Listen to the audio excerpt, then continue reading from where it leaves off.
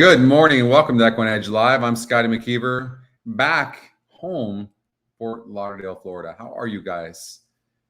Good morning, good afternoon, Kevin, William. It's after, good morning in the West Coast, obviously, Midwest as well. Charles, Randall, what's up, Ken, Bill, Jeff? You guys ready to go? Have a good time? So, had a great time at Del Mar. What's up, Norm? Great time at Del Mar. Was there for almost 2 months doing the simulcast with John Lees. Big shout out to John Lees, who was just fantastic. Anthony, Kevin, what's up? And it was just such a good time. Dan in the house. It was such a great time. And the experience of doing the simulcast is unbelievable. You know what's amazing when you think about this? And yeah, we're going to cover Gulfstream Park. We'll do a pick 5 coming up. We're going to cover Gulfstream Park, Laurel Park, and Kentucky Downs. And there's good news. I'm telling you, EquinEdge is starting to get out there and people are starting to notice. We're going to have, I'm going to hold off on this good news for a second, but we are going to have past performances, race replays, and live racing on the site, hopefully sometime in October, maybe sooner in October than you think. But that is in the works. Vern, good morning. Richard. So that's happening. That's happening. All right, the good news, we're going to be able to show live racing. We've been approved to do that. So I'm really excited about that. Actually, let me go over there. Mike sent me an email with the portal. All right, so I'm going to click on that. And let's see here. So where is that portal at? All right.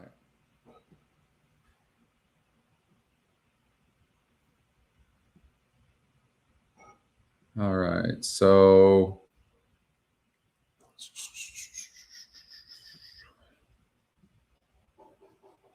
well, we got to do it this way. I don't know. How did I do that? All right, I'm going to bring it over here. Okay. That's right. Forgot how to do that. All right. There. And Kentucky Downs is coming up in an hour from now. All right. So we got that. All right. David, what's up, David? That is right. Art, hello. Yeah, really excited about this. So we're starting to get approvals from some of the tracks on race replays. So you guys will have that. And then also we have to get them on a per show basis, but approvals from the tracks on covering their tracks like Gulfstream Park today. Big shout out to the Stronach group for letting us do that, as well from the group over at Kentucky Downs, who's doing some amazing racing right now, right? Amazing racing. So couldn't be more stoked about that, because it makes it so much more fun to watch the races with you guys. You guys can see my reaction. I can't see yours, but my reaction might be better anyways, right? You know, I get crazy and just, you know, especially, and I want to see a lot. We got to get back to the booms, okay? The booms. So we're going to be covering 3 tracks today. We're not going to cover anything. We're going to cover Gold. It's enough. Gulfstream Park, Laurel Park, and Kentucky Downs. Only those 3. All right, we'll do some horizontals. We'll do some verticals. I'm going to bet with you. Mike, good morning. Gary in the house. How you feeling, Gary? Michael from Kentucky Downs. Nice, Michael.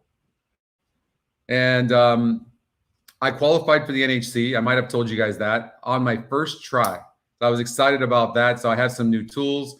Okay, so just so you know, when you see these numbers up front here, all I did, I didn't handicap, but what I did do was go to my portal right here, and it kind of leads me towards horses. Instead of having to search for horses that meet a lot of the metrics, like a top GSR or one of the top 2 GSRs, top 2 win percentages, top 2 Scotty, something like that, Scotty Longshot, EE Morning Line, that's really good in comparison to the odds maker. And it takes me straight there. So I've been testing this. So it would help me since the NHC and help me find some long shots or maybe some key horses as well. So I'm going to share that with you guys. And well, let me shut my emails down. So we're not going to be getting that the entire show. Okay.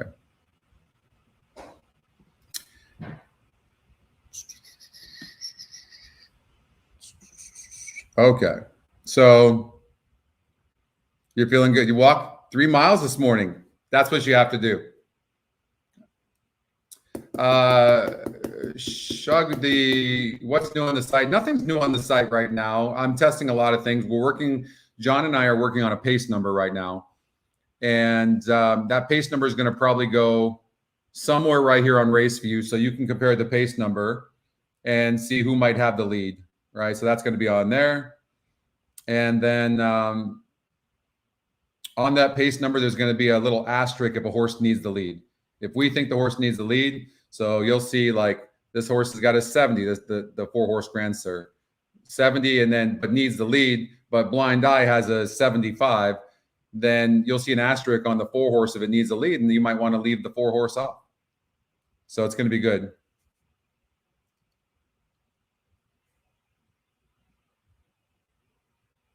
Good to be back home. Ready to play. Let's win some money. We're going to play some verticals. We'll play some horizontals. But why don't we start off with a pick 5? Now, remember, okay, if you'll see 4-8 here. You see 3-4-6. You'll see all but Laurel Park. I did even EquinEdge morning line of note. So like in this race here, race number 3, I put EquinEdge morning line because it's 4-1 on the odds makers morning line, but 9-5 on ours. It's also a top Scotty pick. It also has a very good GSR. It also has a really good win percentage compared to the field. So there are a lot of things lining up. That's what is catching my eye with this 3-horse.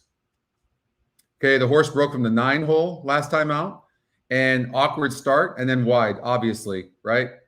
And didn't change leads as well. So maybe come back with this 3-horse. So it could be, depending on if you want to do multi-tickets, you could single a horse like this. Could take a chance, because if you can take a chance singling a horse like this and you win, and you can spread out in some of the other races that are wide open, then you're looking perfecto. All right.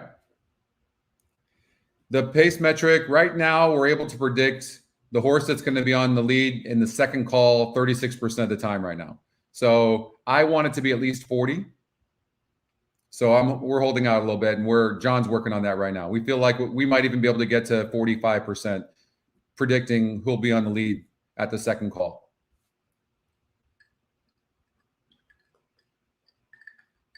So, all right.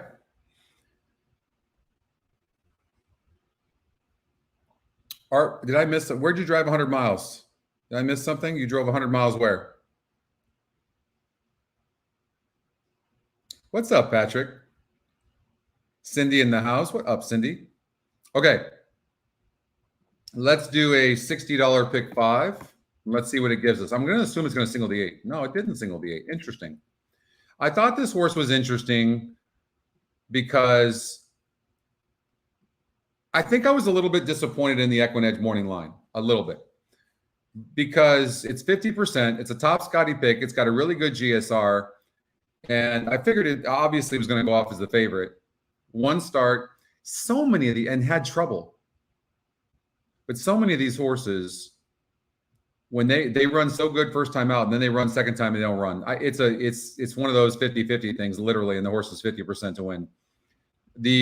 Obviously, it's on the turf. You're going 2 turns, and Grand Sir is the top GSR by 7 points. So it's a first-time starter. There's just no way of knowing how this horse is going to run. No one can judge this horse. 18-1 doesn't scare me. They don't know what to do with this horse. 3% doesn't bother me, because when you have one horse taking up 50%, then you have to figure that every other horse in the race is going to have a lower number.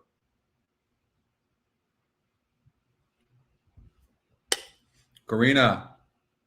Hello. Okay, so these numbers up here, the 4 and the 8, that's my, what we call outstanding horses you just want to take a closer look at. And those happen to be the top 2 GSRs as well. In race number 2, the 3-4-6, just take a closer look at the 3-4-6. Okay. In race number 3, the 1 and 2 popped up as horses to watch. In race number 4, the 7 and 8. And the 7 horse has a really good GSR. You can see that 7 points higher.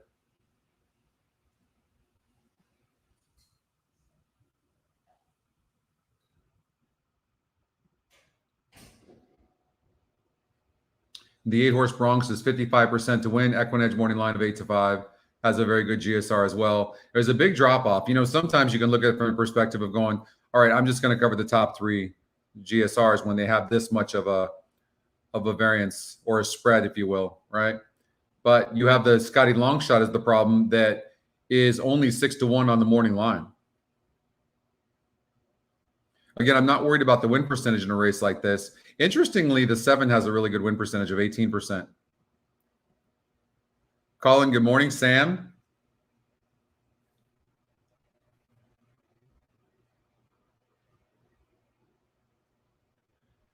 No, nothing's changed, Dan. The win percentage algorithm is the same. Scotty picks are the same. Nothing's changed. The only thing that we changed was the ticket generator, because the ticket generator was relying on other numbers and that we didn't control in the algorithm. And so it was the ticket generator until those numbers came out, and they didn't come out usually till the day before the race. Then you couldn't really use the ticket generator accurately prior. But the truth is, you can mess around with the ticket generator, but until scratchers are in, I mean, that's a tough thing to do because it could change the entire thing. I find it hard handicapping without scratches. I'll pre-handicap, of course, but just have an idea. But scratches can change everything. I know. I heard about that. No, I'm going to do it. I'm hoping to get 2 entries. That's what I'm hoping for. Okay, so then you got race number 5. The system is saying watch for the 1-4-6, which happened to be the Scotty picks as well. And then you can see here, look at if I put the EquinEdge morning line, that means that we're much lower than what the odds maker is. So those could be opportunities as well. Okay, you see that? You guys writing this down or taking a picture of it? Okay. EquinEdge morning line, the 1 horse. We'll talk about Tora Lura Lura. You guys know that that's lullabies, right? That lullaby song, the Irish lullaby. I was listening to that this morning. I saw that name, like, why does that name sound familiar? So, as a matter of fact, what was the movie? Is it The Sitter? I was just watching it this morning too. The with Martin. What's his name? There's a movie where he sings this to his dad because his dad was in the Navy. He gets to Steve Martin, and he sings this to his dad. And he's in this movie with Goldie Hawn. It's called something Sitter or something. I don't know, but it is hilarious. So if you didn't get a chance to watch that, check that out. Good morning. Good morning, Anna.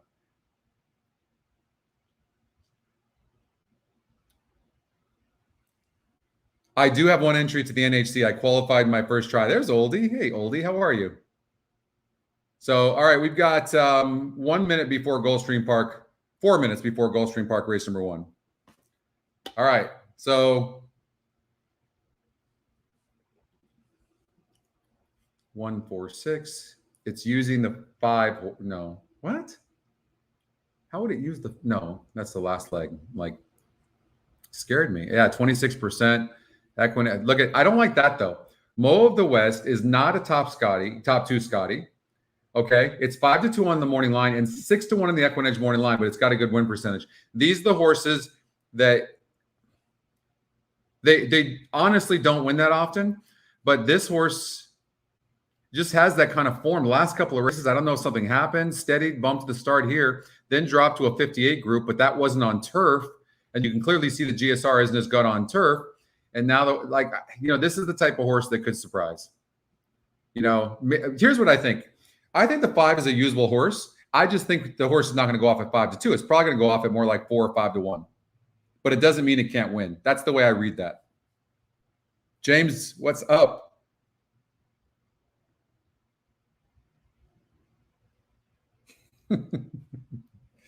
House sitter. Thank you, Michael. House sitter. It is hilarious. I highly recommend it. Highly recommend it. Steve Martin, Goldie Hawn. Oh, my God. And when he sings Tura Lura Lura to his father, oh, my God. The way that's set up, it's just hilarious. But anyways, that's where that song in race number 4, it's an Irish folk song in race, is it 4 or 3? Race number 3. Yeah. It's a lullaby, actually.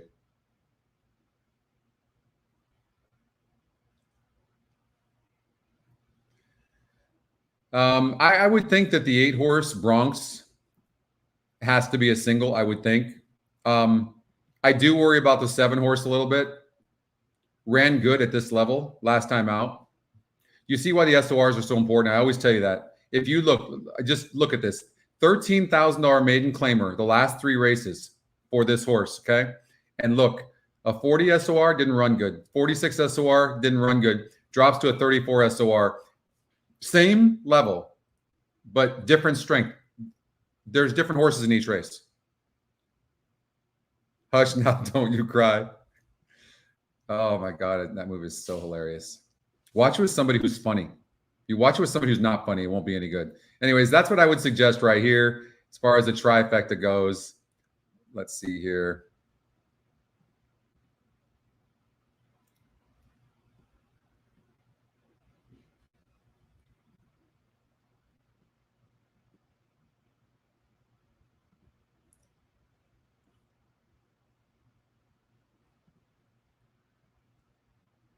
Got to get this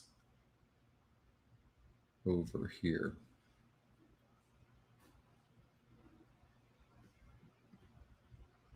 All right, well, at least the volume's up, so I don't know how to get it on the same tab. Okay, without messing something up.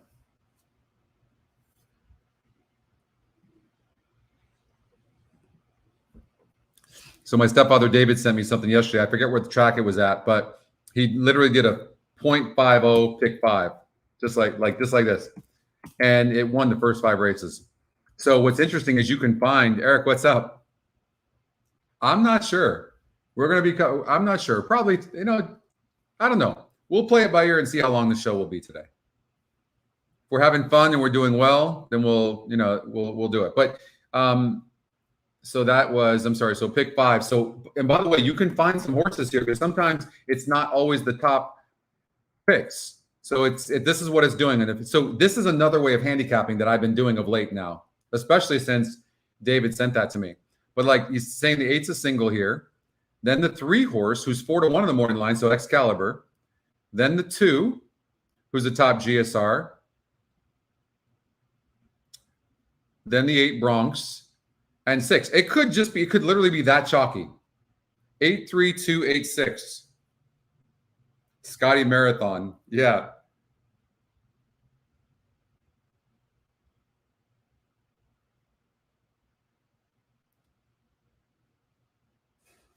All right, so let's see what happens. But anyways, that's something to make note of and watch carefully. And, you can, maybe if you do multi-tickets, I'm going to assume that at least 3 of these horses would win. Right. So, I did the last day of Del Mar. I don't know if you guys saw my picks, but 7 of my top picks won. And do you guys remember that show on that Monday on Labor Day? I had no time to handicap because I was having computer issues, and then you guys wanted to cover Kentucky Downs and everything else. So I had no time. I literally just went up and I started just going, okay, who's got a good GSR? Not the top. Who's got a good? When I started taking an accumulation of the numbers, even if they weren't like the top. Like, okay, the second Scotty pick, 1 horse, like the 4 horse is a top GSR, second top GSR. It's a Scotty second pick. It's got the second top win percentage. The EquinEdge morning line is low. And I would take a horse like that, and you're getting middle prices like $10, $15. So that's another way of using the tools to handicap. And I did that all in about 10 minutes, put those picks together, and won 7 of 10 races. Ask me how many bets I made that day. Yeah. Zip. 0. 0. Why are they running? Where's the... Oh, hold on here. Inside, outside 6th, an eye on the candy, 7th for war strategy. Hashtag right. No Wonder is 8th, and Grand Sir 9th of the 9. No wonder you said anything. They complete a quarter in 23 and 4. Down the backstretch they go, 5 furlongs remaining. It's Merlin in front by half a length. Aries on the Beach is their second. Red Road is third. At the Rail, Fast and Steady is their fourth. Camacho works between horses with Blind Eye. Favorite is 5th, following the move of the second horse. Out wide on the course, an eye on the candy, then back to war strategy. I absolutely hate when horses are in between horses, but not really in between right now. But the horse wants to go. I wish the jockey would just be a little bit more patient and sit behind the horse on the outside. Aries on the Beach is their second. Red Road at a big price. I look at the 8 horse and I look at it as a horse that doesn't really like coming from behind that well. It just never was really running comfortably. War strategy never kicked on, and there's a quarter of a mile left to go. With the advantage, it's Merlin, who comes off the turn by 2. Red Road down the center, coming on, angling and coming quickly is Fast and Steady. Fast and Steady gets racing room for Reyes, and he's knifing through now. One's going to win Here's this race. Fast and Steady. You can just always see the horse that has the most momentum. He's on to take over. Fast and I was packing, Steady James, yeah. the upset. Merlin second, third was Red Road. Then it was hashtag no wonder. 130 and 2. So the one horse, 2 and 5 are right there. I wasn't paying attention, but see if we can learn from that in any way. Fast and Steady, EquinEdge morning line of 15 to 1, 15 to 1, went off at 15 to 1. It was, so, you know, here's the thing. You could look at this and go, the horse ran in a 60 and then steadied early, didn't run a terrible race and cut back. Unfortunately, none of the metrics hit here. That's the problem. Really hard to find a horse like this one. The win percentages, the EquinEdge morning line, no Scotty long shot. GSR was okay. That's tough. That's tough. And let's look closer. Like, you should put notes on these horses. And remember we talked about these second-time starters, how they're so hit and miss? I'm going to just put a note, kind of runs with its head up, which means, you know, and it's behind horses and it never looked comfortable.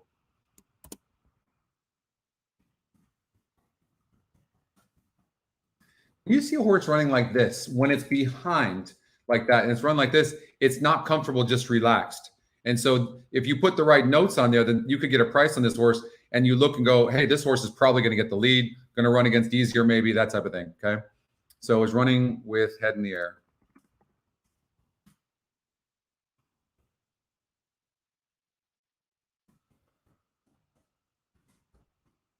Never looked comfortable. Those are important notes.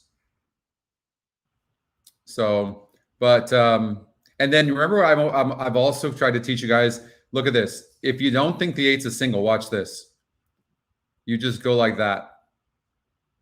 And now you're looking at an absolute grab bag. Do you not? You see?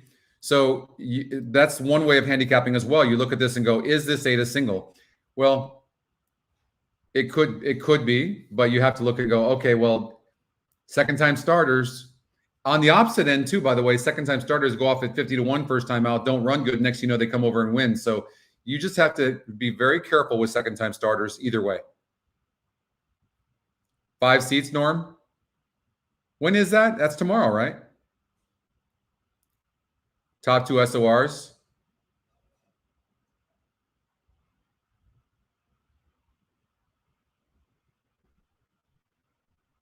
Wow.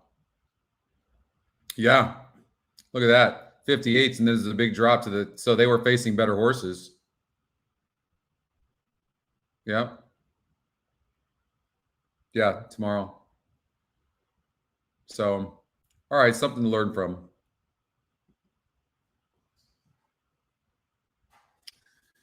Okay, so the 7-horse Hanford popped up with like meeting like 60% of the metrics. So it has a top 3 GSR. It's a top Scotty pick. EquinEdge morning line is the top. It's dropping from a 68 SOR, where it was only lost by 5.5 lengths, to a 48 SOR, and jumping from a 48 GSR to a 66 GSR. You see that? That's what you want to see. Faced way tougher, was not bred to go 12 furlongs, now gets back to what it's best at and facing much easier competition. This horse is 6 to 1 right now, and on paper, this horse looks like crap. So this horse either runs good here or it's never going to run good, right? It's going to have to get out of the maiden special weight, and that might be the case. But you would expect that this horse is going to run a better race because so many metrics are pointing that way. So the outstanding horses thing we're building sees this. It sees this. It sees the top Scotty pick. It sees it's the EquinEdge morning line favorite. It sees that it's got a top 3 GSR. So it's seeing all these things and pointing towards the 7. Also, it pointed to the 1 and 3. Hey, Lexi, good morning. Good afternoon from Fort Lauderdale. I know. We're revamping some of the shows, and we're going to be adding more shows and stuff like that. So we're working on that right now.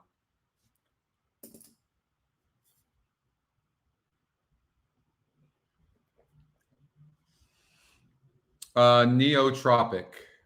I have a note on this horse can run. And look at the GSRs, how high they are. So this horse obviously is not as good as it seemed like it could be. Obviously has his issues as well, been off since June. And the horse is 4-5 right now, but it's not in the top two, Scotty. And it's burned, well, I'm going to say it's burned money. Went off at 13-1 and 16-1, but it didn't run a lick last time out at 5-2. So that's disappointing. So I don't know what to think about this horse. Top win percentage, EquinEdge morning line 5-2. So the odds makers of the morning line is 9-5. We're at 5-2, which means we don't like it that much. I'm not loving it. And that being said, it can win. What's up, Joe? Your dad signed up? Oh, that's so awesome. Say hello to Dad. Hopefully he's watching. What's your dad's name? 137. So the 3-horse is interesting as well. Scotty Longshot has a 70 GSR. It's a first-time starter. People can't read that. And these works seem fine to me. Interesting. Sometimes they're trying to time. Well, no, you wouldn't be timing this. It'd be a week ahead of time. I don't know. Interesting works here. 5 days apart here. Here you're 8 days apart. So, I mean, so, you know, the work pattern. And then there's no work after the 27th, and this race is on the 11th. So a little weird. I haven't broke down Kentucky Downs yet, but, you know, you can watch that from Twitter. If you go to @EquinEdge, you can, I'm sure we post a link there and you can watch it from your phone on Periscope. Good morning, Marv. The trainer of the 3, Kelly, I don't know. I've never heard of Kelly Colgan. So the 3 is an interesting horse. The system popped up the 3, and the system also popped up the 1, but the 1's been burning money. You're in Reno playing? Nice. You guys. Shout out to Joe Sr. Brady in the house. What up, Brady? Going to be a good day today. We're going to get a lot of booms today. We got Laurel Park race number 1 coming up. We've got Kentucky Downs coming up probably in about 45 minutes, I think, or so. We'll be covering that. You know, I'm not good at, yeah. So it's a gelding. So horses that are gelded come back to win 11% of the time. And the horses had some time off. It's a hard read. I mean, this horse could, if the horse wins by 10, is anybody going to be surprised? Or if the horse loses by 10, is anybody going to be surprised? That makes it very, very difficult. I'm going to suggest that maybe the 7 horse is the horse to beat in here. This horse is 5-1 right now. When you look at this horse on paper, it looks like hell. This is what makes the metrics so good, is it doesn't get emotional, right? The race, I can't wait to play Kentucky Downs. Speaking of that, real quick, I know we have 8 minutes. I got to show you this. Did you guys see this? If you are in doubt of the best metric in horse racing, I bet many of you could just say the 3 letters or spell the 3 letters on the chat. Tell me if you know what what are the 3, what's the best metric in horse racing? Anybody know? Not even close. I got to show you what happened to Kentucky Downs on the 9th, if some of you don't know.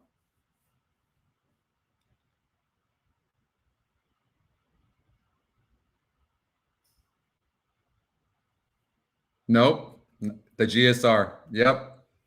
The GSR. Look, top GSR wins race 1 at Kentucky Downs. Race number 2, the top 2 GSRs, first and second. Okay. Also top 2 Scotty. Also top 2 win percentages. If that's not an exacta box, I don't know what is. And that paid $15.60. Because you're talking about turf. The genetic strength rating is great on all surfaces, but it's especially good on turf. Especially. Top Scotty pick, lowest GSR here, but it is the lowest, no doubt about it. But It's got the top Scotty pick, 18%. EquinEdge morning line is 7-2, and 64 is not a bad, right? It's not as high as the others, but 64 is not a bad. This horse is bred for turf. So you need to remember that. It's not like it's a 50, right? So do remember that. Race number 4, top GSR goes off at 10-1, 74, 5 points better over the Scotty long shot. Race number 5, the 10 horse, 68 GSR, 16%, 4-1 the EquinEdge morning line. This was a really tough race. So I don't know that nothing would have helped you here. You just would have had to made a call. Race number 6, the 1A won the race. I didn't like either one of these horses, but they ended up running good over the Scotty long shot. I bet the Scotty long shot in that race. And then it gets really good. Then the 2 and the 3 had both 68s coming first and second. And the 3 was a Scotty long shot. Race number 8, the 6 horse, lowest GSR, 57. You know, all you can do is see there is go look at the EquinEdge morning line. It's saying that this horse is 5-1 and maybe look at it in a wide open race. But then here you go. Like, look at the 5 and the 9, 69, 69. The 10 horse is the third. He got third. Race number 10, the 10 horse GSR, 2-1, 75. Look at that. And the 11 horse had a good GSR as well, who ended up getting second, 73. The 9 horse got fourth. And in race number 10, the 3 horse who had the second top GSR. And then there was a drop. And the 8 didn't run good. I bet the 8 as well, Actress, but second time starter. And then here, you get a second time starter that runs like crap and then it wins. Be careful with these second time starters. But yeah, it had an amazing day.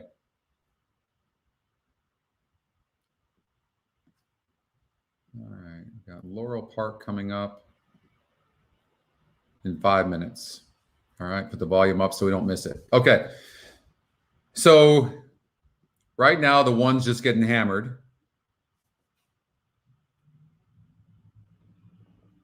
And you won the tournament? And pick 5, wagering. A disciplined play. Yeah, exactly. Like, especially on the turf, if you're just disciplined and you didn't want action like I do, yeah.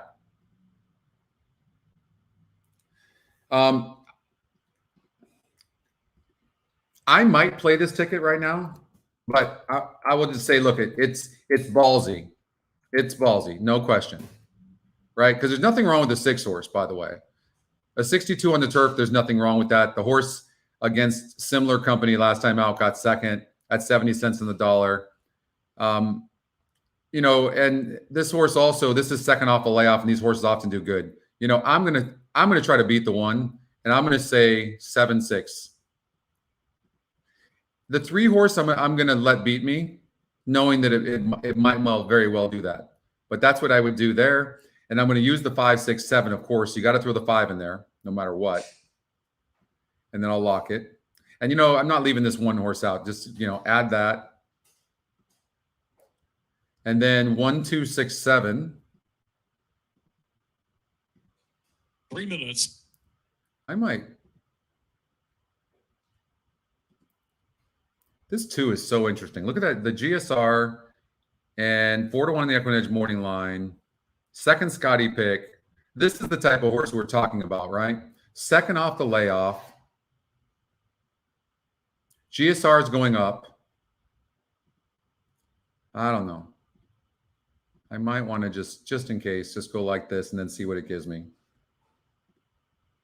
4, 5. It's giving me, this horse is 7-5 on the EquinEdge morning line, but I have to throw in the 4 and 5. I'm not going to throw in the 5, but I'm going to throw in the 4, who's the top GSR.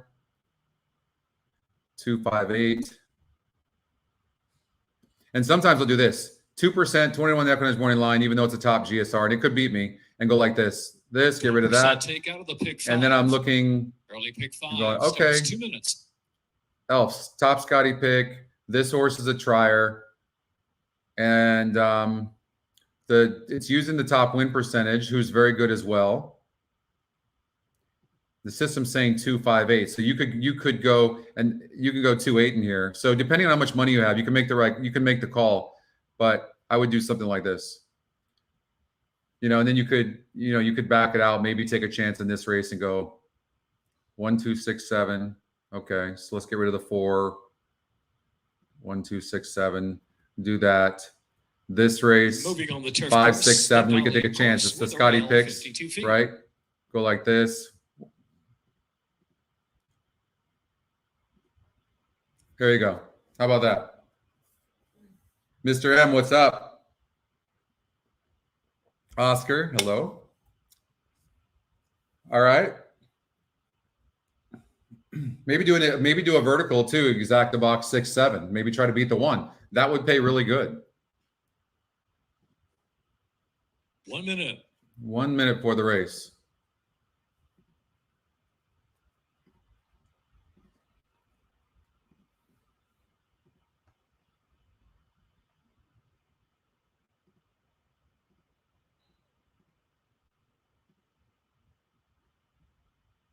I definitely think the 6 is live here. 7's a little bit cold. Good morning, David. Kentucky Downs pays every day. Do you see those blanket finishes the other day? I mean, yeah, that's going to be a lot of fun. I'm enjoying it. But you know why I'm enjoying it, especially because the GSR is so good over there. 41 minutes before the first race at Kentucky Downs. The horses have reached the starting gate. I mean, you could do a small trifecta for $1 or something like that. Go 6, 7 with 6, 7 with all, and then you could do this. You could do 6, 7 with all with 6, 7 as your backup, something like that. All right, Laurel Park, race number 1. What are the conditions of this race? So we're looking at a maiden claiming 25,000 for 3, 4, and 5-year-olds. Purse is very nice of 32,000, and they're going 5.5. No, sorry. My bad. Maiden special weight, 3, 4, and 5-year-olds. Purse of 46,000, and they're going 1 1/8 miles, 9 furlongs on the turf. And one of the reasons I'm gonna bet against a first-time starter not getting bet going 9 furlongs. That really does leave me with the 6 and the 7. If the 1 doesn't run good and burns money, it does. I mean, almost clear cut. We'll see what happens. Good luck, everybody. Fire to rocket.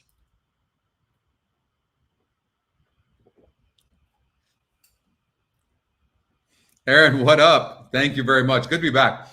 It's good to be back in our normal format as well. Oh, I didn't run the mock race. Who gets the lead?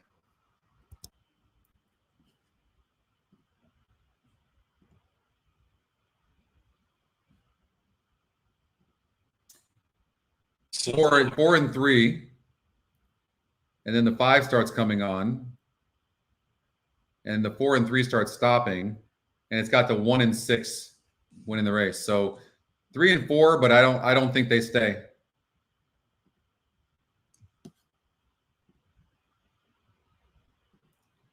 I think 6 is going to win this race, but I'm hope the 7 does. Hope it comes in 7-6. Thank you very much, Bill. What does it take? It's awesome, huh? Hanford. Let's have a fun day today. You guys ready? Let's win some money. Manage the money good. Don't bet it all in one race. Let's have some fun. And they're off.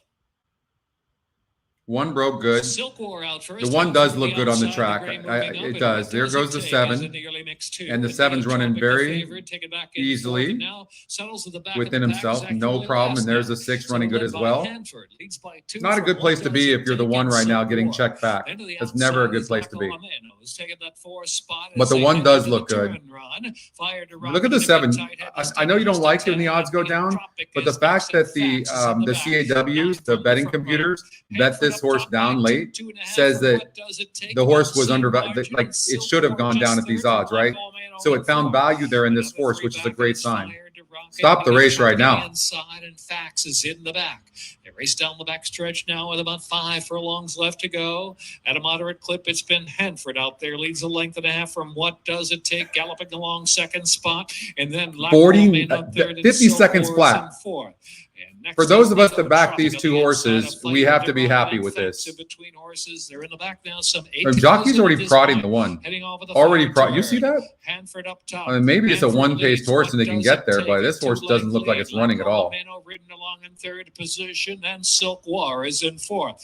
Fax is fifth on the outside. The favorite Neotropic on the inside is still 8 lengths to make up, and trailing now is Fire to Rocket. Coming to the quarter pole, on top of the stretch, Hanford's made all the pace up front. Laco Amino firing up on the outside, bidding up to second, and What Does It Take is in third, and they're into the stretch. On the outside, Laco Amino try to challenge Hanford, Laco Amino, and Neotropic gets underway late on the scene. Really disappointing effort by the 7 horse having such an easy lead and stopping, and here comes the 1 horse, but the 5's going to get got first run.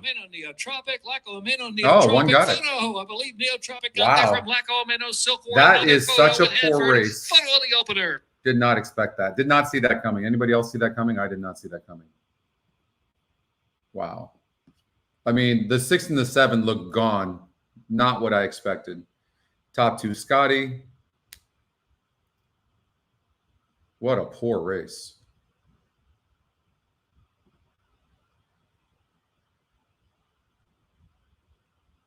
Easy lead like that. Wow.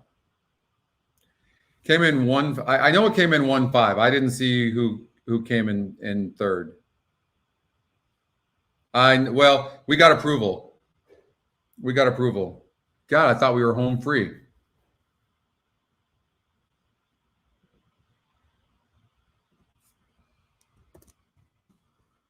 And you know, here's another thing. You want to note a poor race? When you see the 1 horse being prodded like this and not even moving, and then the horse catches him, that does not mean the 1 was finishing. That means, but when you look at it on paper, on past performances, it looks like the 1's closing. That's not, it's very deceiving. That's why the notes are so important. The horses were backing up. That's what happened. So it's very important. Poor race.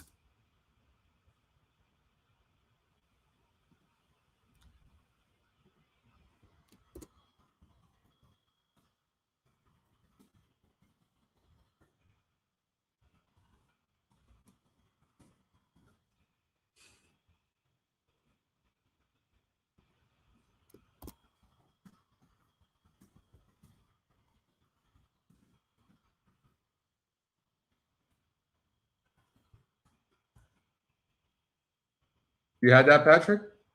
You needed 154, came in 154. Nice betting. No, Anthony, you know the thing that you need to do is just make sure you're consistent with your plays, and you're going to win your fair share of plays. Right? That's it. Play the same, whatever it is, and stay consistent with the system. So what I'm trying to do right now is not play against the system that much.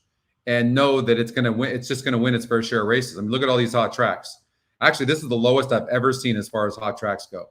You guys know most of the time you'll just see where 80% of these are flames. And it doesn't stay like this long, which means that things are probably going to be hot, I'm going to guess. So you just have to play consistent. When you see this race and you see these win percentages, it's wide open. But I'm still, we talked about the 3 maybe being a single. Here's another thing to look at.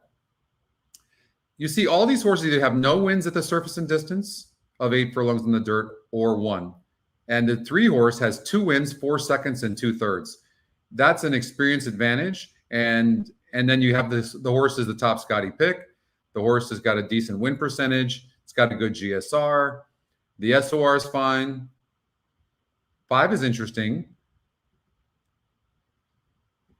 And look at the 4 was scratched. Okay. Look at the EquinEdge morning line on the 3. It's 4-1 on the odds maker and 8-5. We talked about that.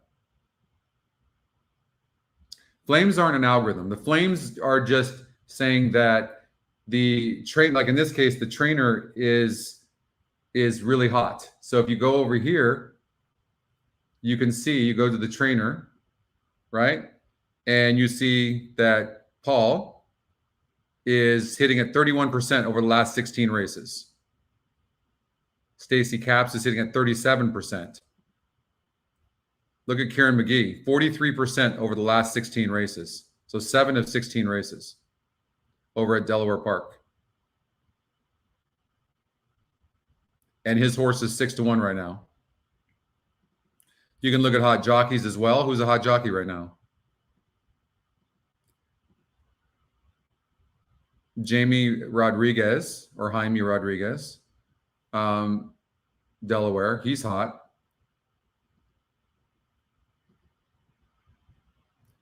Whoa. I've never seen this before. I don't know what BKF is, but Nakia Ramirez is 75% over the last 16 races. I've never seen that before. Blackfoot.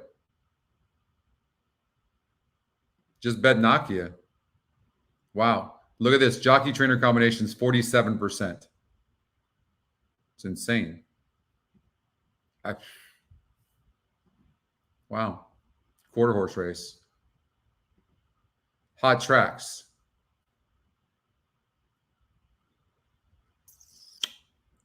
%38%. The win percentages are winning. Woodbine, 44% over the last 16 races. When you see the EquinEdge logo, that's the win percentages. What's up, Craig? Flames for the tracks. Everything's based on the last 16 races. So when you see that, the track or jockey or trainer is hot. Gulfstream Park race number 2 is coming up in 5 minutes from now. And what should we play? So EquinEdge morning line on the 3 is very low, 8-5. The outstanding horses has come up with the 3, 4, and 6. It's just a program that Brad and I have created. But I think everything is really pointing towards the 3. Let's run the simulated race and see what it has.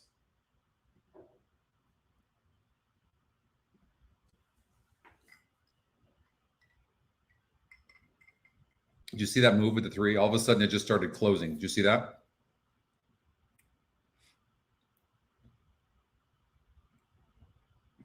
So it has the 1 winning over the 3 and 6. So Nimble Beast.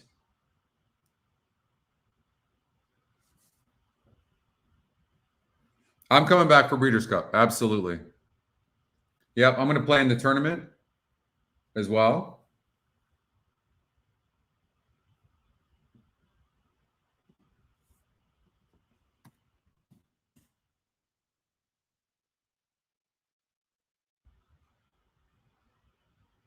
So remember we talked about if you want to see what the system will single in the pick 5 or pick 4, there you go. So it's saying 3, 2, 8, 6 in each of these legs.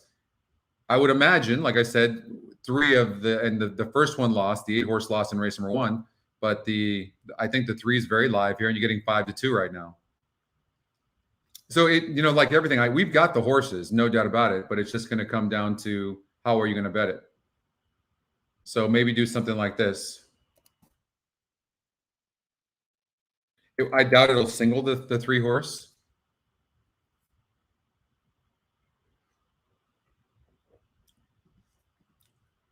It's recommending 3-6 with 1-3-6, but I'm going to force it to single the 3 and then regenerate.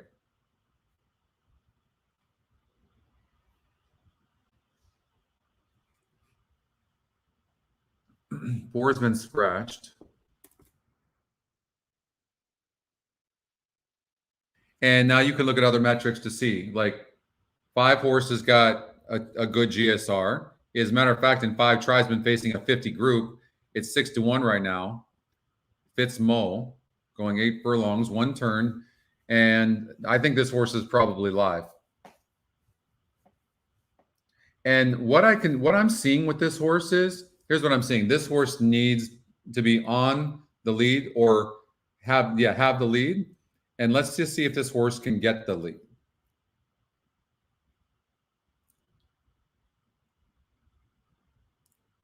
The 1 is very fast.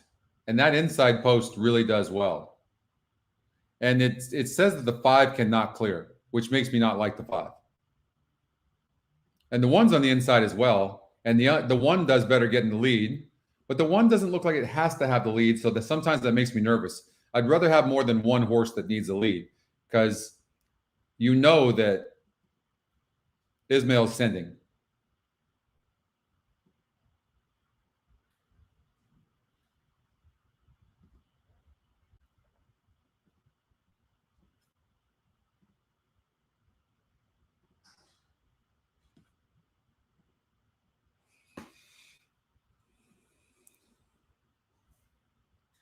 The 5, that's another negative. 5 is 4 races in 40 days. Good catch, Patrick. I don't like that at all. I'm playing against the 5 in all spots. And the system is using the 2 horse. I would love to make one more change here.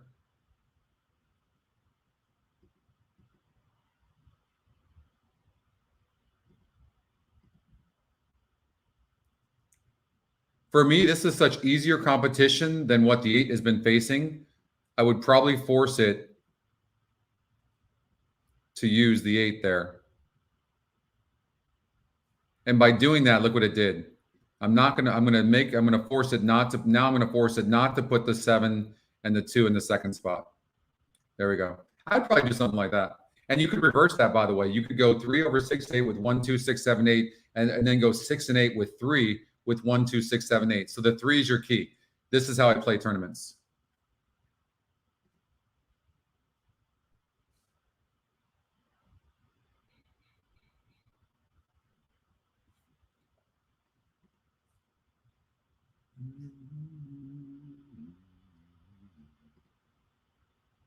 The horses are at the gate. Either way, I'm betting the 3. Post time.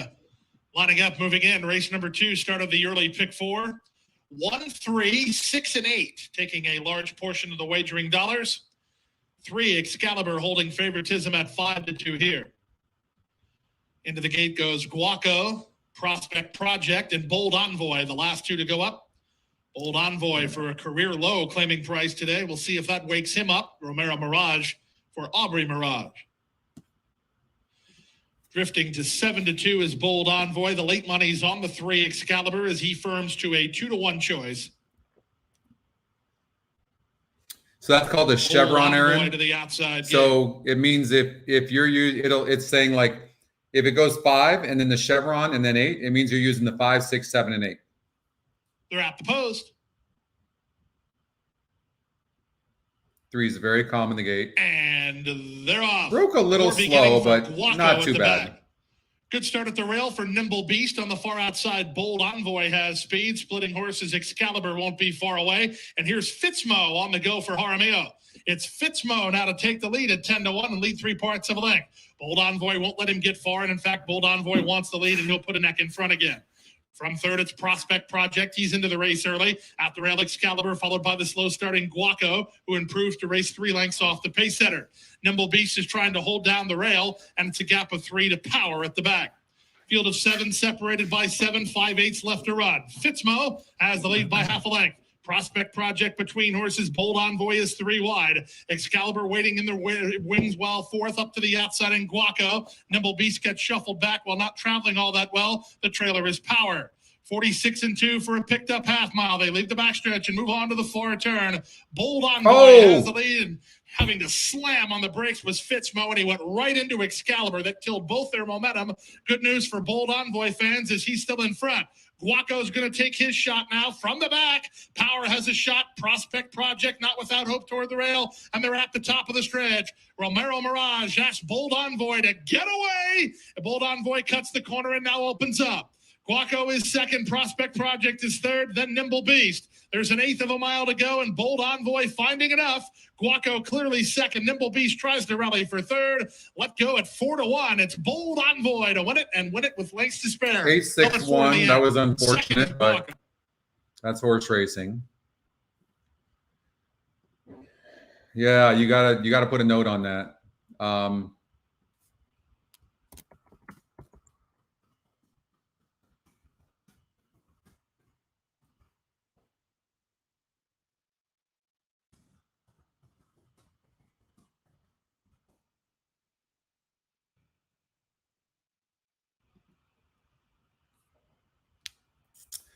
All right, nothing you can do about that. It just is what it is. We got Laurel Park coming up in race number 2 in 10 minutes, and Kentucky Downs race number 1 coming up in 22 minutes. We'll do Pick 5 there.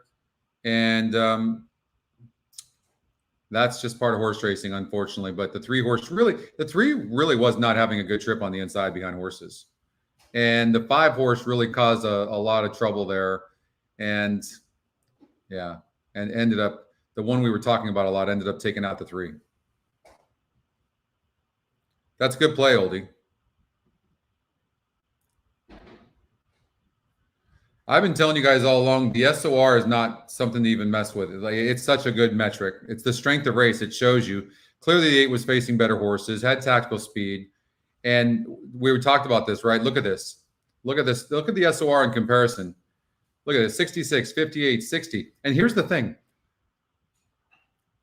I got caught up in the 3 horse here, but in retrospect, second off the layoff, faced a 66 group off the long layoff. Look at this. And at the stretch was only 3 lengths back. Then the jockey let up and came back and ran like this. The horse was completely live. I really didn't look close enough at that. And look at the system had, I mean, the 6 and 8 were right there. It comes down to betting. Comes down to betting. But good ticket, Oldie, good ticket. The metrics are there. How many times you've seen a race and a horse wins and one of the metrics didn't have it? Maybe 5% of the time, right? One of the top 2, Scotty long shot, win percentage, EE morning line, maybe he's revealing it, the GSR, the SOR, right? I mean, it's so true. Now, it's just a natural inquiry, James. Well, that's not true. Who would the 5 check up? Did maybe one of the horses affect him? I don't know. We've got quarter horse races today.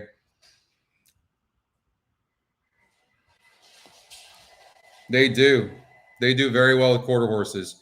Many times I would do the quarter show at Los Al when I was hosting that with Jose Contreras, and I wouldn't even have time to handicap, and I'd be able to do an entirely show and just use the numbers. And this was the beginning of when we first brought these out, and it helped me tremendously, because we all have lives, and if I was busy, I could still be able to do the show, and it was great. I didn't use anything else. I just used this. I'd use our past performances, our handy view, and just use this. And because we're and sometimes when I would do TVG too, we'd cover 50 races, sometimes more.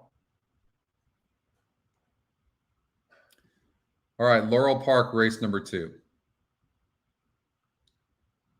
So you can see up here, just horses to watch, 5, 6, and 7. Doesn't mean those are bets. They're just horses to watch. That 5 wasn't clearing, Aaron. It wasn't clearing. I understand, though. All right, so here's interesting. The 7 horse, who's coming back 10 days. That being said, had the 11 hole go in 5.5 furlongs, okay? No bueno. Was obviously wide and still only lost by 5.5 lengths. Interesting, very interesting horse, coming back at a similar level. It's a Scotty second pick. There's an 8-1 in the morning line, the EquinEdge morning line 7-2. I mean, that's a live horse. And then the GSR is a 66. The advantage you guys have using this is by playing horizontals, because people are leaving horses like this out because of the 8-1 morning line. So that's an advantage. So to play horizontal. So when you're playing horizontals and handicapping, make sure you're looking at the EquinEdge morning line.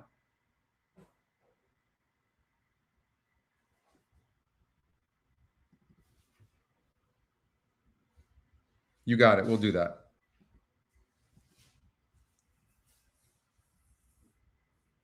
What's up, Ron? Kick butt today. Have a great time, man. I'm jealous. I wish I was there. It's going to be great. Watch that GSR, Ron. Watch that GSR. It's crushing over at Kentucky Downs right now. Absolutely killing it. Watch that. 4-year-old first-time starters? No, I don't find it a negative. I just think it just depends on the horse.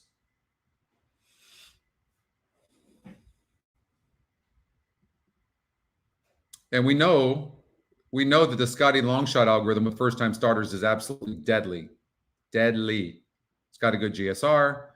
EquinEdge morning line 6-1. 12% in the race where the top win percentage is only 19%.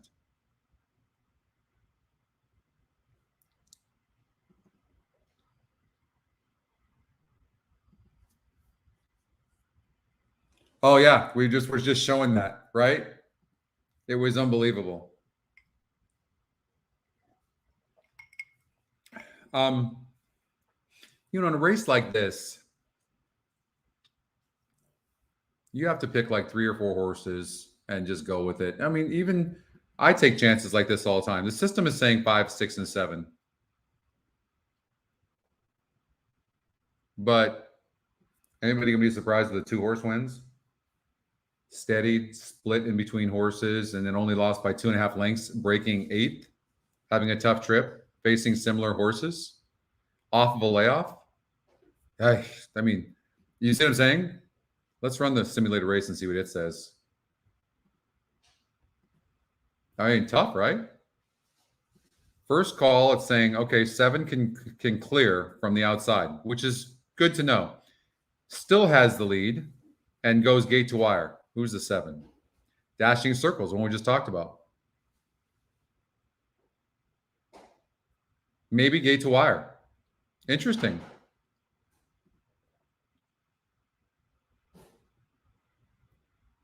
Very interesting.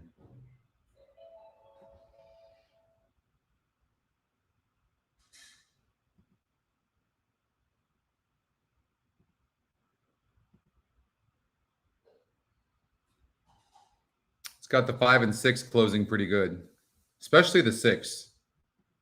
Especially the 6, who's the top. So you know what? You could do an exacta 6, 7, 6, and then look at when it matches the 5 as well as the Scotty long shot. So that's a great question, by the way. I've often thought about that. I will say this: it's supposed to, and I haven't seen anything that tells me it's not. What's up, Deb? Aldo? First time geldings, don't forget, win only 11% of the time. We saw the 1 horse win the first race here, which was completely disappointing. I'm going to say I'm going to do an exacta 7-6, and you know what? I might do a cover bet 7-5.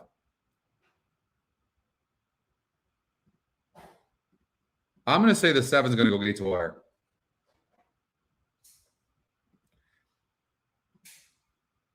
I'm going to do a trifecta as well, 7, 5, 6.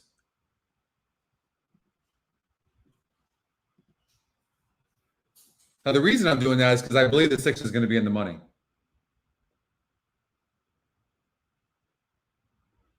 I think the 7 might surprise. You can't see that on paper, can you?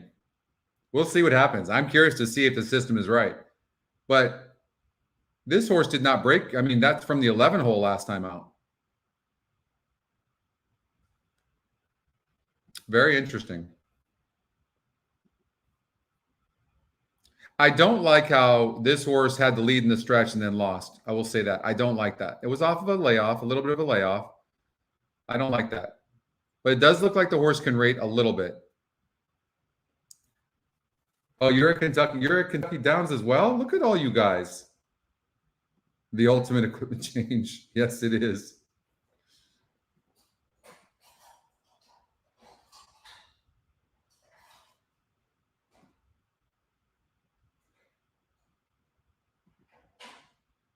Fire 1 minute to race number 2. Started the early pick for best of luck, everyone. Best of luck, everybody. All right. Look at Deb getting all this love. Cindy and Deb always getting the love as they deserve. The all along course. Again, the 2 horse. I don't love this 2 horse, honestly. It keeps breaking bad. You're going to break bad at 5.5 furlongs. You're going to have to be much, much the best, and you only have a 17% win percentage. So, and a low GSR. It is a price play. I don't love it. I still like 7-6, and I think the first time starter 5 is going to run a good race. I just never, I will never, ever ignore. I don't care what the odds are. I don't care what the win percentage. A first-time starter, Scotty Longshot, will be included in anything I ever do. Approaching the gate. Why not take a chance, maybe, right? Take a risk, take a chance, take a walk. Who is that from? Oh, Wedding Crashers, my favorite movie. Take a chance. What does he say? Take a walk. Let's see here. $8. Can you guys afford an $8 ticket? $8. 7 with 1, 2, 6, 7 with 4, 8 with 2, 8. You know we're going to start hitting here, so don't be behind. It's going to happen. Could be here, could be next race, but it's going to happen.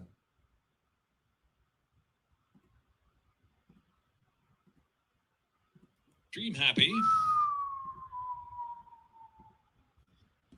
All right, here it goes. Good luck, everybody. Irish Snow. Street Mojo.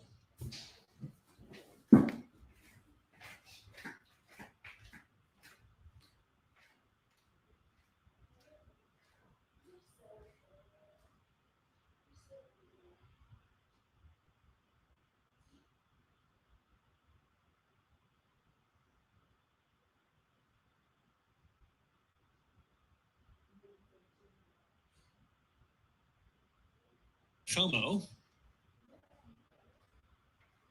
Everclear.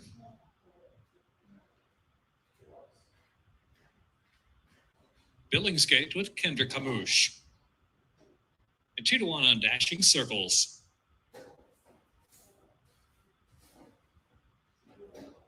Dashing Circles now 8-5.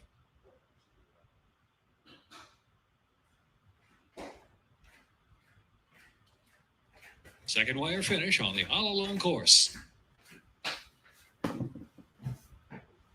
No. Keep your head down. Keep your head. No. Come on. Keep your head down. And they're off. Now, it didn't break great, but didn't break terrible. Snow into third position. Outside is Dashing Circles in the fourth. Street Mojo, Dream Happy, Everclear. No speed at the back of the pack now. 9 off the speed of Billingsgate. Irish Snow in tight second of the inside. FOMO and Dashing Circles. Stop, third and fourth right Just there stop. in the second flight. Within a length and a half in front, behind the Billingsgate, who's in front into the far turn. Street Mojo tries to rev up now, and Dream Happy to the inside. Everclear trailing the field around that far turn. Billingsgate from FOMO by a length and a half. Dashing Circles of the outside, Irish Snow and Street Mojo. Then Dream Happy into the stretch now, quarter of a mile from home, and it's Billingsgate in front. Billingsgate by 2 lengths from FOMO second. Inside is Irish Snow. Out the center, Dashing Circles. Then Dream Happy. They've got a furlong left to run. Billingsgate and Kendrick Hamouche are strong by 3 from FOMO, who's on the chase with the 16th to go. FOMO trying to gain. Billingsgate holding. Billingsgate, FOMO, late run Everclear, late interest from third. It's Billingsgate 6, 4, 5. FOMO and Everclear third. 6, 4, 5. 7 didn't break good at all. I don't know. 7 was wide and didn't break good. Went up at 8-5. Didn't show a lot of heart though.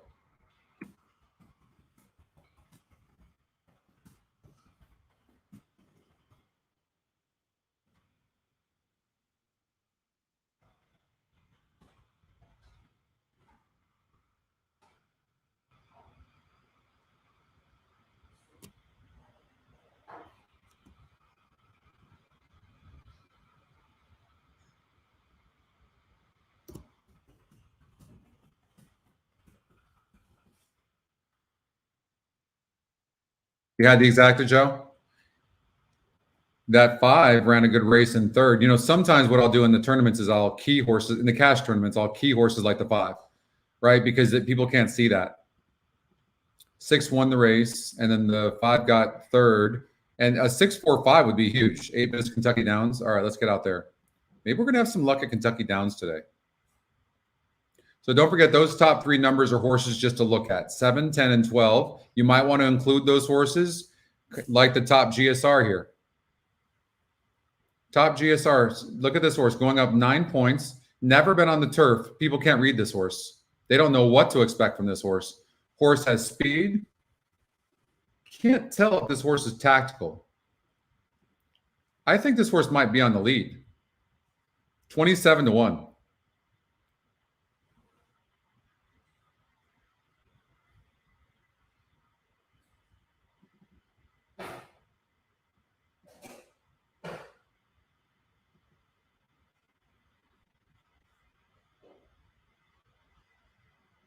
You had 654, Joe? Yeah.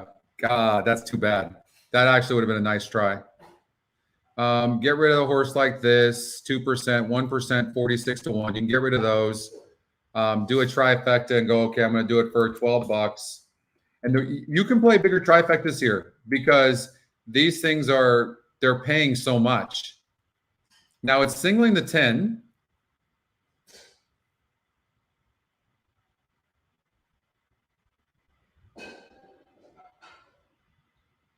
So there seems to be some speed in here. The 2 is fast. The 12 is fast. Who gets first run? Let's see.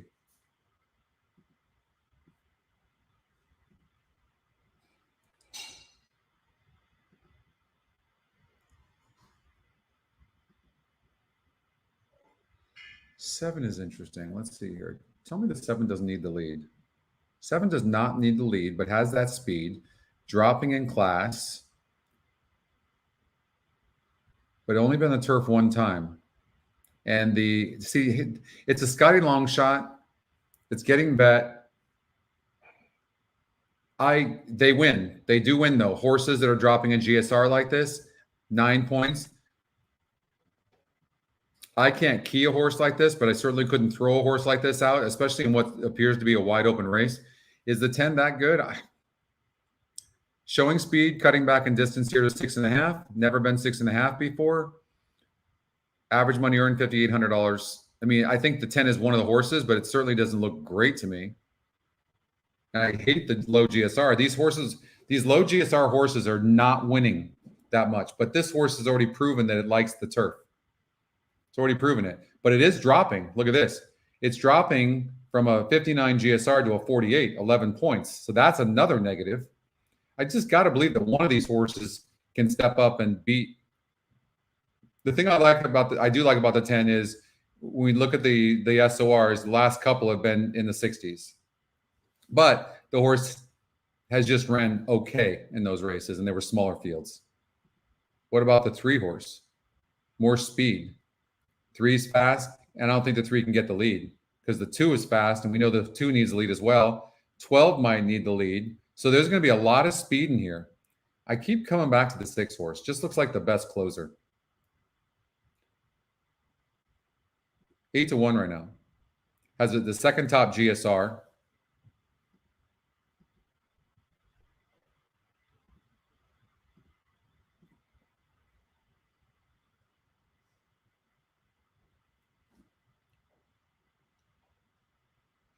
The 11 horse.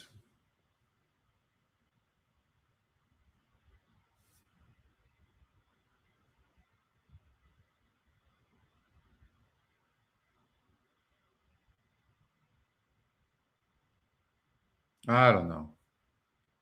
I don't love the 11. It can win. It's top Scotty pick. This is a wide open race. 7. I like the Scotty long shot. I definitely like the 10 because the 10's tactical in a race that has a lot of speed. So the 10's going to get first run for sure. And there absolutely is nothing wrong with this 4 horse.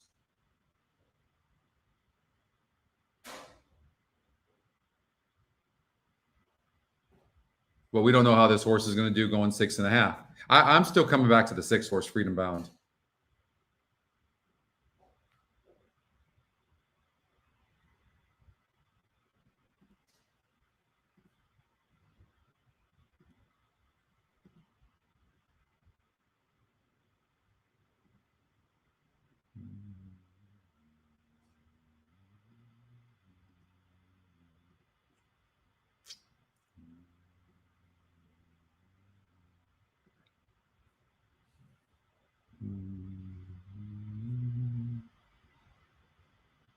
There's a lot of speed in here. There really is. A lot of speed. 3's fast. 2's fast. 12 is fast. I don't like how this horse is a contender, no doubt, but it beat a weaker field. But when it dropped in class, but this isn't that strong of a field either. And the horse was close up. Yeah, the 11's live. The 11 is definitely live. Joe Rosario's on the 11 as well. Yeah. I'm going to do a 10. I bet the 6 to win, but I'm going to do a 10 and 11 with the 6 as well.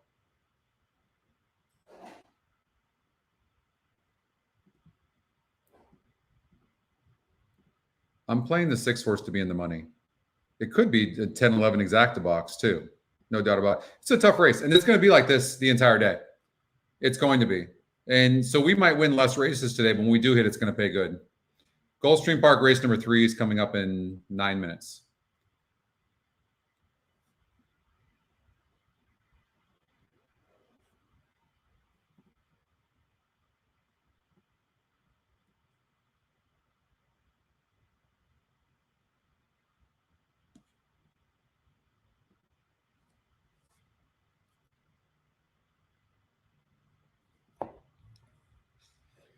Yeah, the SOR has been doing good today, hasn't it?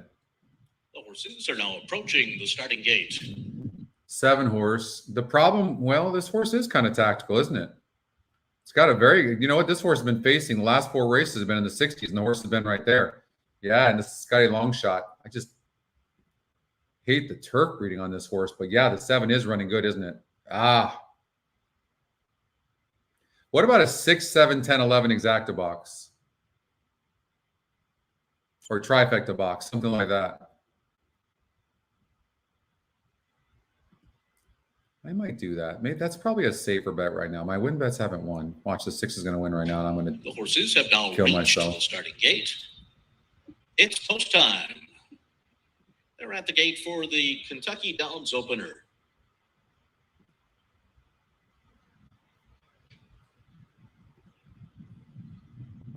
Magna G-Force to the inside stall.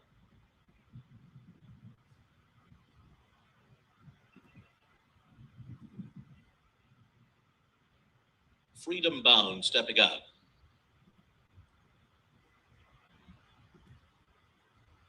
Here's Kasserine Pass and Classical Magic.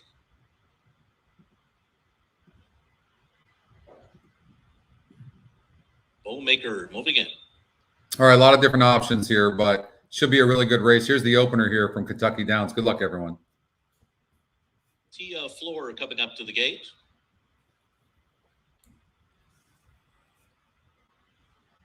They'll be followed by Sense You Left and Hey Kitten.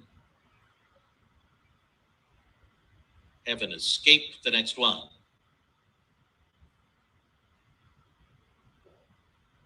Foreign Exchange coming up. I just think there's so much Followed by speed Grosgar. in this race. I can't see this combination coming in, but I wish you the best though, for sure. Just handicapping wise, but I'm not always right.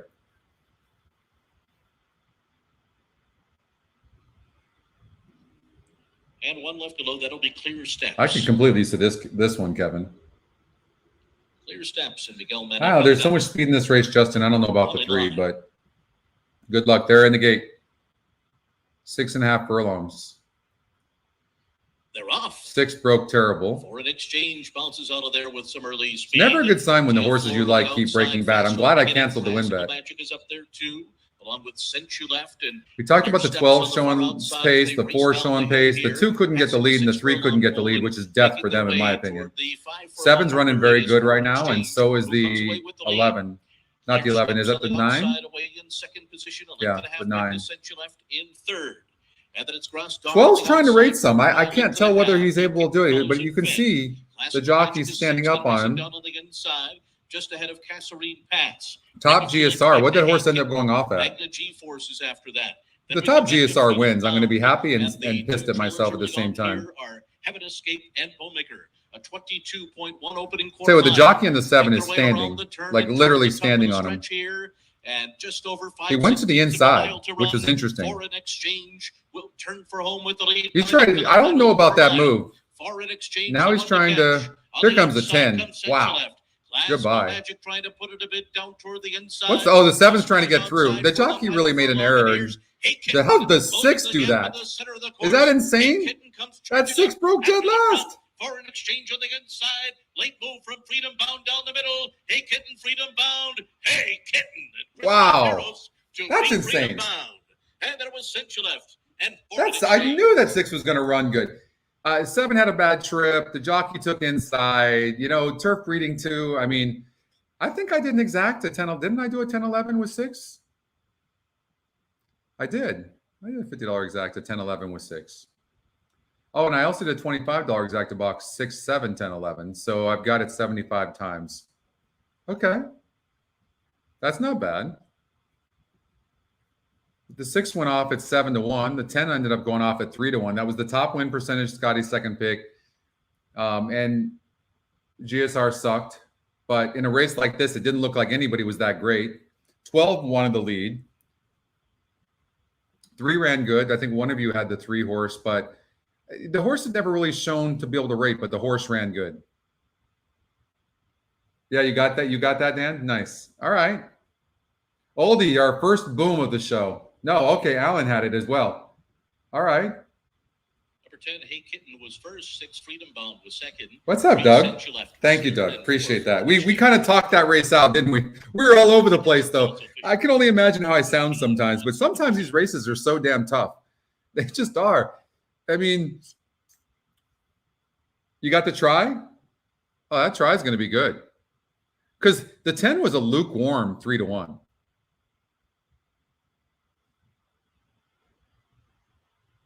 Six broke horrible and ran like that. That was when I had bet 500 to win on that horse, and I actually canceled my bet. Thank God I canceled that. And I came back with that at $75 exacta, 10-6. I mean, I don't know what that's going to pay. It's got to pay. Tell me it's $30 for $1, right? I'll take $2,500.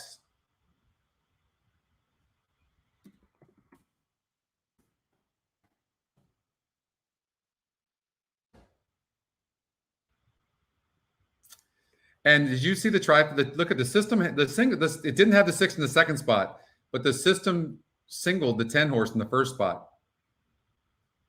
$33. Okay. Nice. Nice. Nice, Dan.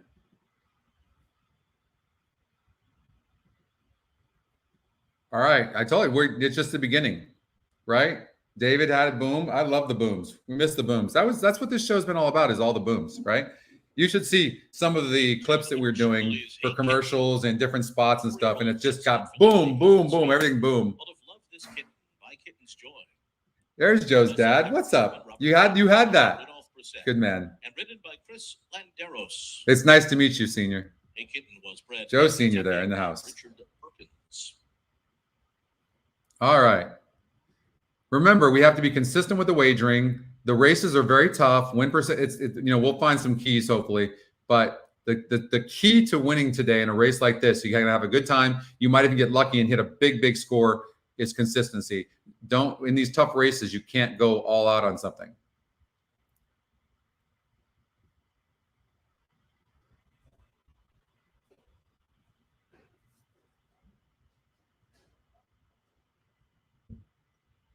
All right. It's official 10-6-3-4. Gulfstream Park. Race number 3. So we have a clear top 2 win percentage or GSRs in the 2 and the 3. The system time in a minute. 1 minute to pointed out the 1 and 2. So, and then we got Tura Laura, who's getting bet as well. EquinEdge morning line 6-1. The EquinEdge line on the 1 horse is what? 9-5. It's 9-5. The simulated race is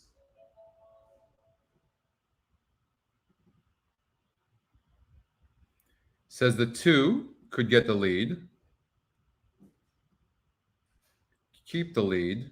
Says the 2 could go gate to wire, and the 5 is closing best. All right. So Chestnut Checkers is also the top Scotty pick, top GSR, lukewarm, or a second win percentage, right? So the 2 is the type of horse you're looking at. And then you look at this horse, it's tactical as well. And it's dropping in class in the SOR, and the GSR is maintained. I would think the 2 under Miguel Vasquez is going to be very tough.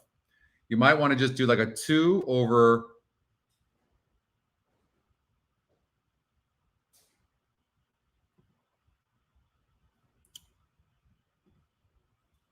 2-1, maybe a 2-1 exacta, and the 3 horse 2-1-3, like 2 over 1-3 exacta, and then maybe a trifecta 2 over 1-3 over 1-3 might be something to do, right? All right.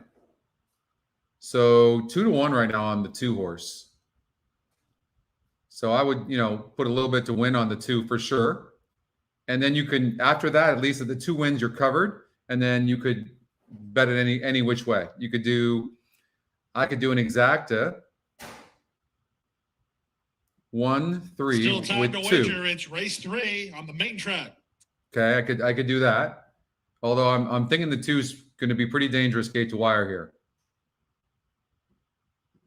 I don't think there's a lot of speed in here unless one of these first-time starters steps up, and I'm not seeing anything that's suggesting that would be the case. Second-time starter in the 4-horse Tour Laurel, who's the Scotty long shot, you don't know how these second-time starters are going to run. You just don't. But I'm going to suspect that maybe this horse might run good. And I didn't use that horse, did I? No, 1-3 with 2. So I'm going to cancel that.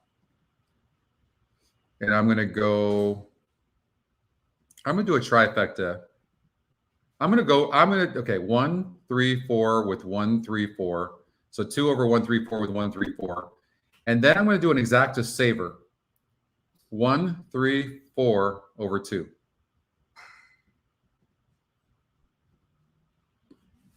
That's how I'm going to play that.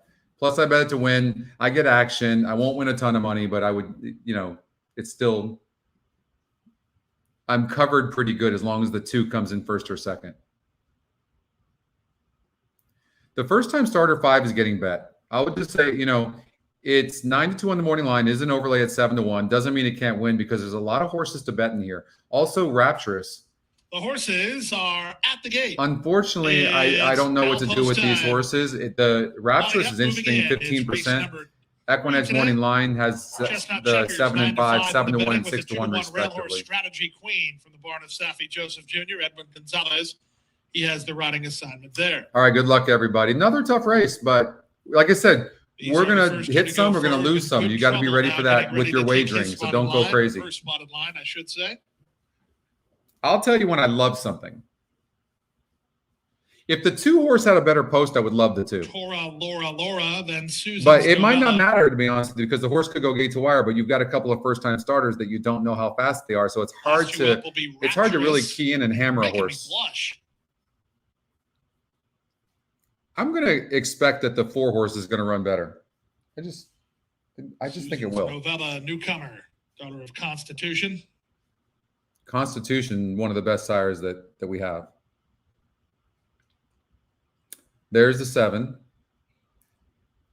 Rapturous, colors of the Windy Lee Farm.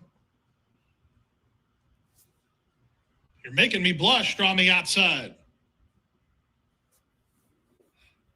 They're at the post at 5.5 furlong. All right, here we go. Come on, 2. Break good, on top, go to the lead. They're off. Chestnut Checkers and Strategy Queen, the 2 favorites, come out firing with Rapturous away. I did not expect the 1 horse to come out like that good, which may or may not hurt the 2. I'm not sure. And Susan's Novella. They make their way to the 7's got a lot of horse. The jockey's on the brakes right now, but Checkers turning up the pressure there. Second. All right, now the 2 horse has horse. Third, Laura is there. 4th at the rail. It's good trouble. A gap of 5 to your 7's all out. Nothing at all yet from Susan's. I don't think the 2 and 1 are stopping. To the top of the stretch. Chess, not checkers, makes a bid for the lead. Strategy Queen tries to counterpunch. Rapturous is 3 wide. 5 back to Tora, Laura. Then at the rail to Good Trouble, but the top 3, the factoring 3, a quarter of a mile remaining. From between horses, Chess, not checkers, along the rails. Seven's running good. Toward the outside, Rapturous. Look at tries to this get on horse. terms with them. There's an 1/8 of a mile to go. With the advantage, it's Strategy Yeah. Queen down the center. Rapturous First time surges starter. to the front now. You just These don't know. two And look at take that too. 16th 1 to and go. 2 and Rapturous 4. and Strategy Queen. Rapturous has made it There was clear no way lead to now, know. and at 7-1, it's Rapturous, the daughter of Ken Thoros, to do it by a length. 7-1-2. Second, You Strategy know, that's Queen. what you deal Third, with Chess, when not you're checkers. getting these Then first time Tora, starters, Laura. unfortunately. Nothing you can do about that. 15%.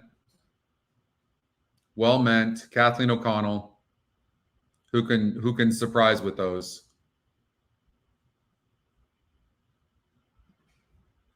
All right, let's get to Laurel Park, race number 3.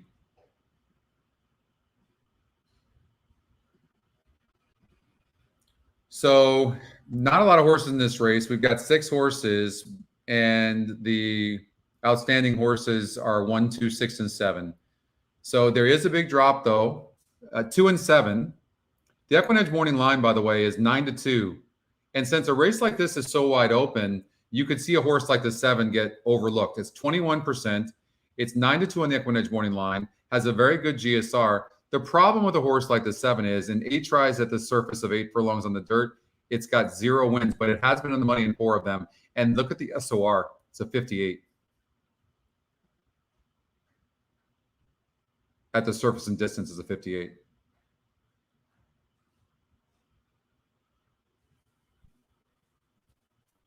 Matter of fact, the top 2 GSRs have been facing the best horses, the 2 and the 7.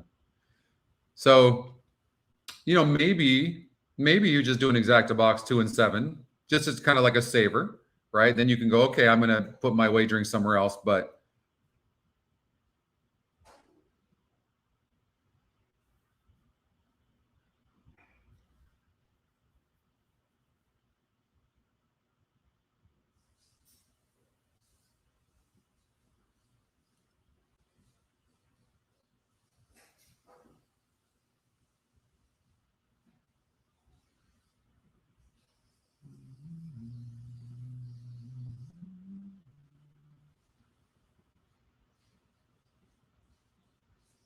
so 2 gets the lead early and then just stops is what the system is saying. And the 6 horse is finishing very strong.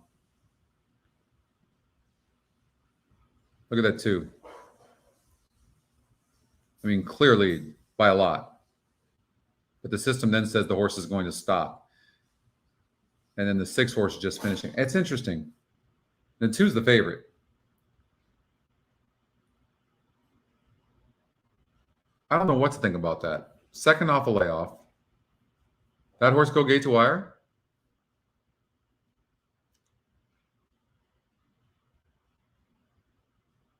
Huh. You know, a lot of times, yeah, please don't forget to like the show. A lot of times what you're going to see with a horse like this, look, throw out the race 2 back. That was against a 76 group, non-graded stakes race. Horse wasn't bet, didn't run good. Yeah. The first race was on the turf. I don't think the horse liked turf either. So you're judging this horse really based on the maiden race. That's what you're judging it based on. That's it. So based on that, this is a 52 group. That was a 46 group. Second off the left. I don't think this horse has to run good. I think it's going to get a lead, but I do think it's going to stop. I'm going to agree with that, which is making me really even like the 7 horse that much more. Let's make sure we don't miss this race.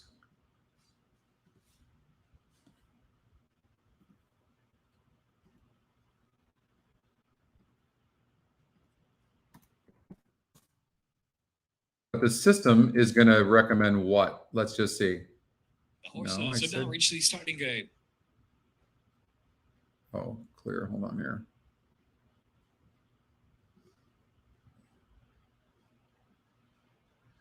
So the 1 horse, really interesting horse. It's choosing the 1 that's 30%. This is such a wide open race. The horse has good form coming in from Penn. It's the Scotty long shot as well. And it has a 30%. EquinEdge morning line, 4-1 from a 12-1 morning line. Yes, it's a low GSR, but it's not a terrible GSR. 1-for-1 in a 50 group. All the other horses' forms look kind of weak, right? But then you have the one horse's form looks good. Maybe the one. Maybe the one. Maybe you key that horse in an exacta with a couple of horses you like. I'm going to suggest that maybe the 2 stops. Maybe they take the top Scotty, take the top GSR. So maybe a 1-6-7 exacta box. And Global Ambition.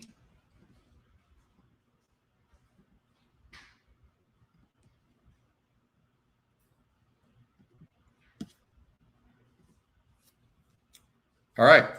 And they're off. One stumbled.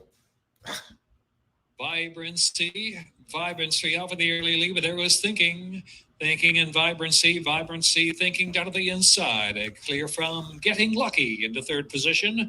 Sweet Home Dixie and Lady Fox, and trailing is Global Ambition. Vibrancy thinking down to the inside, going a solid pace of the mile distance, opening up on Getting Lucky there in front by over 6 lengths now. Sweet Home Dixie, then Lady Fox. That's extremely fast. 23 and 4. Back of the pack. Vibrancy thinking down to the inside, still head to head, heading with a far turn run. Getting Lucky, the closest one in third position, and Sweet Home Dixie out of the clear from 4th. I would love the one right now if it wouldn't have stumbled at the gate. In 5th as they I would love it. Global Ambition's got to pick it up. Into the turn, Vibrancy thinking down to the inside, some matching strides, and Getting Lucky, getting a great journey. Sweet Home Dixie from 4th, and Lady Fox ridden along there, 5th position, and Global Ambition. Midpoint on that turn. It's been Vibrancy thinking from the get-go. Getting Lucky outside now, swing up 3 wide, and Sweet Home Dixie and Lady Fox down to the inside. They're into the stretch. To the second wire finish and a quarter mile from home, and it's thinking finally getting away from Vibrancy. Lady Fox down inside, and Sweet Home Dixie out of the center of the track as thinking has survived the duel with Vibrancy. Lady Fox to the inside, Sweet Home Dixie the far outside tries to charge out of the second. Thinking in front with a 16th of a mile left to go. Fairgle Engine thinking, Sweet Home Dixie and Lady Fox down to the inside. Thinking from Sweet Home Dixie and Lady Fox. All right, well, that was not good.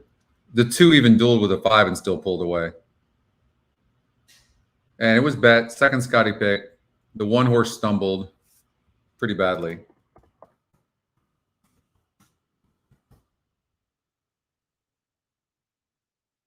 Lady Fox was the disappointing one, right?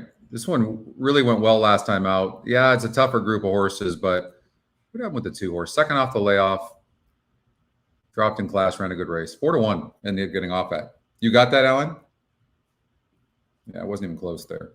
You just have to throw those out. Sometimes you're looking at this and you're just completely off. And that was me there. That doesn't happen very often, though, where I'm just like not even close. But I did have a tough time with that race. All right, we've got Kentucky Downs coming up shortly. Woodbine race number 2. I think we have a second to sprinkle this in. You guys want to cover that? We won't be able to watch the race live, but we can cover that.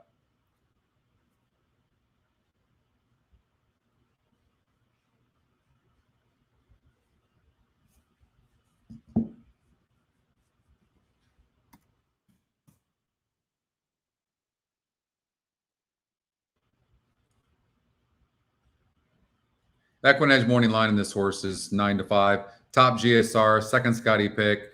Maybe, for sure, maybe the top 3 horses in the GSR.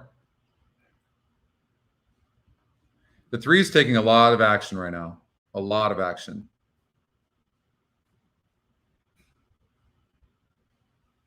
This horse dueled pretty good last time out against Similar. Admiring. I kind of like the 8. I think that from the post, the 8 might be able to sit a relaxed trip or get the lead either way.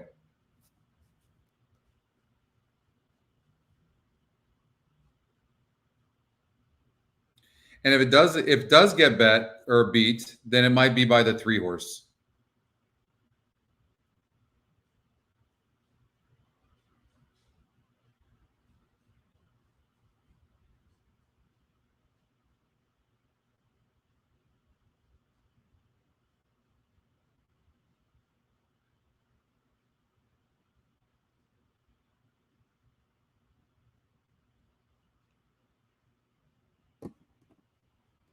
4-1, it goes off it? Wow. Reciprocal and Sundar 3 wide moving up. One away, it's Katie's Lucky Day and Midnight Choir traveling nicely. A couple to Gwen. Lady Moonshine at a length away last is Carrot Paradise. They go towards the 4.5 and admiring by 3 parts of a length. Reciprocal Sundar. I mean, he's really got a lot of horse on the 8, from what I can see. If he's not even asking. Midnight Choir prodding through nicely. A couple away, Lady Moonshine. Reciprocal's the Scotty long shot. Paradise is last. It's admiring in front. Still ahead to Reciprocal in second. Going up third, Midnight Choir is coming after the pretty cash. Here comes the 3. Away is on the outside, Lady Moonshine prevents Katie's Lucky Day, and now Nobody else is really coming. Paradise to the quarter. This is going to be 8 and 3 coming down to the wire, in my opinion. 7 might get in the money. I don't think it's going to compete for the win, though. Midnight Choir and producing a run up the inside is Lady Moonshine.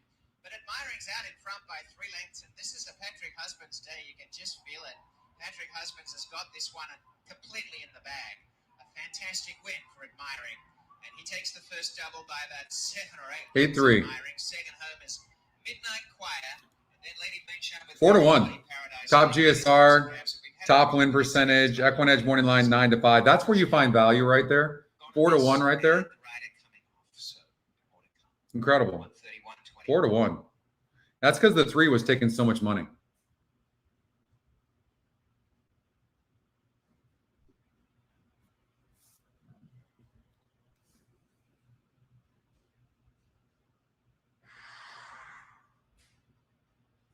I tried to get my bets in there. I couldn't get it in. Anybody get their bets in? I hope some of you had that.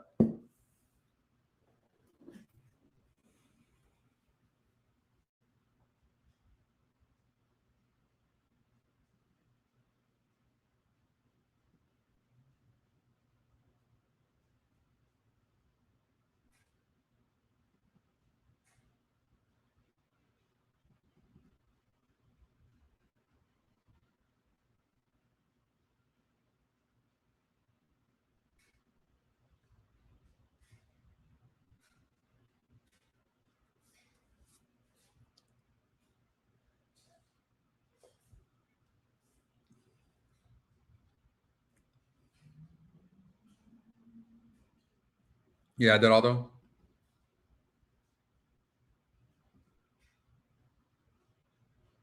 So it looks like the GSR is one to watch over at Woodbine today. I'd be playing that the entire time. What's up?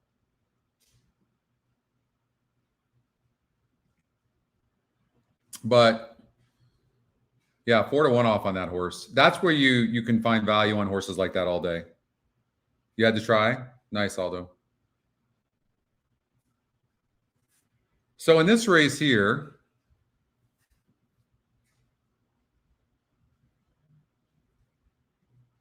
like I said, I'm starting to add this to my handicapping. Like we just did that over at Woodbine, and it had the 8-horse singled, right? You might want to do that. Do the exact denomination, and then do a horizontal and see what it comes up with. Here at Kentucky Downs, it's coming up with a 5. 25%, not in the top 2, Scotty. Has a horrible EquinEdge morning line of 8-1, but none of them really are that good. 2 horse a bit, who's the top GSR. The 14 horse is one of the horses that I showed to watch, but there's no way of knowing.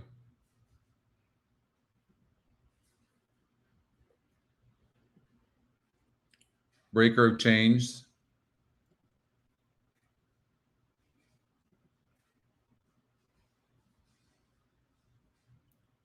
$10-1 on the morning line. Look at the EquinEdge morning line, 5-2. Top GSR, top Scotty pick. I think the 2-horse Breaker change is probably the horse to beat.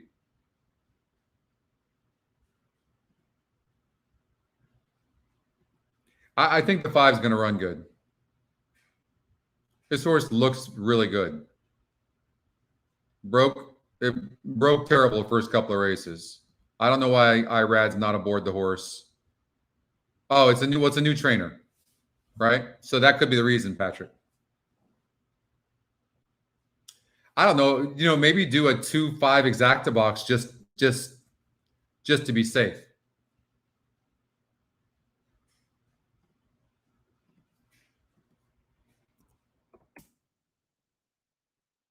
And look at that. I did a trifecta and it's singled to 5. So it's clearly taking it's because of the win percentage. But I'm going to add the Scotty pick now. We're going to look at the 3 horse who's got a low GSR, and we're going to look at this horse. It's been on the turf, all tries. Let's see here. Yeah, I mean, it doesn't really have any particularly great breeding either way. It is a Scotty long shot though, so you have to respect that the 9 Surrealist needs the lead, facing similar, off of a layoff. I don't love horses like this because I truly believe you have to be fit. The 2's fit, so I would try to personally beat the 9 based on that.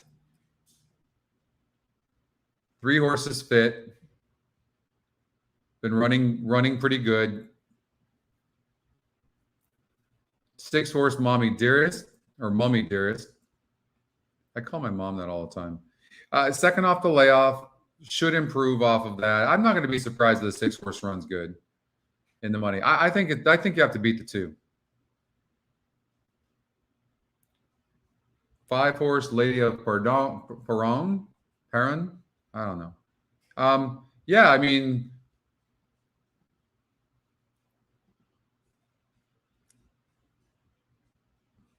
the system is saying single, but I already know why. Because of the win percentage.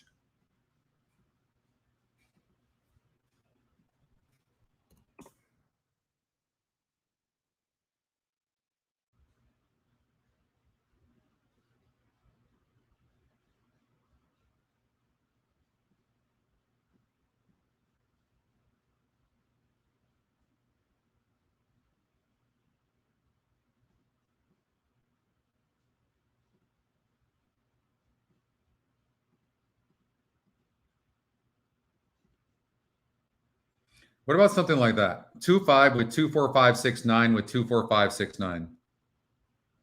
I'm going to try to beat the 14. I think the 2's the horse to beat.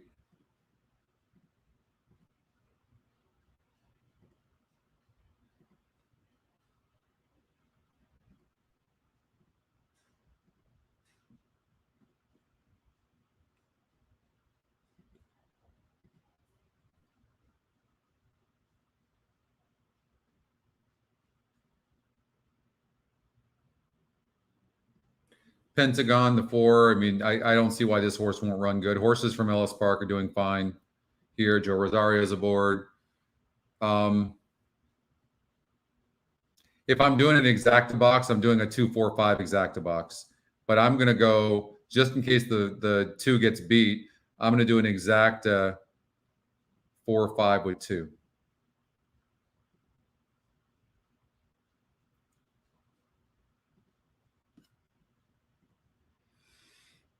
They're at the gate. Breaker of Chains and Mummy Dearest moving into the starting gate. Here comes Mint Edition and Joey. Justin says 5 with all. Pentagon.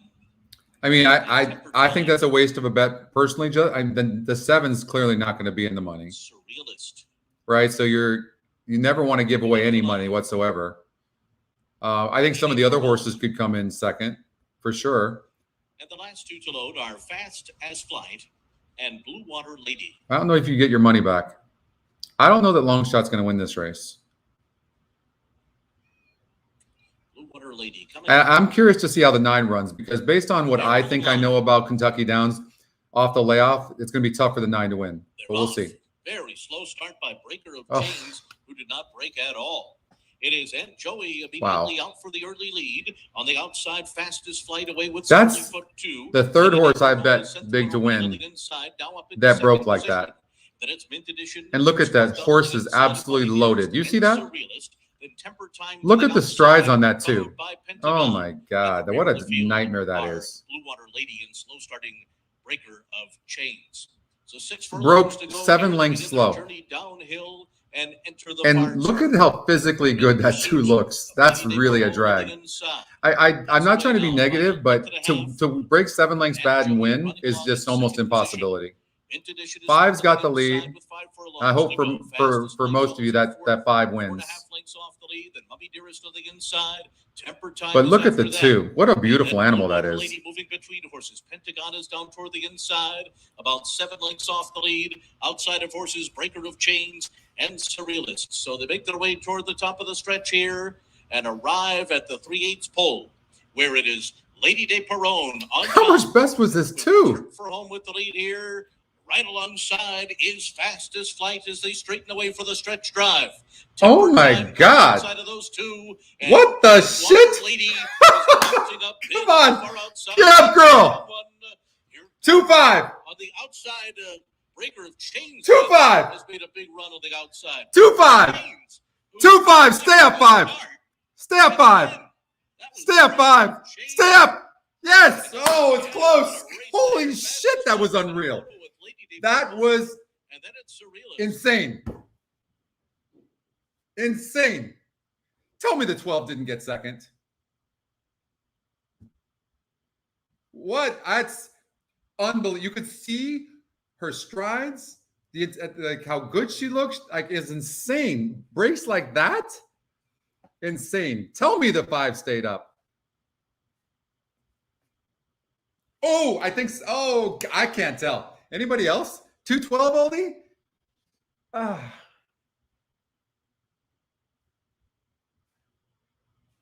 How look at that. You see that? Insane. 3-1.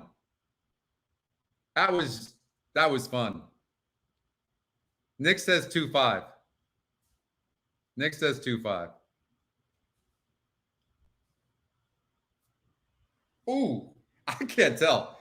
I can't tell. I think, well, I would just say this. 5 gets the head bob, absolutely.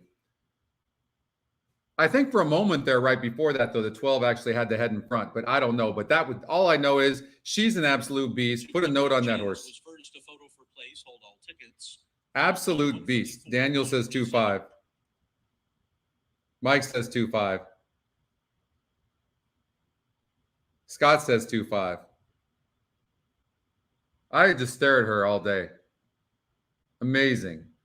She's something special, no question. We just got 3-1. Aldo says 2-5 as well. We just got 3-1. I did this one time. Something like that happened, and but I had a physical ticket. I had a $100 trifecta, and I crumpled it and threw it. Luckily, I didn't tear it. It was a $100 trifecta cold. And the horse broke so bad and ends up winning. And I hit it. And where me and like 10 other people are trying to find my ticket, found it. It paid me 20 grand. True story. Cliff says by a mile the 5. Oldie now says the 5. See, Oldie, you're not always right. You're most of the time, but not always. You got to get that TV fixed, Oldie. Oh my goodness, that was insane. 2-5, 2-5. Boom. First boom. All right, that was good. That was fun. Beautiful. Beautiful. Breaker of Chains. And a great name as well, too. Put a note on her because she's special. Owned by Fergus Galvin, R.A. Yep. I remember that. John Aronson and Alan Lefevre, trained by George. Big shout out to Kentucky Downs and their management that's letting us show these live racing. They don't do that for everybody, guys. So big shout out to them, and as well as the Stronach Group for being able to show Laurel and Gulfstream Park to you live. It's amazing. Makes all the difference in the world, doesn't it? All the difference in the world. Wow, that was fun. There's no way I was going to predict it. Although I'm like looking at this horse going, look at those strides and how beautiful she is.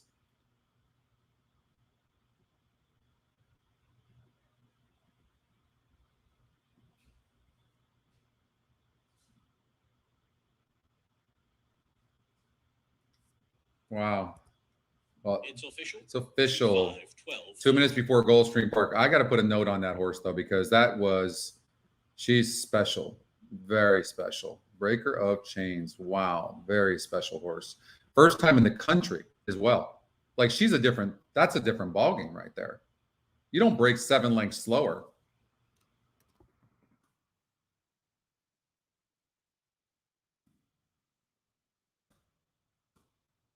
And she'll stretch.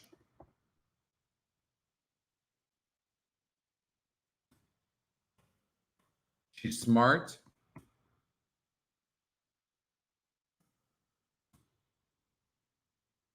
I will bet her every time she runs, win or lose. I'm not even overthink that. Like she's something special for sure. That's a grade 1 winner. We'll see. We'll see. I'm gonna mark this. Will be a grade 1 winner.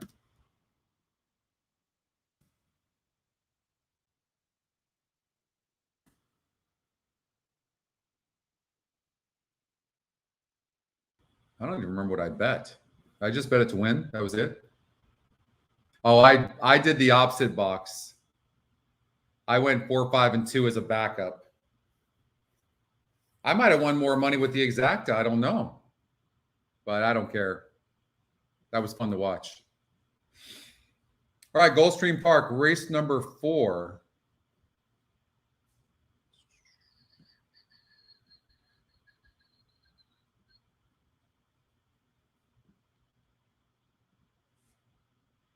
You guys having fun yet?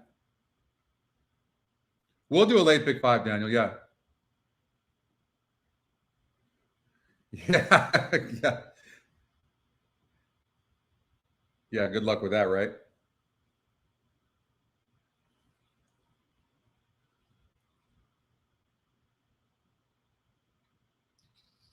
Thanks, Aaron.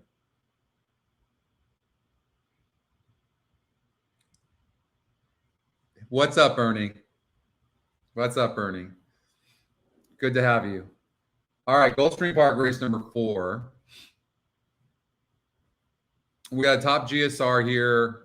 This horse is 17%. So here's the thing. Remember we talked about Bronx. We talked about it probably being a single, but watch. If you go like this, and then you're looking at a wide open race. So you have to decide whether the 8's a single or not. If not, you could make some money. Second time starter. We talked about these second time starters. But I will say this. Yes, coming back at the same level, we have an advantage over the rest of people because if they don't have the SOR, that group that this horse barely lost to and dead heated for second was a 46 SOR. This is a 38.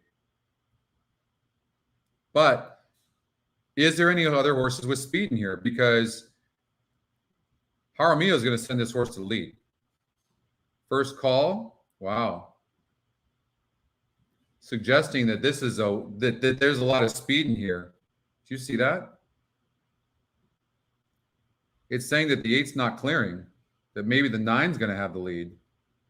And then the 2 and 6 are right there as well. I don't, it's very difficult to give first-time starters, second-time starters speed ratings. There's no first-time starters in there, is there? Well, the system is suggesting that maybe the 8 can't clear. If that's right, that's big. Try to beat this horse. It's worth trying to beat the horse anyways, right? The horses are at the gate. Maybe try to beat the gate. Who would you beat it with? The 7, maybe? Moving in for race number 4. The 4th race is at I don't 7 know. furlongs. Field of 10 signed on. Race favorite is number 8, Bronx. Second time in the racing career. I'm going to eliminate that horse real quickly. Do a trifecta for $12. Is a second choice here. Bet down 2, 6, 7, 9. Just do an exacta box. 2, 6 to 6, 1 7, 9 and a trifecta box, just in case. Don't spend a lot of money. If you're a Congrats Again fan, so 2, 6, 7, and 8 dominate the betting. First in line, Nonarak. Fun loaded stepping forward next. Here's Congrats Again.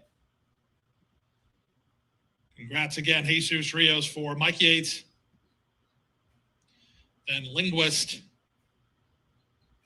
All right, just for fun. Linguist. I'm sure the 8's, obviously the horse to beat. Buenos Tardes. Here. They put in Tintorero. Thank you, Jeff. It is going to change the game. Pacific Legend. Bronx steps right in. 3 more. Waiting for Lovin' Me Some Cajun. Dalio. Oh, that's 7 good. on Sunday. Perfect. Exactly. You want to thank, by the way, what Jim just did. We want to do that with Kentucky Downs and let them know that you want more of this. Same thing with the Stronach group. Every track, you should do that because Dalio to the we're getting the outside past gate of performances or Christian the Torres. race replays, but this makes a big difference showing this live. So thank you, Jim. Don't forget to like the show, everybody, please. I hope the 8 doesn't get the lead. Come on. Stumble or something. Don't hurt yourself, but just. And they're off. Smooth beginning for How Fun is Load that? from The up between system said horses. that the Dalio 8 has might not on get the lead. outside, and the favorite Bronx is away I don't know if the third. horse can rate or Sixth not. with the rail, Nona Raxon early fourth from Love and Me Some Cajun, who's up on the outside. Then Tintorero. He looks splitting like he's horses, rating okay, Pacific though. Legend, congrats again, is at the rail, third last. Second last is Linguist. The trailer is 7 on Sunday. They complete a quarter with long shot Dalio in front. He's past rating the okay. 5/8, leads by a length and a half. He's rating okay. Armio gives Brock some rain to work with. He's now 6 second. has been all out from the beginning. Encouraged third. Opening quarter was 22 and 3. A gap of 3 to These 11 aren't Mason horses that Cajun, like to fourth pass at the horses half very mile ahead often. of Nona Rack and Pacific But the 8's Legend. toast. Then I think the this 10 outside, could go gate to Tintorero wire. Racing ahead of congrats again. Oh, As man, right? We Dalio kind of tries to predicted get that, but we away. didn't have the Less than 10. 3 furlongs to run. Dalio by 2. Bronx given the green Oh, light maybe to the launch 10's his going to bid, stop. trying to gain some This is ground. such a weak Gap of race. 3 to 11 Mason I don't know what to Cajun think. together with Fun Loaded Here comes the Pacific 2. Legend. They're all From coming the now. congrats again as they run past the Come quarter on. pole. Dalio yet to Come be on. had. He's still clear. Stretched Here down comes the second 4. is 4 is Bronx. going to win this Pacific race. Legend is third. From the back, Somebody and else congrats come. again as they straighten for home. Dalio Come on, go to the outside. Go to the outside of that horse. Dalio bites Stop the 2.5 10. down the center. Congrats again. Here comes the Coming 2. on from 2, the 4. horses, Pacific Legend. Dalio's almost home. Congrats Oh. again. Surging at him on the outside. Congrats again is going to make this very close. 2's going to Congrats get again. up. No, Dalio 10 gets it. 10, Dalio. 2, 4. We predicted Dalio that turned too. away. Congrats again. And Ah. 6 flat. Oh, we didn't use the 10. 69 GSR. Ah.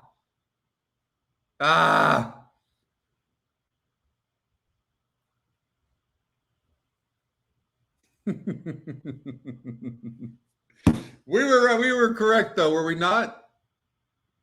Oh, that was fun. Laurel Park race number 4 coming up in 3 minutes from now. I knew it.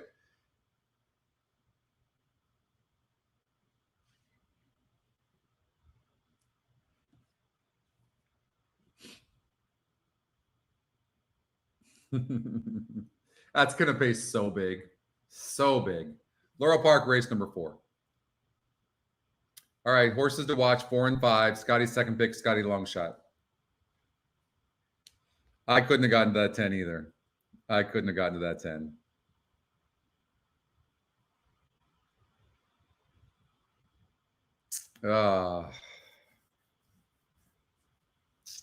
God, is this game fun or what? So much fun. All right. So it's so much fun just to use race view and a few things, a few of the tools without having to look at past performance, isn't it? 2 So minutes good. post time. And you just hope that you hit a few of them. 5 horse. I'm looking at Rooney because it popped up as a horse to watch. It's going 8 points higher on the GSR for sure. Only lost by 4 lengths last time out. And is getting a little bit tougher competition though. It's 35-1. I'm just like the 5 would be a horse I go, I'm just going to play around and I'm going to hope that the 5 gets 3rd or 4th. Right? So I'm going to do something like this. Watch. Trifecta. All with 5. And then I'm going to do a superfecta. All 5 for a buck. Something like that, just for fun, right? And hope that the 5 horse gets 3rd or 4th. And hope that because it looks like a wide open race.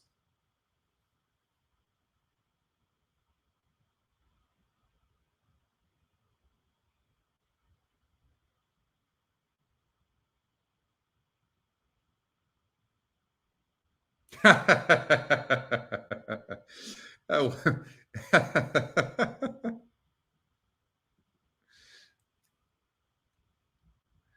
Okay, let's run the race. Hold on here.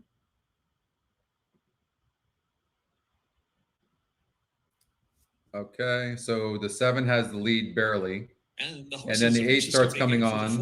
To start the pick 6. And then the 8 and 6 So 8 starts finishing, 6 runs good. So 8's the top Scotty pick as well. So based on that, I don't know, maybe an 8-6 exacta box as well. 4 horses getting bet. The Scotty picks 8-4-5. You can always go 8-4-5. Maybe throw the 6 in there somewhere.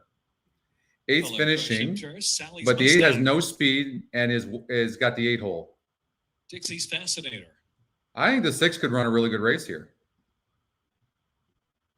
I don't like the post of the. I lean towards the 6 horse a bit to win this race. We'll see, though. I'm just messing around, putting the 5 in the spots. We'll see what happens.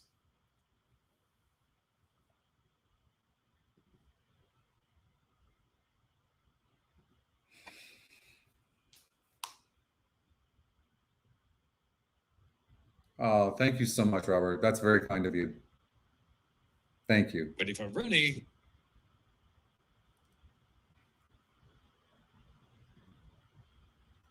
Oh, terrible story I have. I got 30th yesterday in an NHC qualifier, and Mike was on his computer. We were doing 2 entries, and he was putting in some picks, and then I was putting in my picks. My picks would have won the tournament, and Mike put his on entry 1 on, and then instead I was supposed to put it on entry 2. He told me to put it on 2. Anyways, we both did 1. His picks overrode mine, and I still ended up getting 30th. But I'm getting better at the mythical win in place. We'll see what happens here. I don't like the post of the 8. 6 didn't break good at all. 4 kind of got hammered into. Into the start, Dixie's Fascinator and Sally's Mustang from the rail.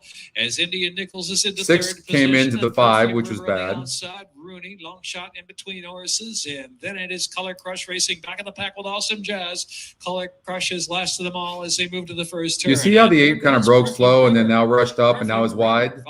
That's what happens with that post. I mean, I don't know what the jockey's thinking right now, but if I was the owner, I'd be like, what are you doing? Dixie's Fascinator in second. Indian Nichols, Awesome Jazz, well settled on hold there in 6 spot. came in on the 5 and the 4 and then gets the Mustang lead and racing rushed as a up. team So, with and then they'll go in really 7 fast. Pacemaker You can and see the Color 6 Crush is is trailing pretty the field. ranked. Perfume River leading the way. Has about or a headstrong full-length at the very advantage. least. In between horses, Indian Nichols on the outside, Awesome Jazz. Dixie's Fascinator's now backed off there in 4th, and Rooney is in 5th. Sally's Mustangs on the inside, heading for the turn. Color Crush is in the back. I can't tell if the 5's got horse. The 4 definitely has horse. You can see that. Perfume River. 4 is better than the Awesome 5 right Jazz now. I moves would take the quickly 4 to over the second 5 any spot, day and right it's now. Indian We just want the Nichols 5 to come in 3rd or It's 4th. Rooney and Color That's Crush it. trying to get underway Maybe the on 7 can outside. stop. Within 4 of the lead now as Awesome Jazz has taken the lead. Awesome Jazz. See, the 4 didn't. The 4 was just better than the 5. Indian Nichols there in between horses, battling along in 4th. Now the 8 comes Sally's on, Mustang and 5 is in not going to be in behind the a money, pair I with don't a think. quarter pole, gonna angle to the outside. Unless some of these horses Stretch, just Awesome stop. Jazz, Color Crush, as Sally's Mustang has now found room to the We inside. got a Indian shot, don't we? Nichols, they've We got a one shot. left to go. Color Crush, Awesome Jazz. Sally's Mustang tries We got to a gain shot. from 3rd now, and Rooney on the far outside. Don't be second. Here's Color Crush. Don't, no, not second. And Rooney as a long shot second. It's Color Crush to win. Rooney the second at 40-1. Then it was Sally's Mustang and Awesome Jazz. Come on. 40-1?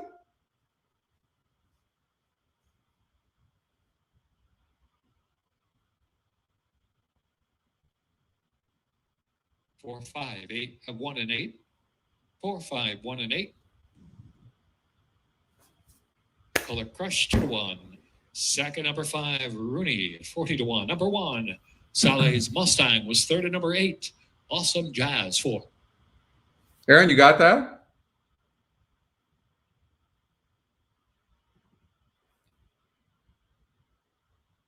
Nice, Aaron. You just scored really good there, my man. Wow. That's so cool. Hey, you know what? If you guys have got booms, that's all I care. That's awesome. Wow. You did a 4-5, Ryan? Wow. That's amazing. Nice. Nice. I thought the 5 was dead at the top of the stretch. Did you guys not think that as well? 7 India Nichols fifth. And then the 8 had that post. So you had to figure that post was going to compromise him. And then the jockey gave him even a weirder ride than that. And so that's what happened. This exacta has got to pay huge. I would imagine $80 for a buck minimum, maybe more. 9 minutes before race number 3 at Kentucky Downs. We'll get out there in a second, but we've got a little bit of time.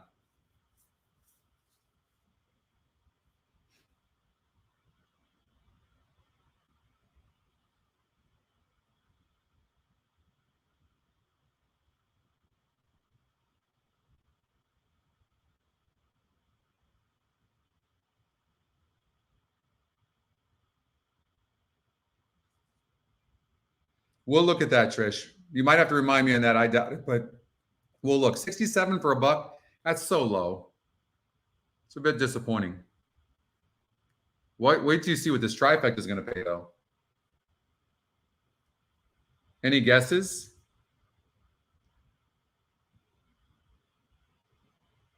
I'm going to say $600 for a buck. Minimum. Maybe even $800. 600 to 800 for the try for a buck.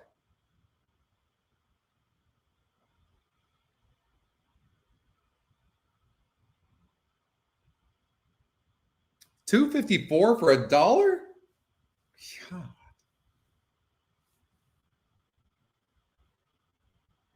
You're from Venezuela. Nice, Jose. Jockey Kevin Gomez. You played it to place and show? Nice. That's a good bet. That's actually a really good bet. $300 for $1. Trained by Ferris Allen III. For Pennsylvania by Blackstone Farm, LLC. All right. Well, that was good. I'm glad a lot of you won that. That's cool. That's good. That makes it all worth it. All right, let's get out to Kentucky Downs. Winning time 1 minute 52.75. Mute this.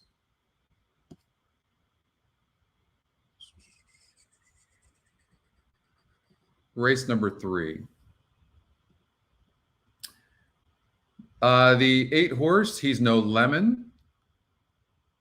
I mean, look at the win percentages. Don't let any of the win percentages here affect you. This is a wide open race on paper, okay? So you have to lean on things like the GSR. Throughout the last race, that was a 66 group, and that was on the dirt, and the horse, you can see the GSR drops. Now it comes back from a 60 to a 74, and goes from a 66 strength of race to a 62 strength of race, okay? So right there automatically throw out the last race. Then look at the horse and judge it from there. So here's how you look at this horse. This horse was off since October of last year to June 27th. Had to have needed the race, off a bit slow, wide, and still only lost by 6 lengths, going 9 furlongs. Then goes up to a 68 group, which is obviously much tougher. Got bet to 7-2 and lost by 5.5 lengths. That's too strong of a group. Then goes on that dirt, 14 furlongs, throw that off. The horse is extremely live. You should see this horse's best today. So if I'm playing in a tournament, I probably make the 8 a key. In fact, it's the top GSR by 5 points as well. He's probably a key for me, meaning I'm going to key him in the first, second, and third spots somehow. So what I might do is something like this. I go, okay, in case he wins, we'll go, where is it? All right. We'll go win on the 8, okay? Then come back and see which horses we'll do. We'll do a pick 3 real quick for 50 cents and see what it's picking on top. It's picking the 1. Okay. So then I would come over and go, I do an exacta 1, 8. Okay. This is how you can use the system. Then I go back and I go, okay, now I want to do a trifecta for $4. And it's saying 2, 6, and 9 are in there somewhere. Okay, so now I'm going to do a trifecta. 1, 2, 6, 9 with 1, 2, 6, 9 with 8. So now I put it in all 3 spots. Okay, something like that. I mean, I love to key on horses that I absolutely love, but look at the win percentages. You know, nothing's really lining up here. I like the GSR. I like the GSR. I like that the horse, you know, this is the fourth off the layoff, but this horse had excuses in each of these races. Had to need the 627 race. Went too tough in the next race. Went too tough in the next race, and that was on the dirt. You can throw those out. You have to believe this horse is going to fire its best. Now, whether that's good enough to win, I don't know. Oh, the 3 horse is a horse that's interesting as well. That's right, because the system gave me that. So we do need to, okay, so I have to change that up a little bit. I need to make sure that I add the 3. So I'm going to do something like this. Exacta box, $50, 3/8.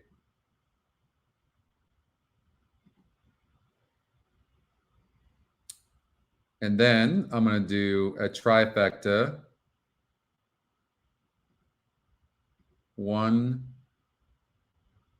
6, 8 with 3 with 8. Okay. So we're throwing the 3 in there as well. And it's also the Scotty long shot. So you can't leave the Scotty long shot out. Okay.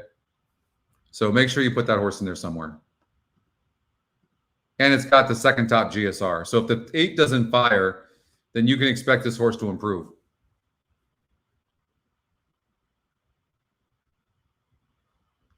I will say this. On paper, I don't like the 3, and I'll tell you why. If you look here, 9 furlongs, 60 and 75. This horse should run good here and gets 4th. Then goes off as the favorite against a tougher group, which I don't know why, and then loses. And then comes over here, and the GSR went higher. The competition did as well and didn't run a lick. I mean, this 3 is really burning money.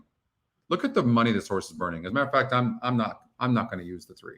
I'm not going to say that the 3 can't be in the money, but I'm certainly not going to put the horse in the win spot. Not going to happen.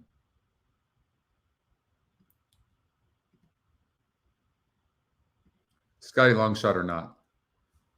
I wouldn't be surprised if he got second, but I don't love this horse. This horse has burned a lot of money.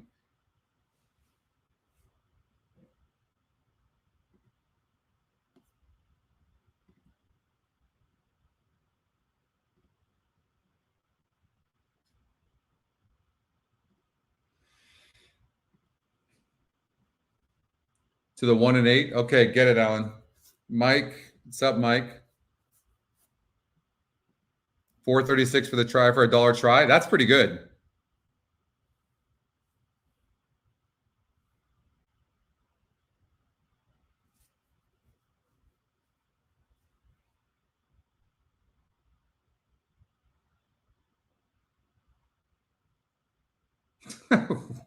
Art. Did you not play it, Art? Is that what happened? You guys are funny. All right. I think they're almost at the gate.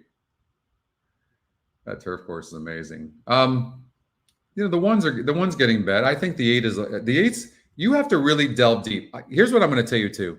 I'm guessing the connections are betting this 8 because on paper the 8 looks like hell, which I like even more. So I think the connections know that this 8 is primed to run a good race. That's what I think. Because on paper, you can't see this horse. There's no way to see it. Now, there's probably a lot of EquinEdge users who are just going to bet the top GSR. That's a possibility. You guys are probably betting it. But it just on paper looks like hell. And to be 5-1 right now tells me the horse is probably live. And the connections are betting it.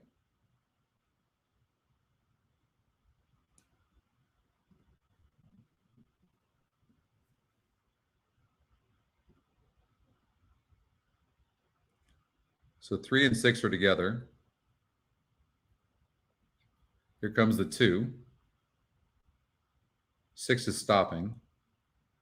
8's finishing like a champ, and then stops. The one. It shows the 1 and 5. 1, 2, 5, 6. No, the 9 on the outside. Who's the 9? Oh, we did use a 9.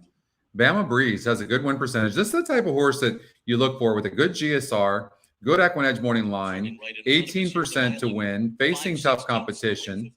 Kentucky. This is the type of horse that you're looking for that pays middle prices. I like this 9. Cibolian. Henley's Joy going in. First course about to step up. I'm going to 189 exacta Here's the box. stiff.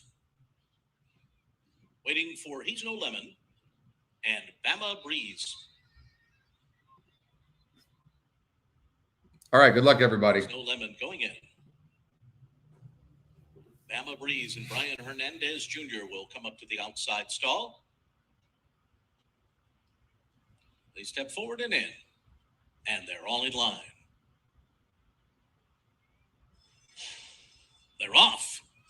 Good even beginning here. Henley's Joy came out well. So did Malthael. Cibolian is there with Conviction Trade. Sent through an opening on the inside of them to battle for the front. It's these 4 with the most early foot from Fortuity. Who's away running in 5th and saving ground into that first turn. And then to the outside, it's Bama Breeze, who is 3rd last early on, just ahead of the 2 trailers first course, and He's No Lemon. So they make their way around this first turn, and Conviction Trade and Tyler Gaffleone have kicked on to a 2-length lead over Henley's Joy. And then it's Fortuity in 3rd, about 4 lengths off the lead with 1 mile left to run. And then Cibolian to the outside of Malthael, the stiff end. May the horse be with you. And with you. And it's a gap of 5 or 6 lengths back to first course, and He's No Lemon. We're biding their time in the early stages here. A 24.63 opening quarter mile as they begin their journey uphill with Conviction Trade on top. Henley's Joy is still about 2.5 lengths behind as they pass the 6 furlong pole and begin to head downhill and to the left. Fortuity is 3rd at this point and down toward the inside as they make their way toward the 5 furlong pole. All still in pursuit of Conviction Trade. Conviction Trade with 5 furlongs to go has a 2-length lead. Henley's Joy is 2nd. Fortuity is 3rd. And then the stiff on the outside. Malthael 5th, 5.5 lengths off the lead. Bama Breeze right alongside. I would tell you this. I don't know if the 8's good enough, but it's been saving ground where the 9's been wide the entire trip. Course still at the back, but they're closer. 48.7 for the half, 113.02 for 3/4, and they round the far turn. Conviction Trade trying to keep this lead. Henley's Joy is whittling into it, though. He's only 1.5 lengths behind. Here comes the 8 on the rail. A ground-saving run here for Fortuity, who cuts the corner in 4th, and they're into the stretch. 1/4 mile to go. Conviction Trade. 8's not going to be good enough. 9's going to win. To the outside. Here comes Malthael and Bama Breeze. 1 and 9. Down the center of the turf course, and now these 2 come on, 9. by, and it's Bama Breeze on the outside to the front. Malthael fights. Come on, 9. It's these 2. Beat this one. Inside.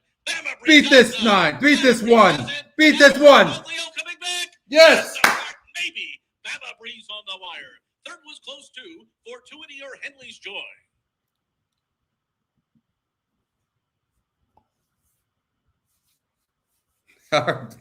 Why? What are you just throwing a program at me for? I just gave you the 9. What do you want from me? 9-1. Boom. Where are the booms? There we go. We're back. 9-1. 9-2. Oh, sorry, Jay. I saw that last second, like literally last second.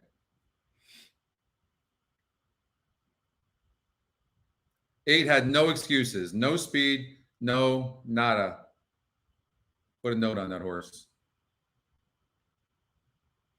Oh, you got it, Mike? Okay, good.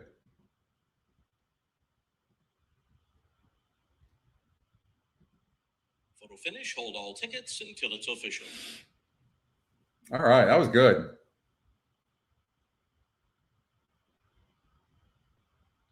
Beat the favorite as well, which is good. David got it. All right. That was good stuff right there. We caught that last second, didn't we? The final time was 2:07.14. Oh, what did I do? I know I have the exacta box. I did that.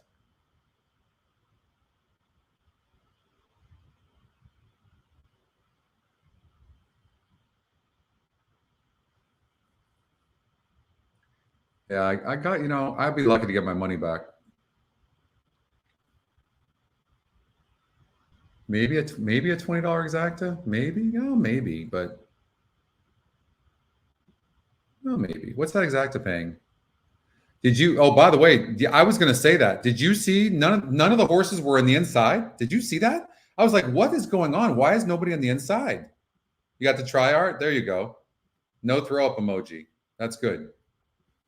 So the 8 had no choice but to go on the inside. I noticed that. I'm like, why are these jockeys so far out from the rail? Is that what it is? All right. Well, that's something to note. Maybe catch this horse next time then.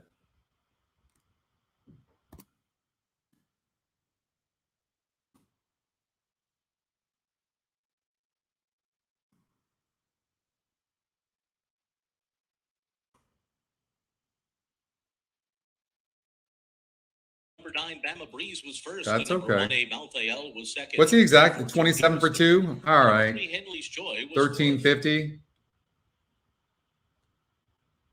So I'll get back around $675 probably. I don't get my money back, but it's something. 4-year-old dark bear brown gelding by Undercoat out of Stella Blue by Anaba, owned by Ashbrook Farm and BBN Racing LLC.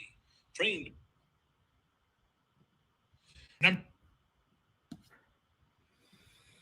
All right, let's get out to Gulfstream Park.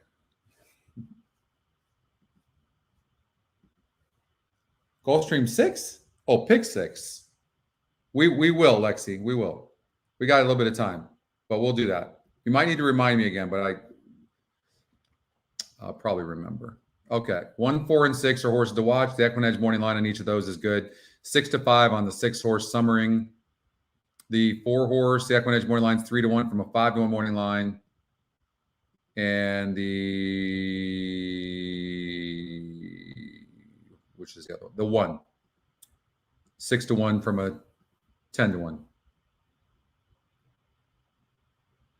So instantly when I look at this, I see 2% the 7, but I'm not even bothered. And I'll tell you why. The EquinEdge morning line's 8 to 1, but this horse has been facing 65 on the SOR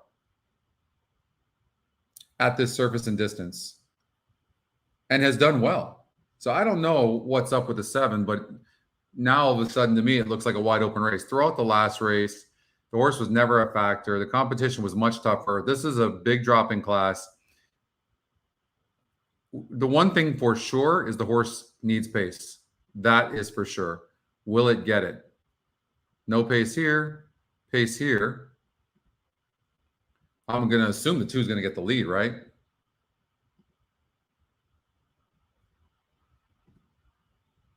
No?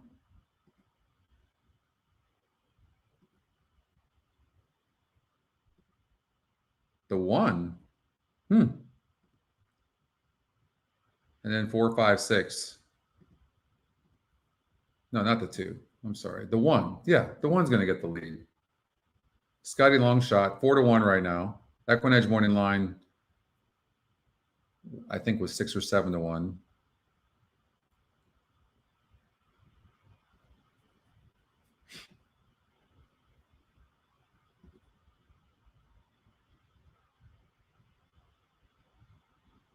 Four and 6. Top 2 Scotty picks going to close. This horse is dead as can be on the board. And look at this. 5 to 2 on the morning line, 6 to 1 on the EquinEdge morning line. Mo of the West. Yeah. Don't like that. Yeah. Do you see that though?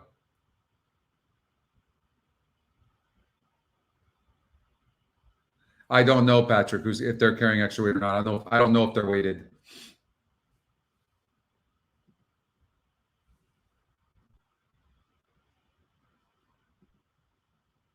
Two's okay. You know, the 2's the type of horse that could actually be in the money, believe it or not.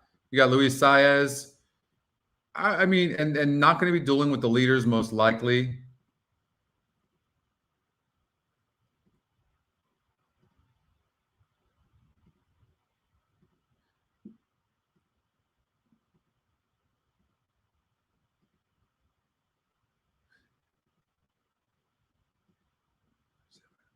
I like the 4 and the 6. I like the favorites.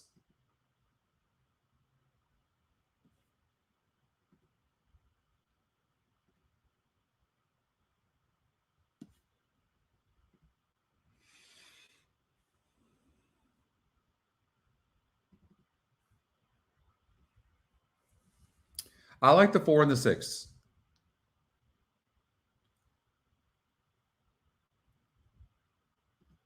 I'm not going to be surprised if the 7 horse gets up in the money though, at 5-1. I mean, maybe it's the type of horse that like gets up for third in a race like this, right? But I do think this race is between the 4 and the 6. The top GSR horse, 2 wins, average SOR is the highest. Summering's the horse to beat probably. And what happened last time? Faced a much tougher group, won against similar company 2 back.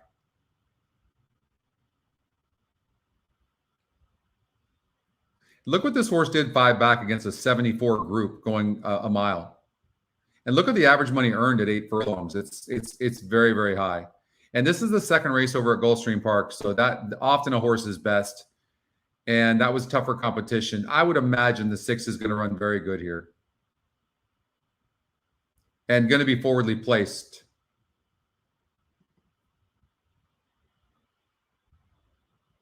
No, you didn't. You just missed a lot of wins, Craig. Still time to wager. Race 5, the middle pick 4th. Next.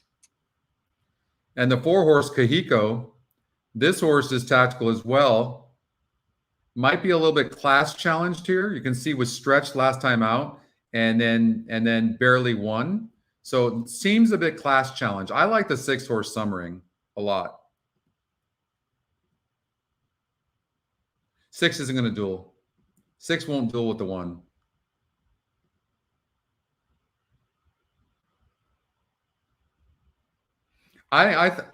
You could be seeing a 6-1 exacta though. The 1 could have an easy lead. I don't think anybody else is going to go with the 1 horse.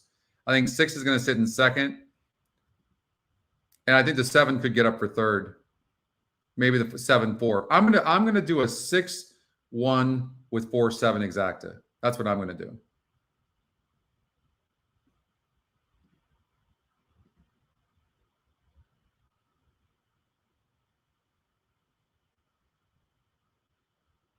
Trifecta, excuse me. 6, 1, 4, 7. I'm going to bet the 6 to win. At 4 to 5, I'm not going to bet the 6 to win. I will do an exacta though, 6-1.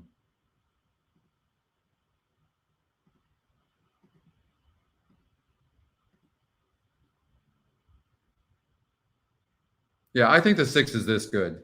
And getting bet late too.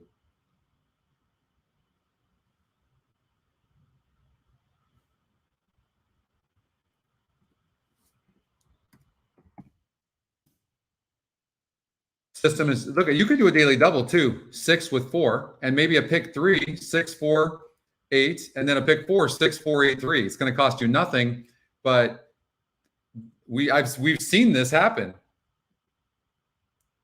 4 horse can win this race for sure. Next race, the 8, not going to be a surprise. 3 is not going to be a surprise. Horse has been in the money in 5 of 5 races at the surface and distance. I mean, certainly this could come in. How about a pick 4, 6, 4, 8, 3. Pick 3, 6, 4, 8, and daily double 6, 4. I mean, you don't have to spend a lot of money to win big money. That's the key. Jaramillo is not going to take that horse to the lead. The 1's going to the lead. And he doesn't need to. I mean, Jaramillo likes to do that, but hopefully he's going to be smart because the 1's fast. And the 1's on the inside and going to be forced to go. So if the 6 does that, it's going to be a suicidal pace. If that's the case, the 7's going to win at 8-1. Maybe a saver bet on the 7 to win. I'm going to do a saver bet. Watch this. $50, 7 over the 1-6. Just in case they duel. I hope that Jaramillo wouldn't do that, but you never know. The horses are at the gate. It's now post time. All right. Good luck. Lining up and moving in, it's race number 5, the North Bay Village overnight handicap, where Glen Hill Farms Summering is an odds-on favorite. Favorite over Kahiko and Djibouti Kaba. Mo of the West and Kelsey's Cross. The others under 10-1 here.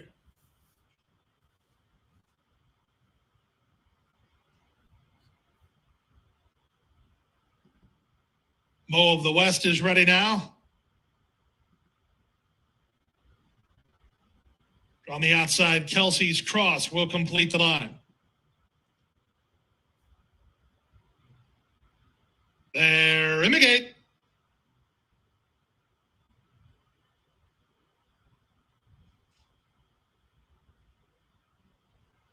And they're off in the North Bay Village.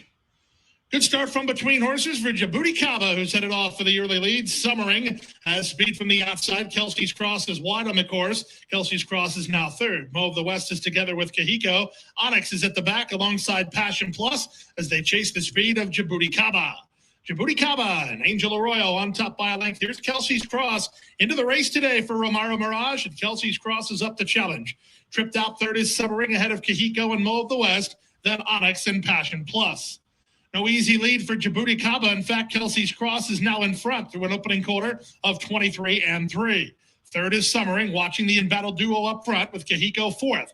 I would imagine that this completely kills the one. The 6 is just sitting beautifully. That's the 7 of them with less than half Like, a mile to run. this is what you want to see if you're covered the 6. They won a half mile in 46-1. But Harmio needs to be patient too. Kelsey's Cross, 3 wide. Summering let go for a run. Kahiko's had a good trip, fourth and asked to quicken. Nobody's coming. The 4's coming. I think 4 is going to get second personally. I hope the 1 does. Top of the stretch with the advantage now. I hope the 1 doesn't give up, but that's tough. The top from the outside, Kahiko tries to get after, then Djibouti Kaba and Kelsey's Cross, followed out wide by Mo of the West as they straighten for the drive. Summering has the lead with 1/8 of a mile more to get. Kahiko is second and well clear of the others. Kelsey's Cross trying to run back into third. Passion Plush and Djibouti Kaba there. 16 to go, and Summering is home free. Summering is in front. 6, 4, 7. We had the 7 pegged for third, didn't we? In 133-1. I think we hit that, right? We hit that try. Oh, God. Everything was the 1 for second. 6 with 1 with 4, 7. Everything 6-1. Darn it, Scott. That should have been a 6 with 1, 4 with 7. Gosh darn it. That's just bad betting, honestly. Just bad betting. The 7 killed the 1 horse with the... You got that, Dan? Nice.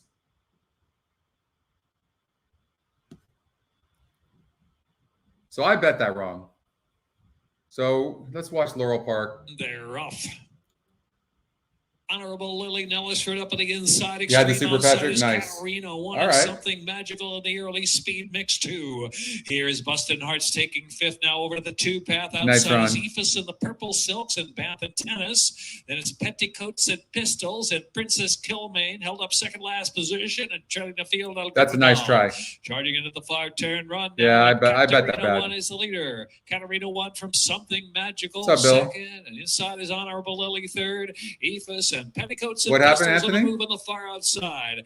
Nellisford right there in between horses with a chance as they make the turn in a quarter mile from home to the second wire finish. And Something Magical fires up on the outside in terms of Katarina 1. Nice. Nellisford on the center of the track. Honorable Lily down to the rail. Wide open scramble with 1 furlong left to go. Katarina 1 determined from Something Magical, and Nellisford there on the outside. Nellisford leveling off now. Katarina 1 just holding. Nellisford on the outside. Nellisford's got Katarina 1 in the final yards. And third will be Something Magical. Nellisford to 2, do it. 12, 10. 2, 12, 10. Oh, we had that 7 per second. That was bad betting on my part.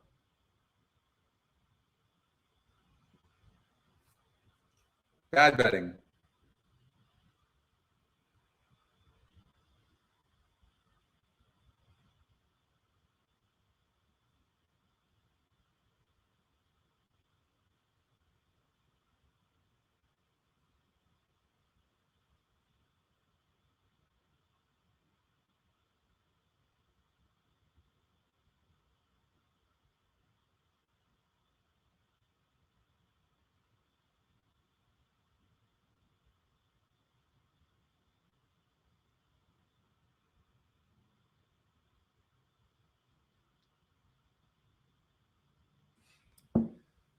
Okay.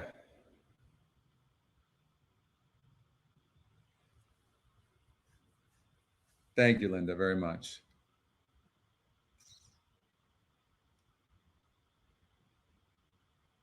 What's up, Keith? God, what a great show we got going on right now, right?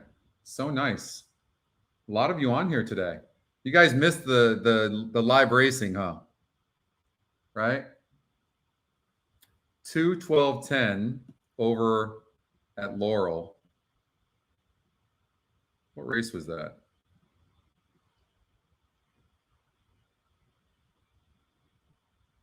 Nellysford? Yeah.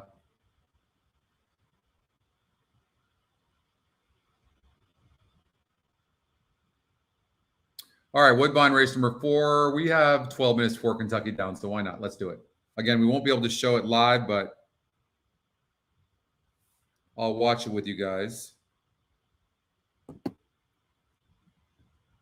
I love Woodbine racing.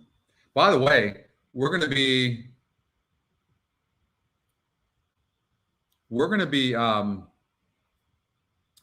doing a show, it looks like, at Fort Erie on Tuesday, if you can tune in. And it looks like we're going to be covering a couple of days of Woodbine racing on their stakes days. I think it's the Woodbine Mile and a couple of other things on, I want to say, the 18th and 19th or 17th and 18th. So look forward to that. So the guy's doing a good job in setting up shows and stuff, and we're building a lot of relationships with the tracks, and they're letting us show these live races. So I think we just got approval from Woodbine to show past performances as well, but I didn't think I was going to be covering Woodbine, so we didn't ask them to cover for today's show. So anybody else read any of this stuff?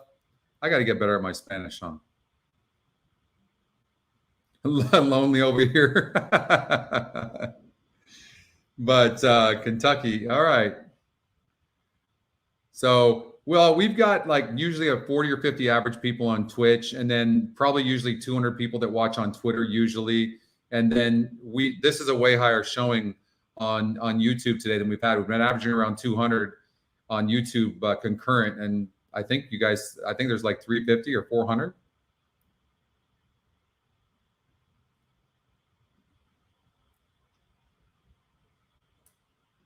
So that's been good. This format, listen, I loved covering Del Mar. It was a good time, but this format where we're going back and forth and we're covering races and showing the races, it makes a big difference.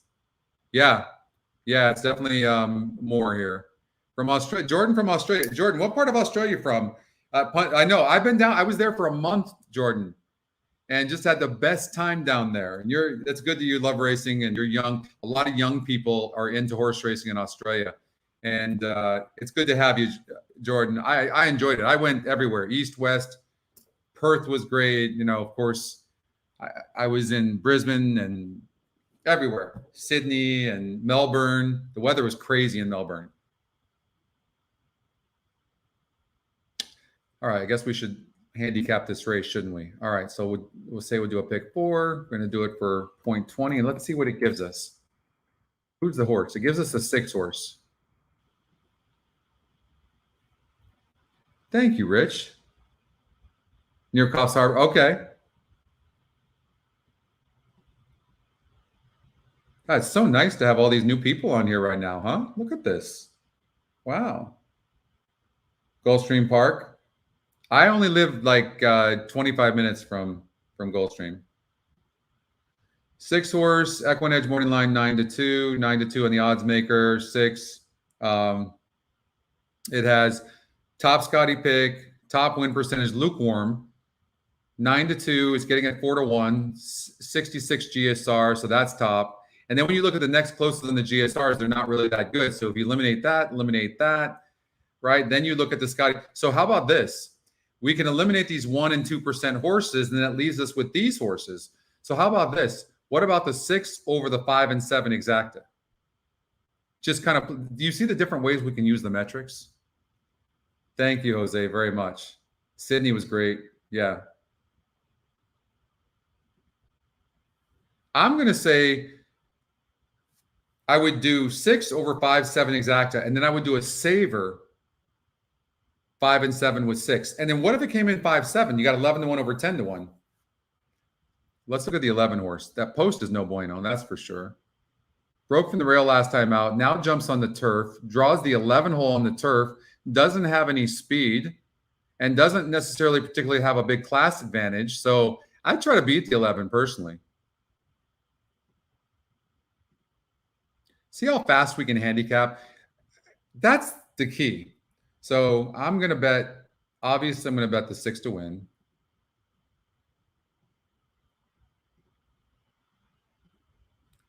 And then I'm going to do exacta box 5, 6, 7. On the way to the starting gate, this is the start of the $100,000 guaranteed early pick 4. A great betting race. Favorite is the 11 Cleomenes. There's good support for a number of them, including Okay. Tune at 4-1. And we've got Kentucky Downs coming up in 7 minutes. So let's just, the timing's been perfect. Inside runner. And we still need to cover the pick 6 over at Gulfstream Park. We'll do that. One of the Christopher Simpson runners.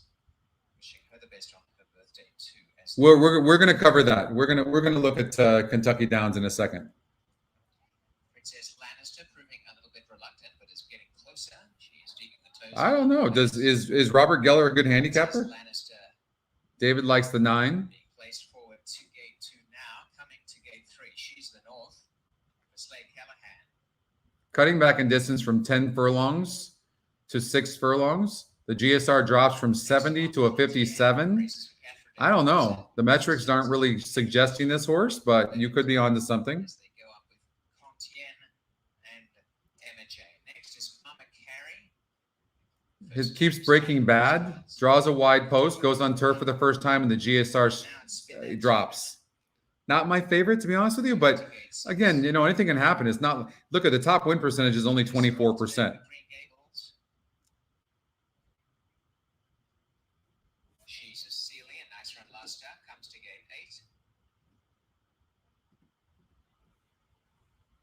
Next along is Umneat with the blinkers on. They're almost ready. Taquania moves up. And Taquania pulls back just a moment, goes in halfway to the gate. He is. Taquania, Great race caller. There's the 11 horse. You can see how wide that horse is and doesn't have any speed. Looks very good on the track, though. No question. debut runner for Sarah And going to be very difficult for the 12 horse from out there. And it is Ashbury going to the line. They're all in. All right, all in. I just want to see the 6 horse be tactical. I can't believe we're getting 4 to 1 on this horse. And they're off, and Gold Forest 5 broke bad, back at the which I had an exacta box, so that stinks. But 7 broke very good. Like to see that. Love to see a 6-7 exacta. Cleomenes, the deepest of all. And just behind them is Umneat, and settling over on the inside, Gold Forest with Spin That Tune and Taquania the outside. A length away, Princess 6 really has been in between horses and has traffic, but has horse. No question has horse. Going forward to second spot with She's the North. Just has nowhere to go. Sealy, 3 wide Umneat, Contienne on the inside, making ground to Quania, and then came Gold Forester. About a length to Spin That Tune, followed by Mama Carey. I really don't understand what the jockey's doing on the 6. I really don't. Just waiting to get a trip from the outside or something? Like, what is he doing? Terrible. Terrible ride. Now he's going to go wide.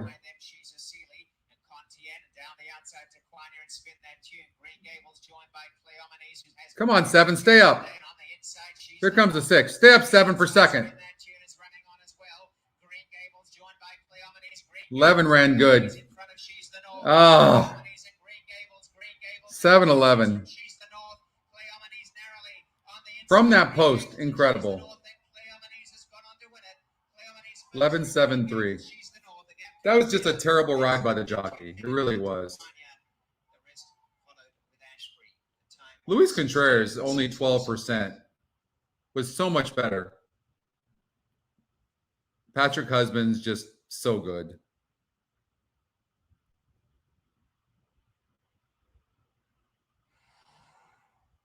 Yep, we're going to do that right now.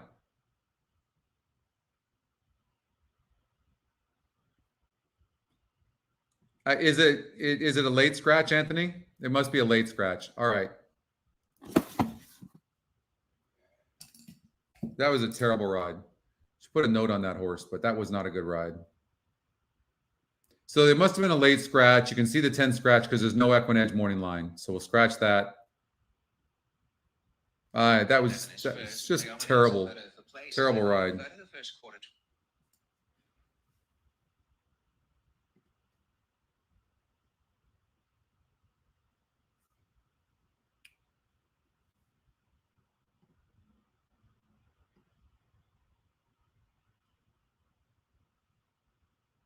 This one is interesting. Just a horse to look at, okay? Top GSR. And this horse didn't run very good, broke last from the inside. Probably won't run good, but just include him in some of your exotics. I do think Group Hug, the 6 horse, is the horse to beat. The Scotty Long Shot. EquinEdge Morning Line is good at 7-2 from a 6-1. It was second in its only try at this surface and distance. The 9 horse is certainly a horse that can run. EquinEdge Morning Line is right there. So it's there. There's, let's see what did the pick 3 like.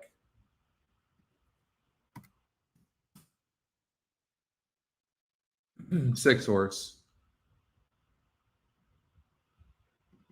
Cleat.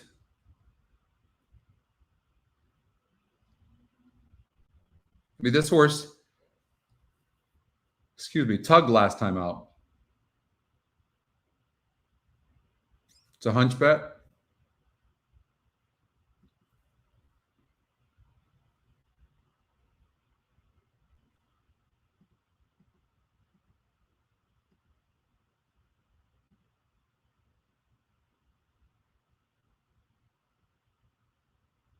Luis Saez jumps aboard this 5 horse. I think that's very interesting. Luis Saez is doing very well right now. Maybe the 5 horse would be in EquinEdge Morning Line 7-1. I do like the 6 horse though.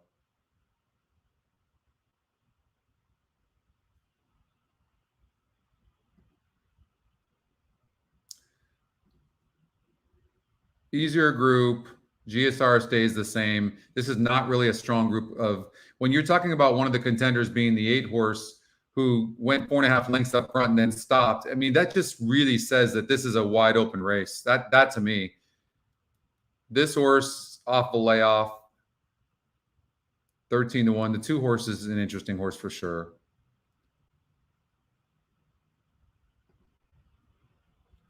I don't see why this 5 horse couldn't run good for Eddie Keneally, right?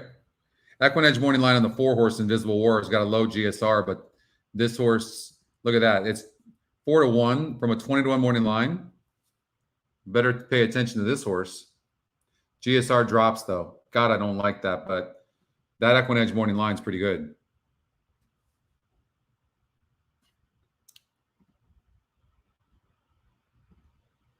Here's Van Dusen and Time for a Woodford. Cool Rags going in. Cleat the next one.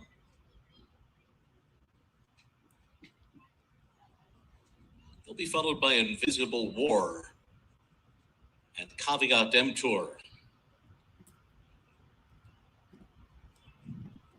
Vancouver Moon about to come up to the starting gate with Unembellished. I'm going to bet the 6, at least try. And last to load is Mackay.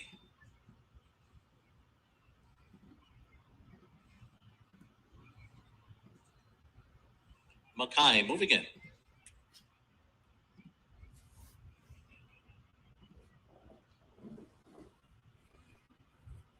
They're all in line. They're off. Old Licorice missed the break by just a bit. Cleat is going out to the front. Van Dusen on the inside out well. Mackay is away running in 3rd. Vancouver Moon is 4th. Caveat Emptor is 5th on the outside. Invisible It's amazing to me how none of these, look at the rail, where the rail is, and look where all the horses are. Is that insane? Like, obviously the jockeys know not to be on the inside. Look at the jockey on the 1. This horse is like 90-something to 1. And he's been strangling this horse. There's the 8 though on the lead, but this horse stopped last time out on like with the brakes like slamming. And these 2 are stride for stride, and they're 4 lengths off of Cleat, who's getting away.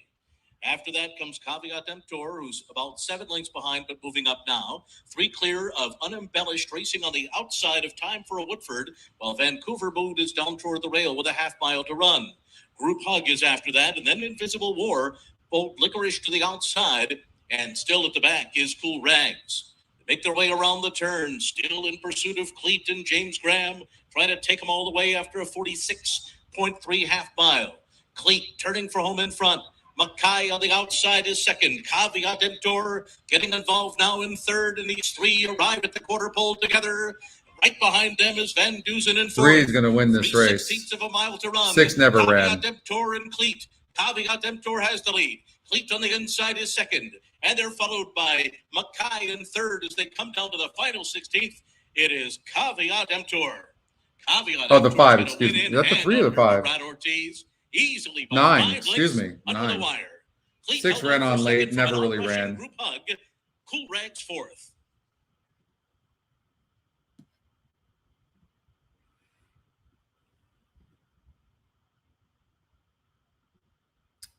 All right, Gulfstream Park race number 6.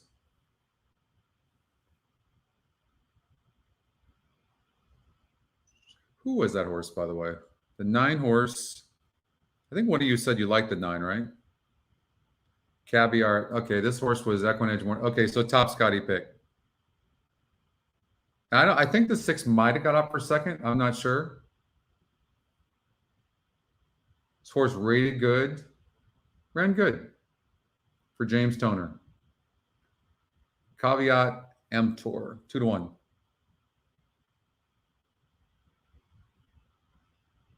Karina liked that one.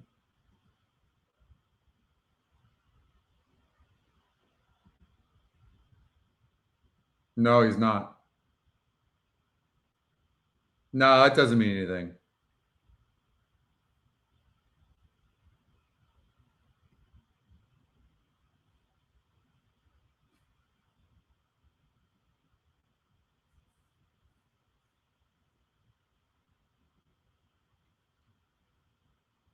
All right, let's go to Gulfstream Park for race number 6.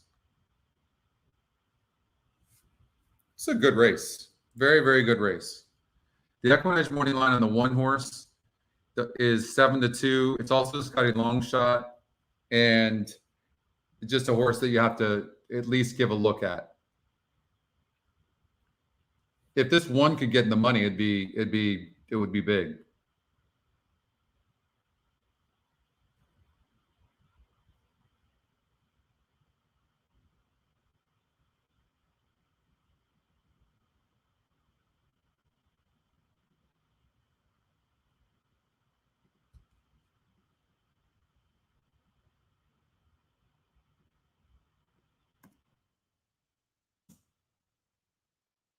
Need the 4. All right, Patrick. Double on the 4. All right, we had talked about that, didn't we?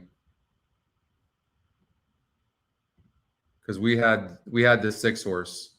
Yeah. All right. 4 horse, front loaded. Cutting back to 6 furlongs.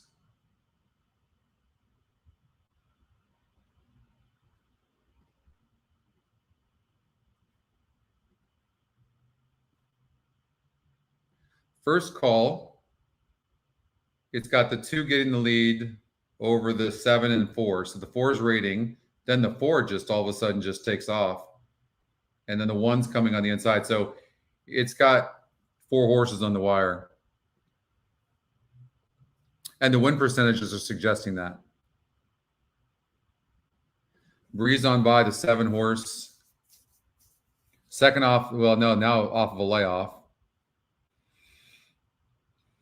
This horse seems to need the lead. So the 7's going to go flying, and I don't know that the 7 can necessarily clear because the 2 is fast. Does the 2 need the lead?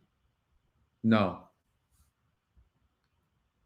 The 2 can rate, which means they're going to give the 7 the lead.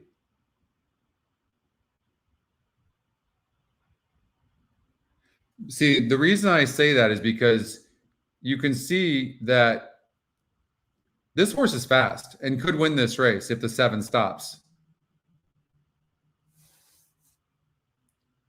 But it looks like they might give the 7 the lead. Because the 7 is the only one that actually has to have the lead. And so you know that Sammy Camacho is going to send.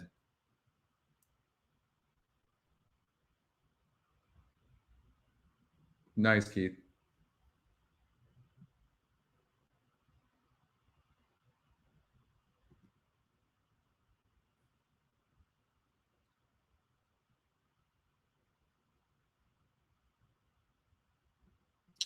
front loaded.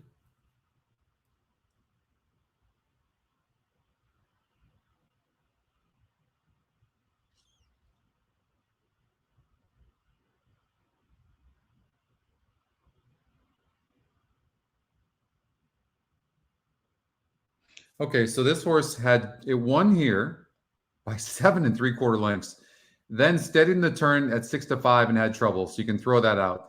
Then comes over here at 7 furlongs and runs second, not bad. Then gets a third here and was dueling from the inside, which wasn't good. This horse doesn't need to duel. This horse is very live because this horse can sit the trip where it doesn't. I think Chantel's going to give this horse a good ride. There's no reason the 4 needs to duel. 7's getting the lead. 4 and 2 will probably sit in second.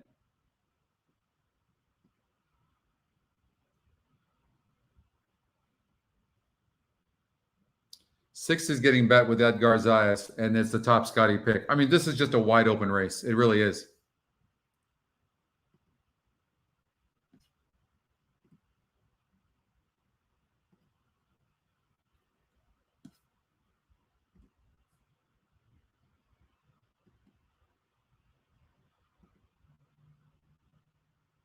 Seven's 2 for 2 at the distance. Can this horse go gate to wire? I don't know. And the 2-horse Gajan brother is very good.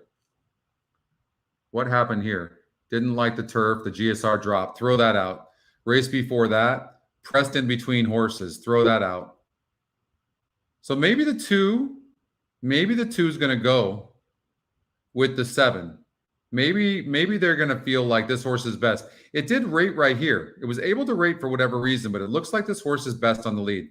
Maybe the 2 goes, and then that sets it up for the 4 and the 6.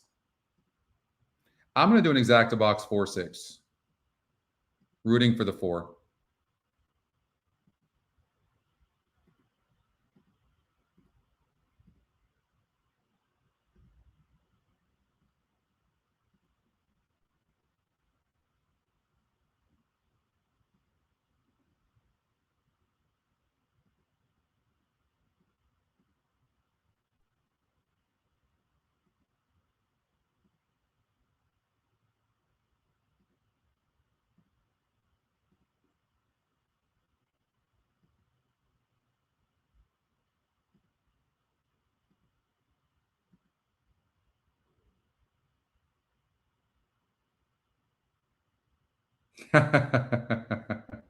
Jordan's all over the 6.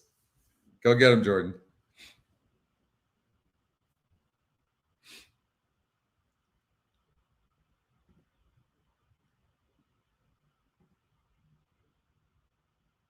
We've got 3 minutes to Laurel Park.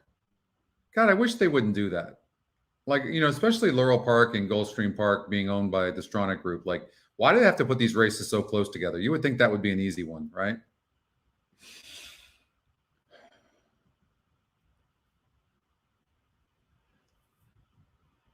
I thought the race between the 3, 6, 7. I would do it like an exacta box 3, 6, 7 in that race.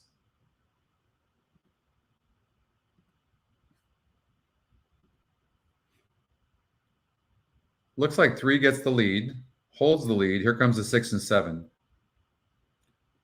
5 is interesting. 5 could run good too, but is facing tougher competition here.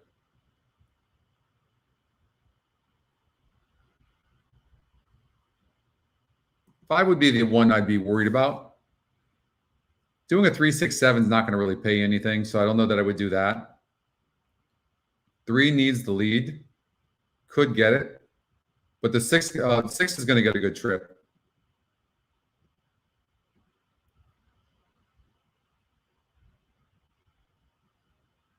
Kind of like the 6 horse over at Laurel to get a good trip. Devilish Affair.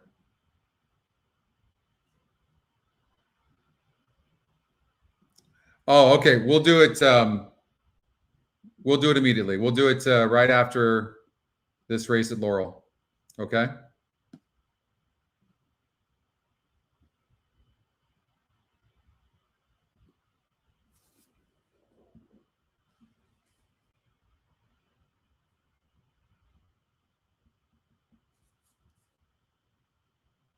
The horses are at the gate. It's now post time.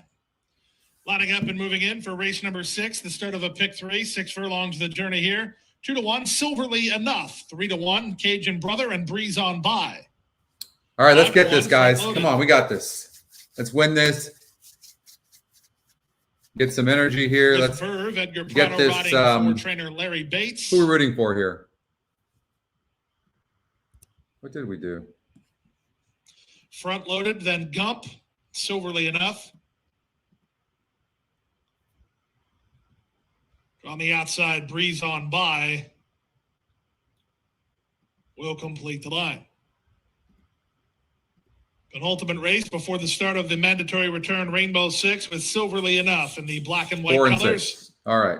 Outside, Breeze on By completes the field.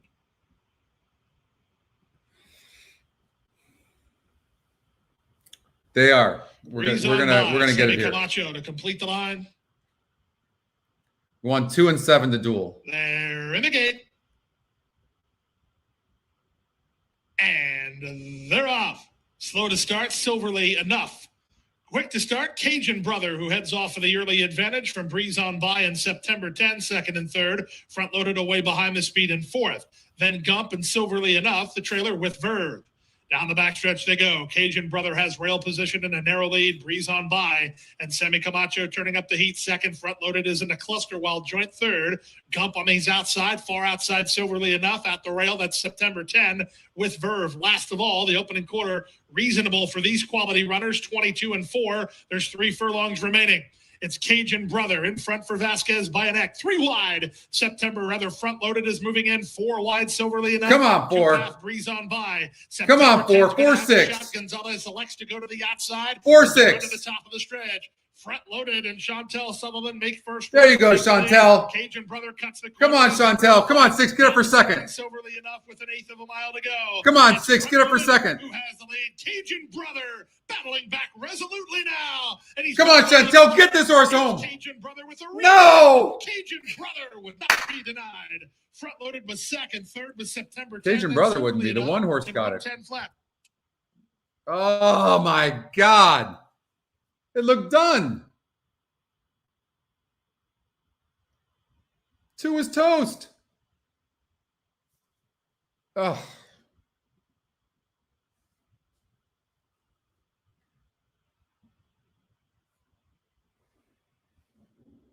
Oh, God, that stunk.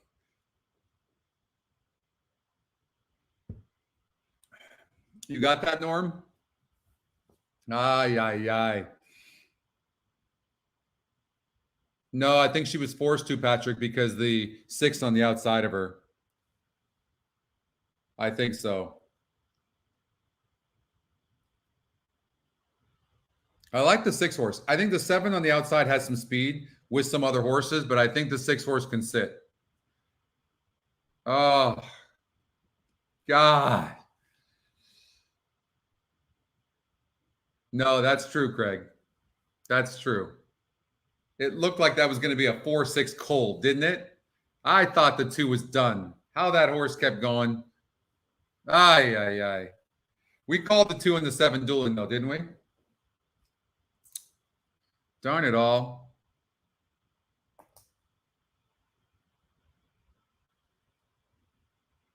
Two a winner. Cajun Brother, 4 second, front loaded, 1/3, September 10, 6 4th, Silverly Enough, 3 ran 5th with Verve, subject to steward's review.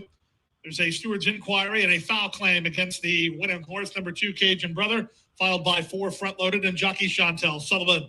Steward's review in progress, top 2 involved. There's an inquiry.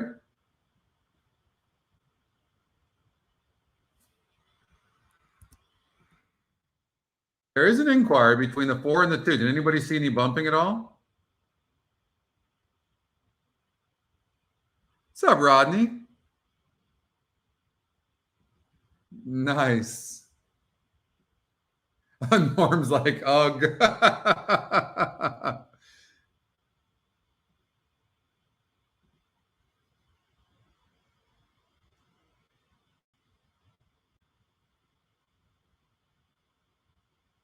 I don't know about that. I don't know about that. I mean, the 2 comes out a little bit, but was that enough to really hurt the 4? I don't know. I would say no. Pent up there is Bourbon Wildcat, and Devilish Affairs got the shot just 5 off. I tell you what, I like the 6 horse here. I knew the 7 would be on the lead. I just don't like the 6 horse having to go so wide. We'll see. Come on, 6. There it comes. Oh, gone. You could, like, that's easy. Gone. Bourbon Wildcat in between horses. 3 chances in the final. Come on, 6. Come on, 6. Come on, 6. Get out there, it is. Oh, 6. I don't know, though. I think the 3 got second, not the 7. Then it was Laughing Plays. That horse went off at 7-2. Money right there. Photo. Minute 5. It's very close for the second, though. Very close.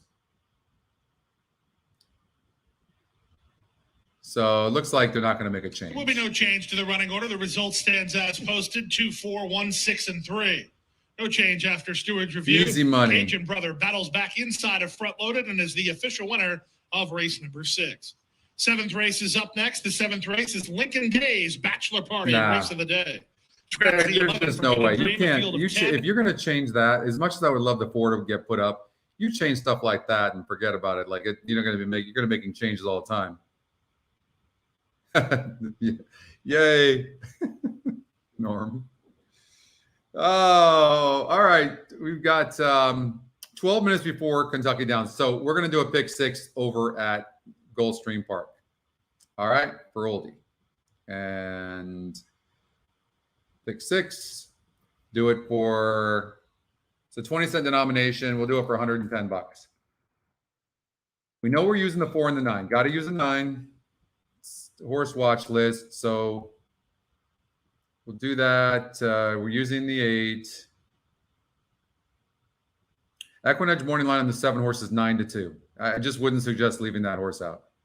All right, do that. We go to leg number 2. 1, 4, 11 for sure has to be used, and 4 and 11 are scratched. There you go. 60 E morning line is 7-2. We got to use that. The 7 horse is negative. Oh, it's 5-1 from a 2-1. Not in the top 2, Scotty. Tone Feeling. Jumps on the turf. Has done terrible on the turf. I'm going to say no on the 7. Going to try to beat that horse. Okay. I'm even thinking that maybe the 1 horse could be.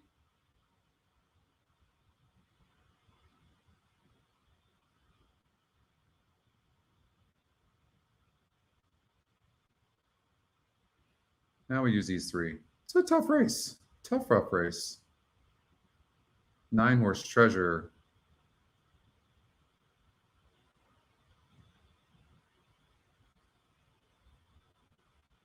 Hmm.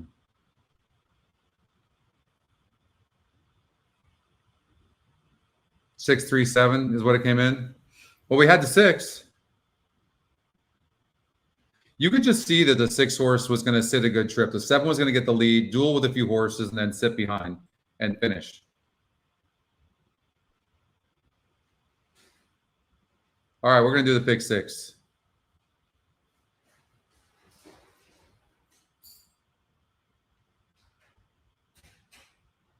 Well, that's a nice exacta.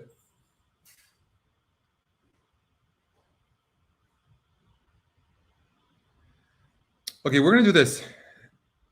We're just going to see what it gives us on top because we see how this works, right? We almost hit the daily double there, right? So just see who it's picking on top.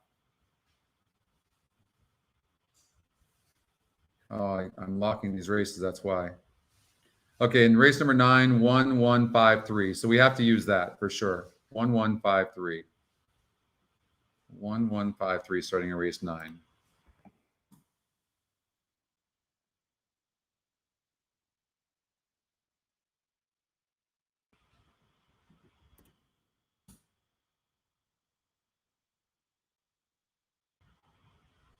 1153.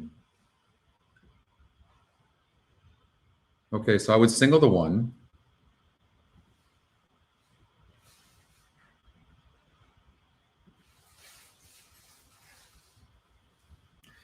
It's hard to get off this 3 horse being in the money in all 5 tries. It had the 11 post here, so you can throw that out. Then ran good here against a similar group. It's just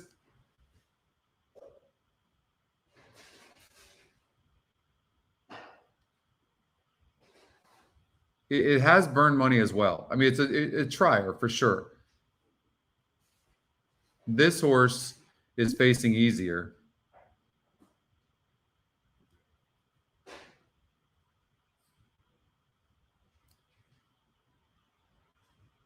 The 7 horse, see, this horse just beat a 52 group and it was on the dirt. Now it's jumping on the turf. I don't know if there was a change or not. Maybe there was a change. I don't know.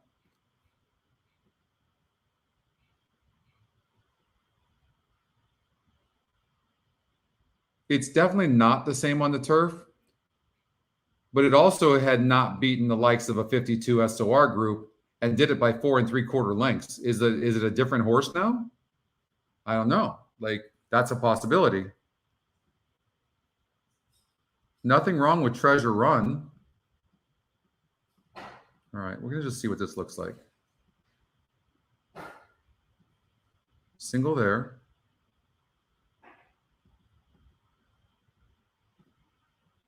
Single there.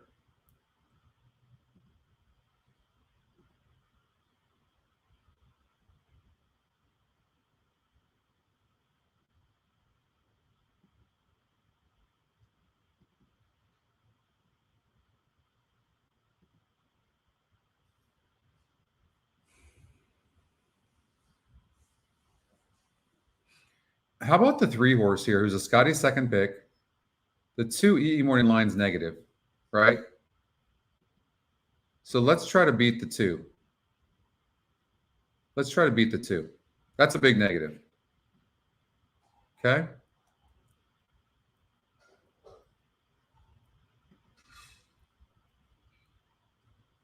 And beat the 4 as well.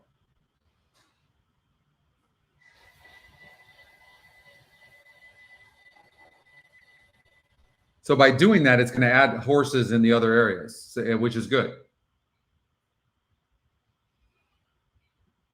The only negative for me is not using the 8 here, but it is using the 1 and the 5, and it's using the 3. The 4 horse is a Scotty long shot. It doesn't look terrible, does it?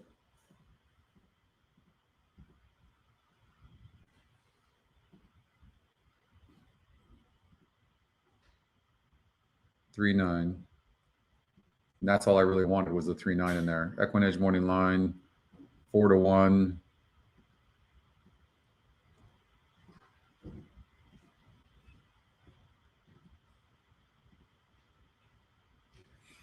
All right, you can cut back wherever you want to cut back, but that's the recommendation that I'm going to give. 2 singles, both the ones. Yeah, for sure. I mean, they're 40% EquinEdge morning line. This is, look at top Scotty pick, 40% EE morning line, even money, 69 on the GSR.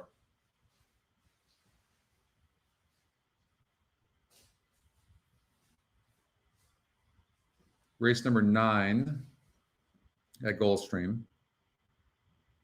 Let's run the mock race and see if the horse clears.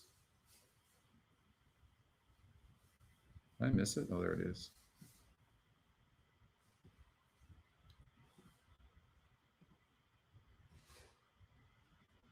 It says gate to wire. 4 and 7 will be coming.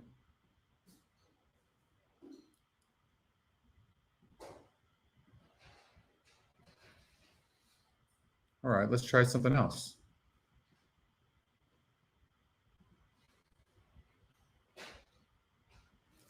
This horse, the 5 horse, 1 scratched. All right, I'm going to try this. How about this? This isn't a bad ticket. 4-5 on the EquinEdge morning line. The other ones aren't even close. There you go. 1-4-7. That's the ticket I'm giving. 2 in the last? Let's see here.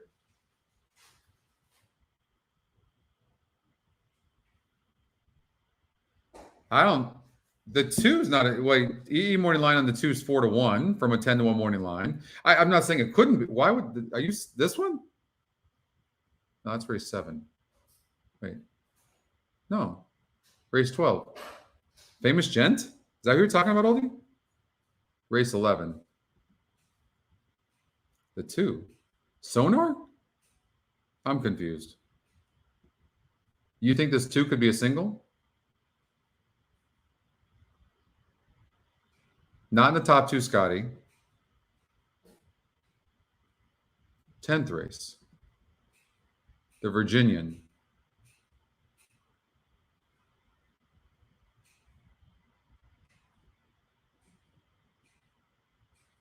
Throughout the last race, and the horse is losing ground every single race. It could win for sure, but it's losing ground all the time. And really seems to need the lead for best. I don't think it's a single personally. All right, Kentucky Downs. All right, so that's the ticket. That's the ticket I'm going to recommend anyways.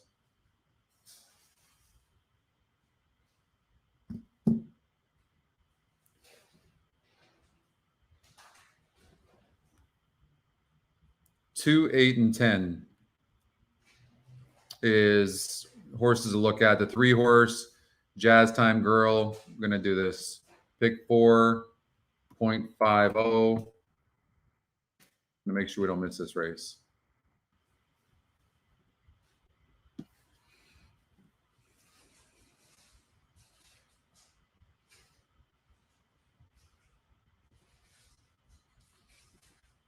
So the 3 horse, Jazz Time Girl, EquinEdge morning line 2-1 from a 7-2 morning line. Decent GSR, 19% top Scotty pick. Facing similar company, same GSR. Broke from the rail last time out, ran a good race.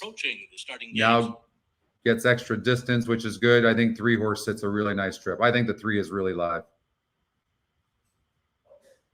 12 horse Determined Hope, second time starter, coming in from Monmouth Park.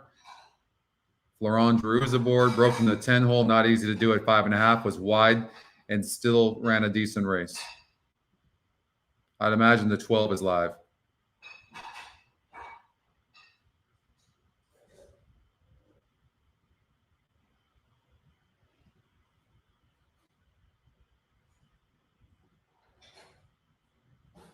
Joe Rosario on the 8, getting bet 92 on the EquinEdge morning line. I just don't like the GSR. I just don't like the GSR, and a first-time starter against a horse that's fit like the 3 horse is going to be tough to beat. For race 5 at Kentucky Downs. First one to come up is Macadamia.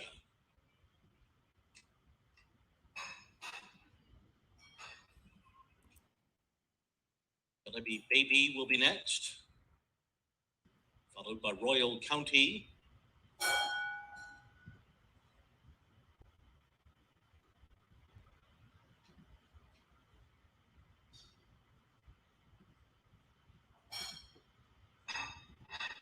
Hype House and Jazz Time Girl. Moving into line. Here's Kelsey's Shot. All right. I like the 3. Lady Terra.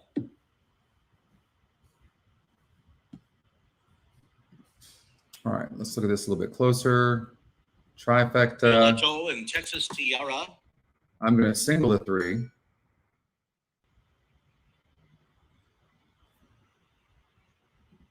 It's saying the 10 could run good.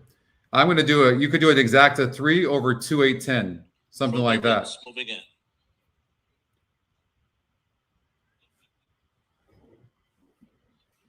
This is recommending this is a trifecta. 3, 5, 8, 10, 12. And Determined Hope. And spreading out.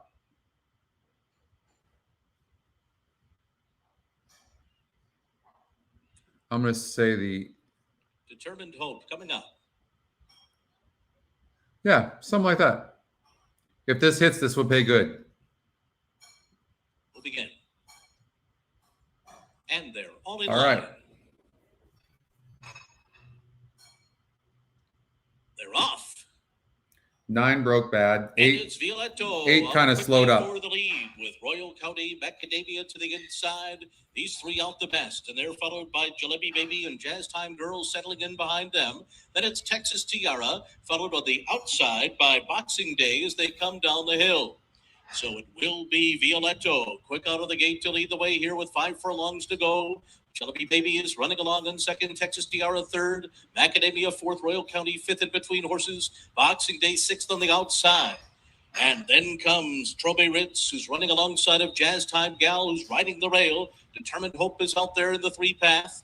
Break of another 2.5 lengths more back to Kelsey Shot. And then it's Lady Tara and Hype House at the back of the field as they all chase Violetto through this first quarter mile in 22.41 seconds.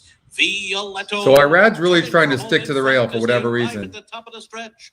Cutting the corner is Macadamia to the inside. I think he's confident with horse right now, but the horse seems to be shying away from being on the inside. Gaining ground on the outside is Trobe Ritz. Just needs to get some room. He's going to have to go to the rail. There he goes. Final furlong. Here comes Boxing Day. Boxing Day is taking the lead. Trobe Ritz on the outside puts in a late bid. Come on, Jazz 3. Time Girls down Come on, the Irad. outside, coming down to the line. Boxing Day and Tyler Gaffleone do it. Looked like it was Jazz Time Girl second in a photo with Trobe Ritz. And then Boxing Day. That's just a really tough one to find. First time starter winning. Not easy to do. 3 horse. Jazz Time Girl got second. Ran good. Couldn't have seen the 11. There's no way to see that 11.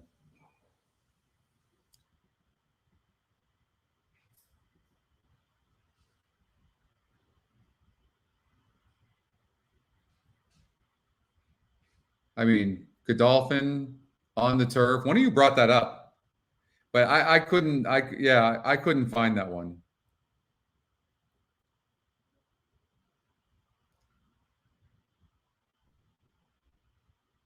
All right, I'm going to stay with you guys through Gulfstream Park race number 7, and then I'm going to have to jet. But this has been really fun though, and we're going to do this. We're going to do this a lot. This format, we're going to do it a lot.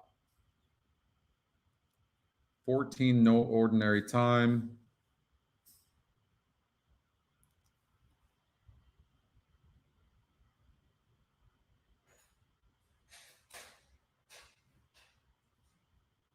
All right, pick 3.50. Boxing Day was first. A photo for place. Hold all tickets. Final time 1:17. So the system is saying seconds. You would, Jim. No ordinary time. It really likes this horse, but that post, man, is atrocious. Don't you have to try to beat this horse? No, I'm not doing a show tomorrow, Anthony. I'm gonna but there's gonna be 2 or 3 shows next week. There's gonna be 2 or 3 next week. You know, I would try to beat this 14 from that post because look where they're starting. Not a good place to be. Oh, I really wanted that 3 to win. I really fell in love with that 3. There's no way to find that first-time starter, unfortunately.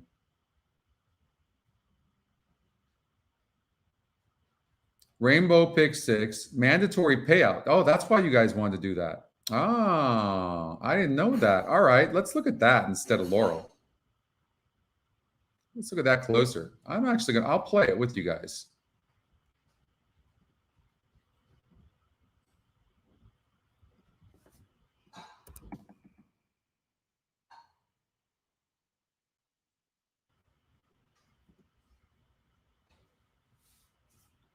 Venetian Harbor, Kentucky Downs next race. Let's see. Kentucky Downs.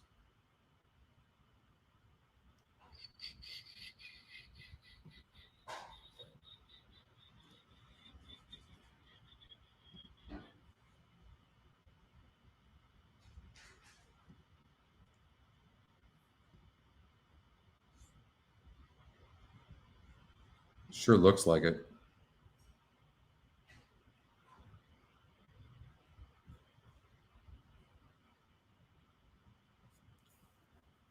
I mean, with what she did going 6.5 at Santa Anita, off the layoff, winning a grade 2, going away.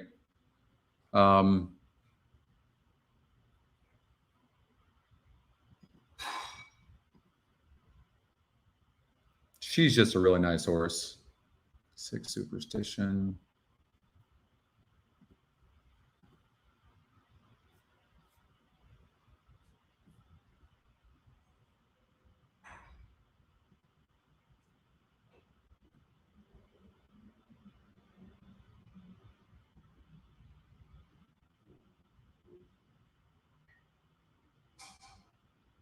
Wow, I didn't expect that. The simulated race has just a wall of them. Didn't even have the 10 getting the lead, did it? No. Superstition is fast, huh? Interesting.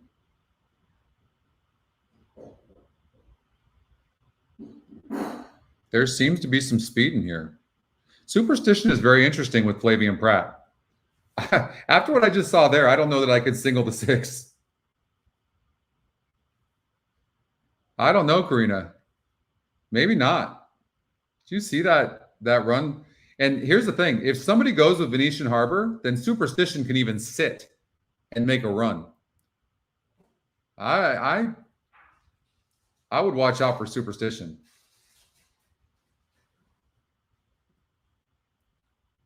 Five furlongs was too short.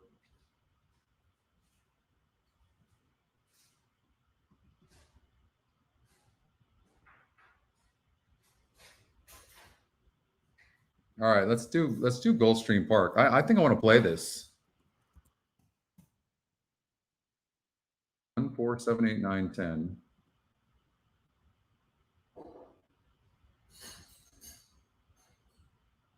So we're just going to stay here until this race.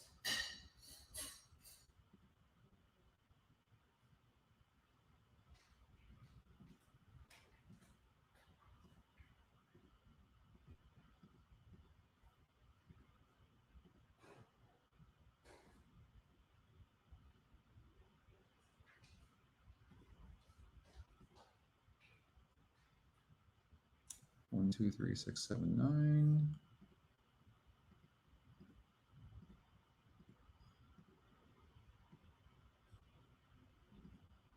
One, 4, 7.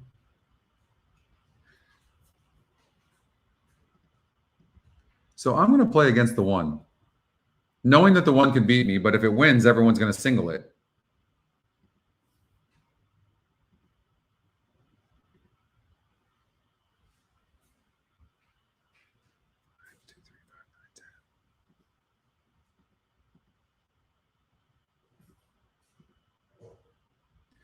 So that makes it a $72 bet if I leave out the 1. But it wouldn't pay anything. Anyways, the 1's the horse to beat. Spunktacular.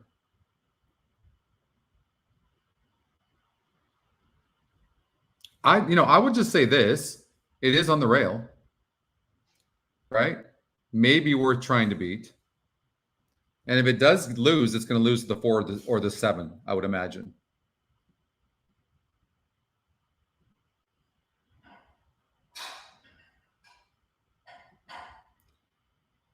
I might add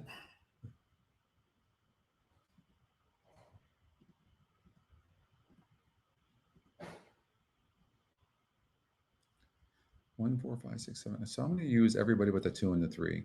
Everybody with the 2 and the 3 in here is what I'm going to do. Okay. And then I'm going to use everybody with the 4 and the 8.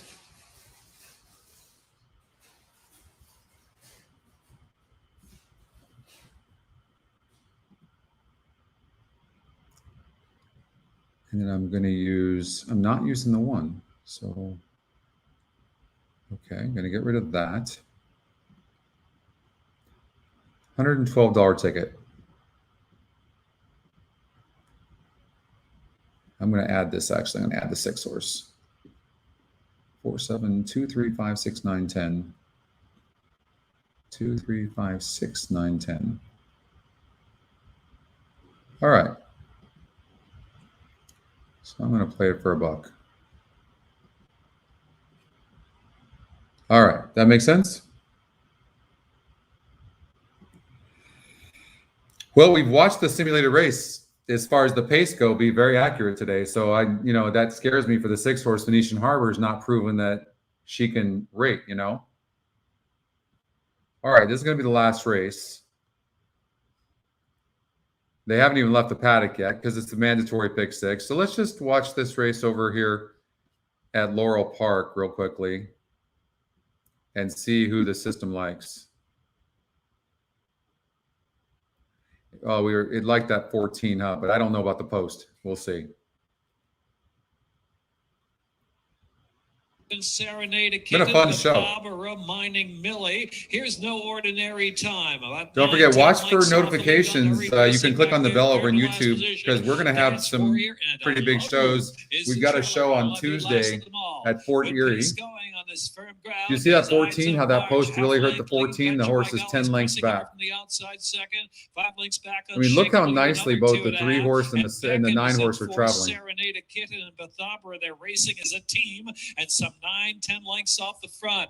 Just behind that is it's extremely fast. I mean, 3 horses cantering right now. You see that? 8-1. I Love You is now past, actually. No ordinary time. I Love You out there 3 wide, a dozen from the front. Smart ride by the jockey. Win or lose, he gave the horse a perfect ride.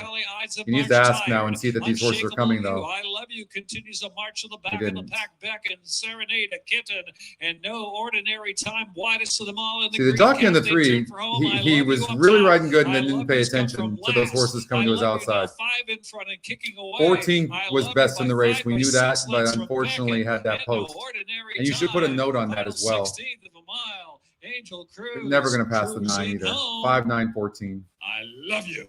I Love You. I Love You gets the win. Back in second, and then No Ordinary Time. No Ordinary Time. They're on the track over at Gulfstream Park. 5-horse, I Love You. Second top GSR. Ran a good race. Look at these win percentages. They're just wide open. Post was brutal. Post. No bueno.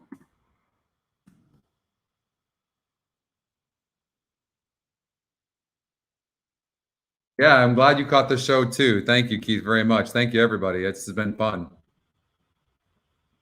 We'll have another one of these next week sometime. We'll also do a show, I think, on Tuesday, Fort Erie. I think it's Tuesday. And check for your email notifications, also YouTube. In race 12, I used the 2, 3, 5, 6, 9, 10 oldie. 2, 3, 5, 6, 9, 10.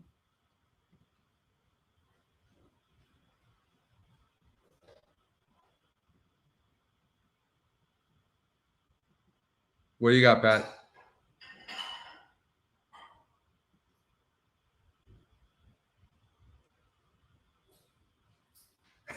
Jim, you remember that?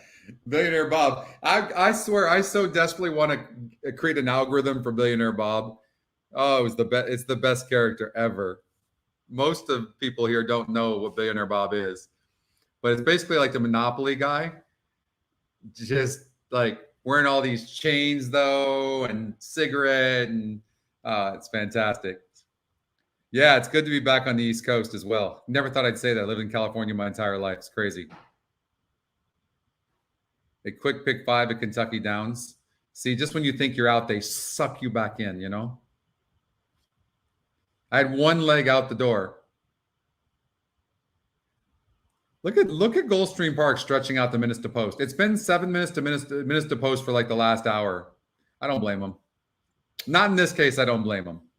Mandatory payout, but yeah, we can do Kentucky Downs real quickly. We'll do a pick 5 for race number 6. Let's do it. No, starting in race number 7. Yep. All right, don't forget the horses I have up there. I just want to include those horses, okay? So we'll do one for $60. Thank you, Karina. Thank you very much. Not too big, yeah. The old Caliente Shuffle.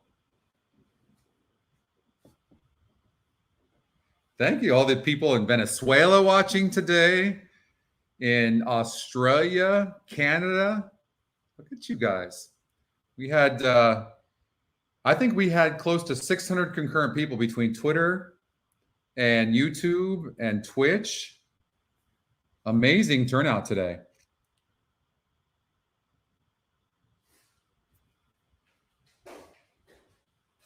Thank you, Dan.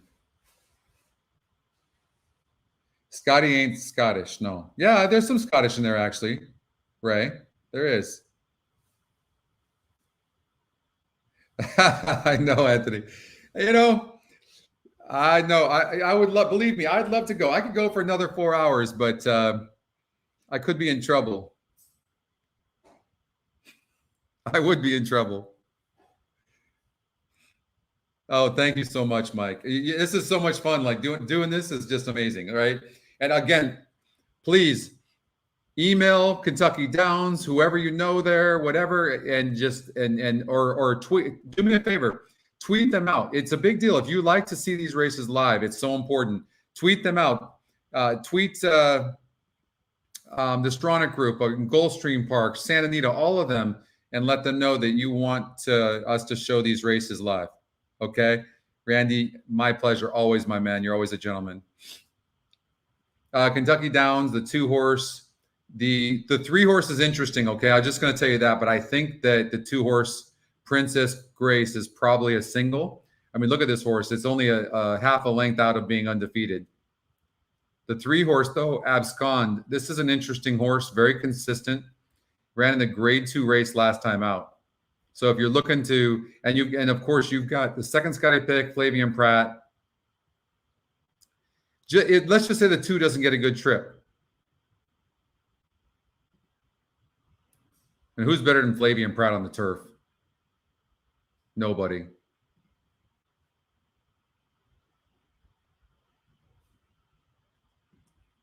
Five-horse here. Yeah. I would just say this, Oldie. This horse is barely winning in a non-graded stakes races, right? And then you're looking at a horse like Princess Grace that's a grade 2 winner, right? Multiple grade 2 winner. There's just no comparison with a horse like the 5, right? For me, the 5 can't compete with these. If it had 5 races, maybe I'd say it can improve. But it's had 19 races. It's a very, very nice horse. This is a way different level. Way different level. This horse barely lost in the grade 2. Both of those. I think this race is 2 and 3 cold all day long, and you might want to single the 2. Okay. You remember these graded races, non-graded, the grade 3 non-graded stakes races, a lot of times, look at the SOR, but a lot of times they're even. You start getting the grade 2 and grade 1 horses, they're a way different level than what grade 3 and non-graded stakes horses are. And when you have, Paul, thank you so much. That's very kind of you to say. Thank you. But when you have a horse that's a non-graded stakes race or a grade 3 horse and it's had 18, 20, 25 races, they already kind of know who they are. And the 5 horse is a very nice horse, Oldie. If you were talking about the 5 in this race, I don't see it. 2 or 3 is going to most likely win the race.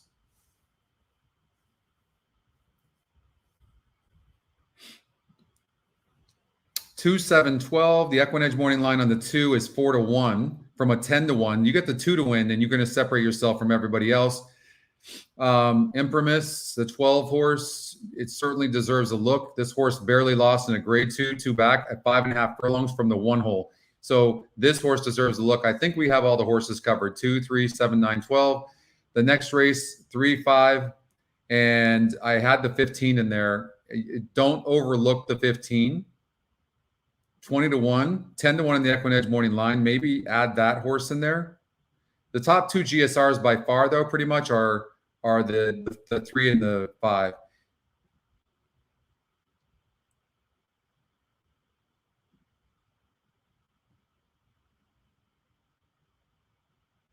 I'm going to try to beat the 15 because this horse, you're talking about grade 2 horses. You're talking about Arklow, who didn't have a good trip last time out. What was my note?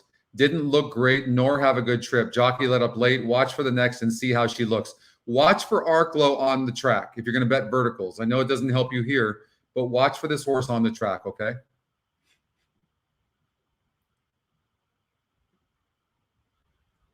Wow, they are really stretching that out. The horse did not look good last time out and ran a poor race. And then just in case, you might want to take this horse here, who could run better, won the Man of War going gate to wire. I only worry about this horse wondering if it has to have the lead, Channel Cat, and not really. So if the 5 doesn't look good, first of all, this 5, Arklow, I don't like that it's 5-2 on the EquinEdge morning line, but it has 5 wins and 13 tries, 3 seconds, $2 million earned. None of these horses should compete with Arklow. They shouldn't compete. 3 6-year-old looks like it's seen better days and seems best on the lead. So if those 2 horses lose, then this race is completely wide open. That's something to think about the more I'm looking at it. Initially, I'm thinking it covers the race, but I don't know. Arklow is a single if he looks good, but the problem is you don't know. 7-year-old now, and did not look good last time out. Look at my note. Didn't look great nor have a good, but it didn't have a good trip either and only lost by a length and a half. You know what? I got to take a risk. I got to single the 5. Got to single it. Have to single it. Win or lose. But hopefully, when you look at it, if that horse looks good on the track, this is not a hard group. That Del Mar handicap grade 2 was much tougher than this. And maybe the horse didn't like the travel and Del Mar. That's a possibility. Look at Arklow very carefully in the skin. Okay. 1, 5, 6, 10, 2, 5, 6, 12.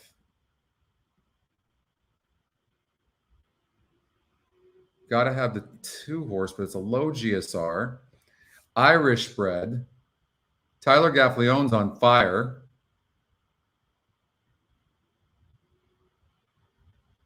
Approaching the gate, last chance to wager. And 12's been scratched. The horses are at the gate. It's now post time. Lining up and moving in for race number 7, the leadoff leg of the Rainbow 6. I would use the 13 There's because the big dump. it's a 72 $500,000 SOR and the just horse went got through. second. The Rainbow 6 And the Blast win percentages are not very high $3.4 million. anywhere. I mean, this race is 2-1 wide race favorite open. is Marat Sancal trained Maria's Revenge, who has the rail draw. Now, 8. Free Data goes favored. Kyberkoa for 2-1 for Tom Proctor. He's already on the board today. If you get by one of those 2, you'll be knocking out some significant dollars in that Rainbow 6, which is now over $3.5 million.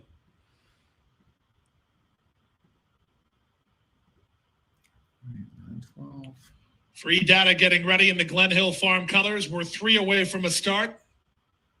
Send it in if you're going to send it. Rivercrest Road, then Flashy 2, and from the outside. All right, good luck, everybody, here in this pick 6. Free Data 5-2. No, Bill, the only reason they're doing that is because it's the Rainbow mandatory pick 6. Bet race outside of those 2. Rainbow 6 looks like Correct, it's going good to close luck. at just about $4 million. Love my job to the outside. Love my job. Coming up. Anthony. And in. All set.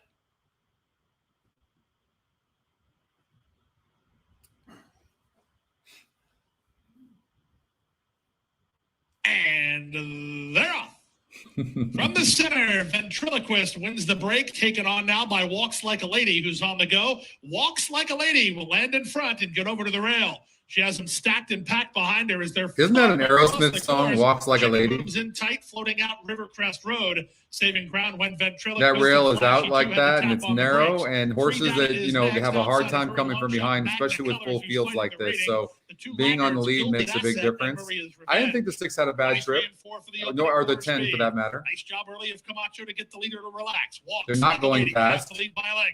Love my job on the It's going to be tough to catch both of these horses. Rivercrest Road is Was that there. Journey? Ventriloquist is in the blue colors, 5th at the rail. In between horses and Flashy 2, far outside Magna colors. Free Data's the gray. She's in the yellow cap. She's about 7 lengths off the lead. 2 better than Maria's Revenge. And Gilded Asset is last. 47-2 for the opening half mile. Less than half a mile to Journey. Walks Chica like a Boom lady is to running bid to very make good on the all. rail. Rivercrest Very Road, the first to good. make a serious 4 horse move. has Love horse my as well. job. Turning up the pressure Nobody on else the really leader. coming. Waiting her turn is Chica One Boom, has fourth at the horse rail. that's going to have to get Ventriloquist through. has got some run. Kyber getting the favorite free data into the race. She'll But go to the far they didn't go outside. fast. They stack and pack and they swing for home. Here comes the Walks like a 7. lady through Perfect 3/4 trip and if good 1 enough. 3. 4 Love my horses job. coming. Chica Boom and Ventriloquist. 4 horse all has the most attacking her. horse. Eighth of a mile Does to not go. want to go Free through Data's over the horses. top. That's too bad. Ventriloquist Here comes trying the for 8, racetrack. 5-2, Love going to my win. job and Free Data surging up on the outside. Put a note on the Free 4. Data hits the front late, and Kyber and Free Data win going away. Jockey didn't even try Love My to Job's get gonna second or cling to the third after place. Chica Boom that third. happened. Ventriloquist with a nightmare stretch Hate run. to see She that was happen fourth when you in get the 8 to win. 135-2. 8 wins. The favorite wins when you cover that many horses.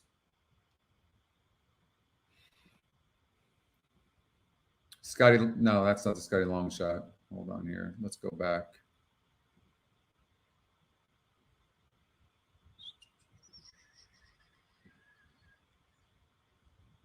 Eight horse top Scotty pick, Free Data wins. Good GSR. 4 horse Ventriloquist. Terrible trip. Put a note on that horse for sure. Really bad.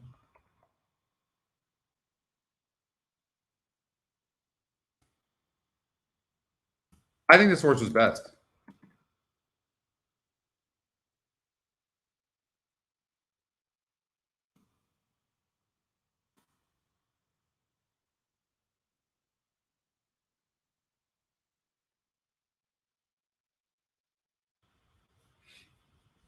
Yeah, it was really good.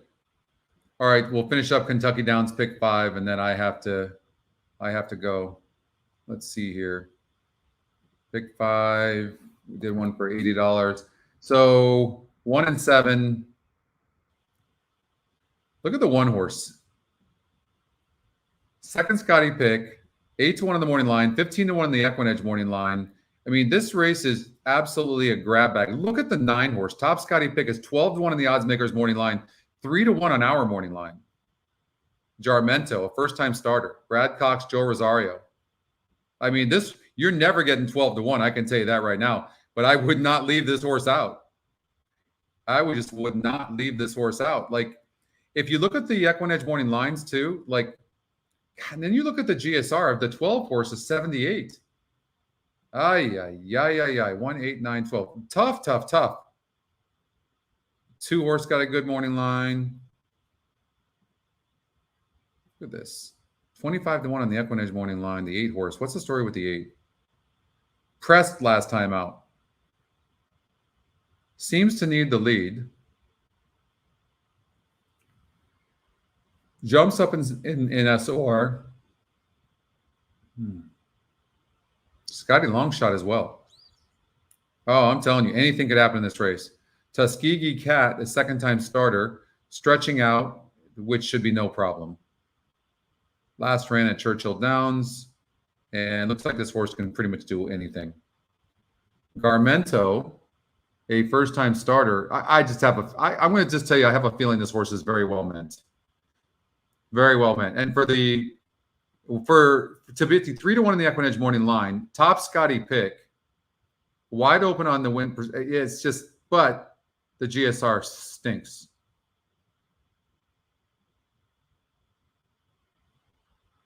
This horse can have talent, but maybe they're waiting for next time, right? But it seems like the horses that have the top GSRs don't look that great.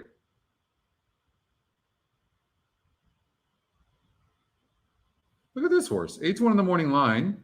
We have it at 15-1. Close knit. What's wrong with this horse? Nothing wrong with this horse. Oh, my goodness. Look at the 5. All right. 1% horse, 9-1 first-time starter. Not my favorite. Good trainer, jockey combination.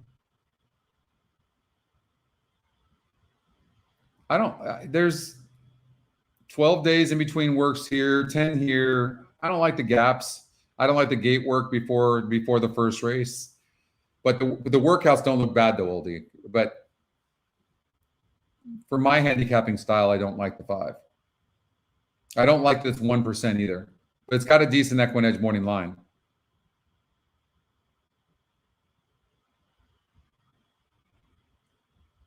I'm not going to be surprised if the 9 horse wins easily, and I'm not going to be surprised if it needs a race.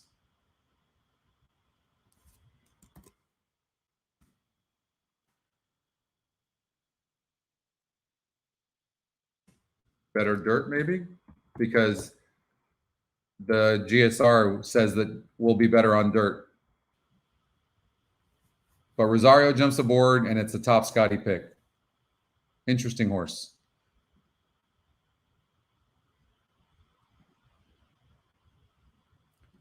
The 12 horse. Why couldn't this horse run good? Completely can see this horse running good. Only lost by 5.5 lengths, having trouble. Is fit. We know he's fit.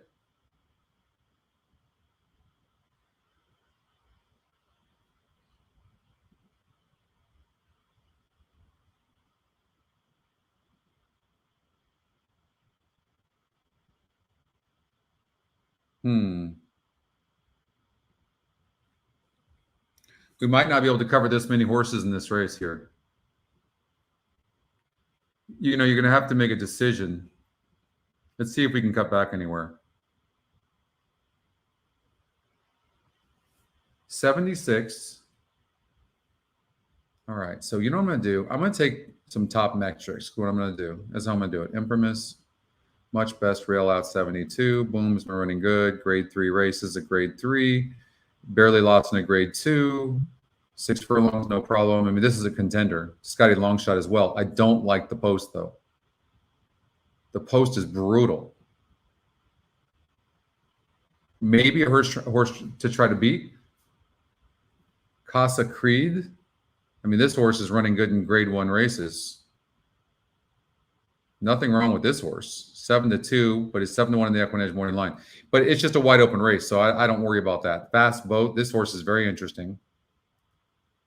Went off at 7-1 light break, had trouble on 6-5. This horse went off at 10-1 and won the race, had a perfect trip. Fast Boat could run better here. It's a top Scotty pick as well. This is where, and has won 3 of the last 6 races. But when it wins, look at this. A quarter length, a half a length, a half a length. So it needs a really well-timed ride. And I think Joel Rosario might give this horse a really well-timed ride. 4-1 in the EquinEdge morning line as well.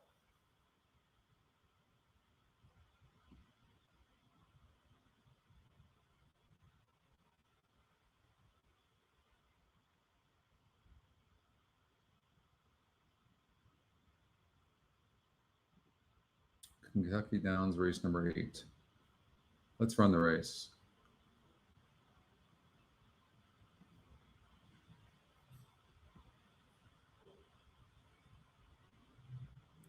Three and 12.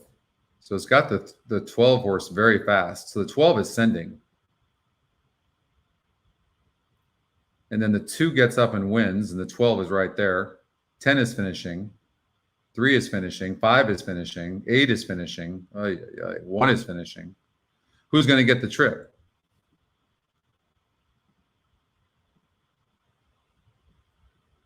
Irad's going to send this 12.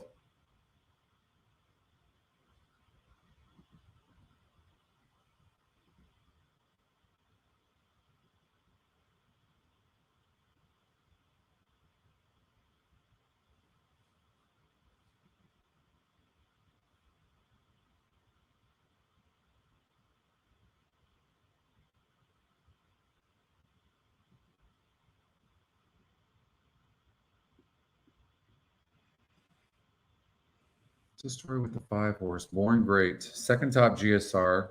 So this is the type of horse I'm saying that because it's lightly raced, even though this is a step up, it is lightly raced, non-graded stakes race, won that race fairly easily, is tactical as well.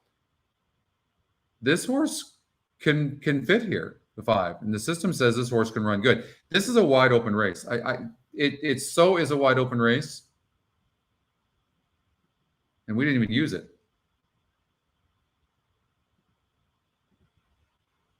I think I'm going to take out the 3.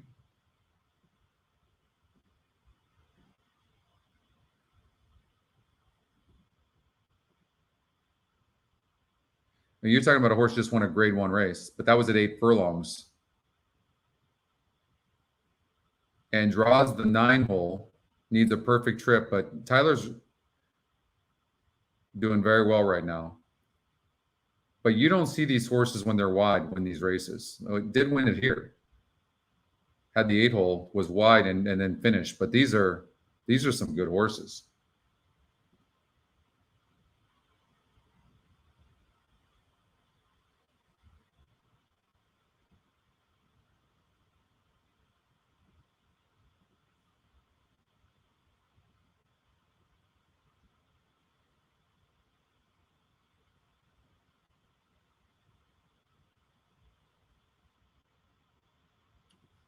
The 12 being wide, could the 3 horse get a clear lead?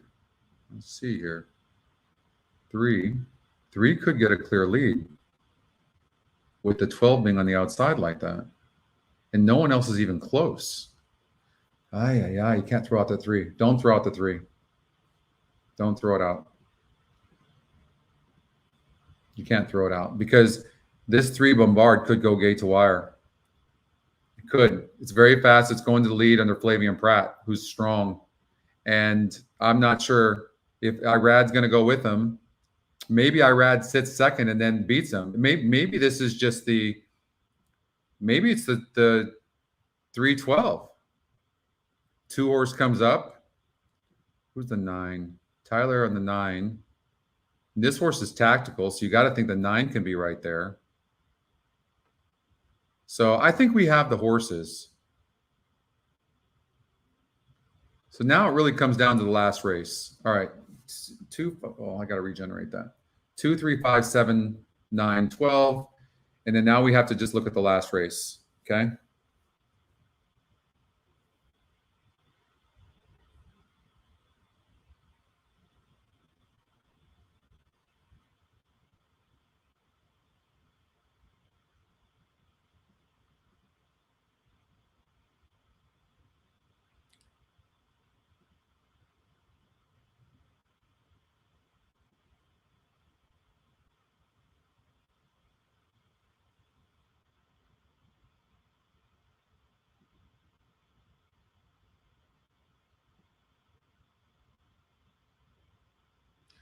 I'm going to look at race number 10 first and see if I can cut back here. Because I don't think we're spread enough in the last race.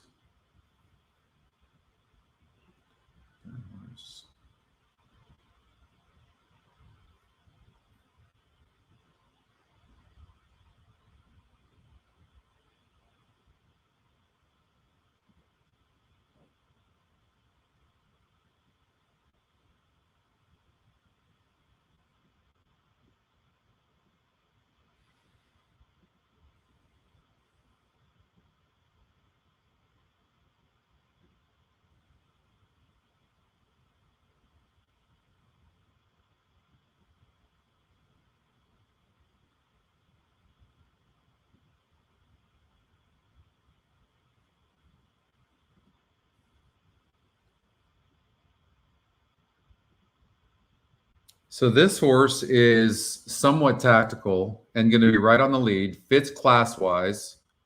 Second off the layoff, Joe Rosario's aboard. Oof. 3 has to be used. Okay. 1 horse into the Sunrise was right there and might even get the lead. The 3 might let the 1 get the lead. And it's the Scotty long shot, so you can't leave that out.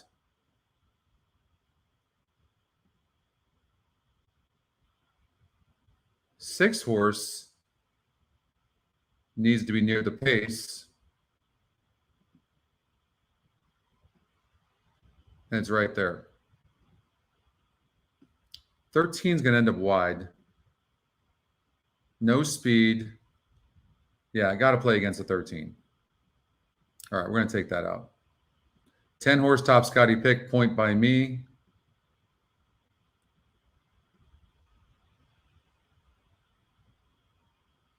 It's not going to have any speed, and because this horse is cutting back.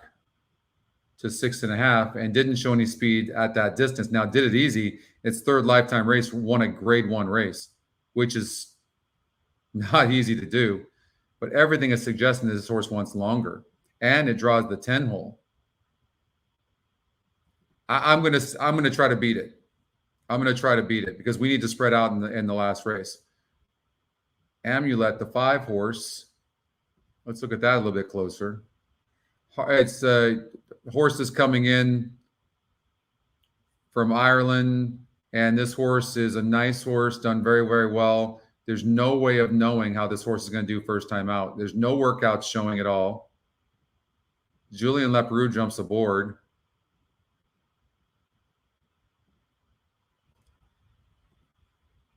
I say we try to beat it. All right, so now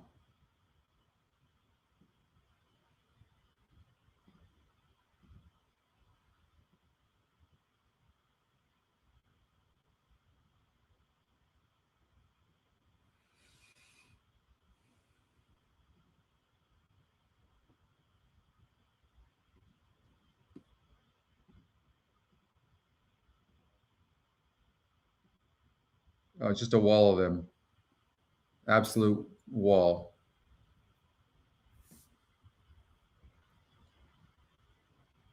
I'm going to get rid of the 1% horses. The 11 horse, the first time starter, going to be wide, most likely. Low GSR. Post is not good.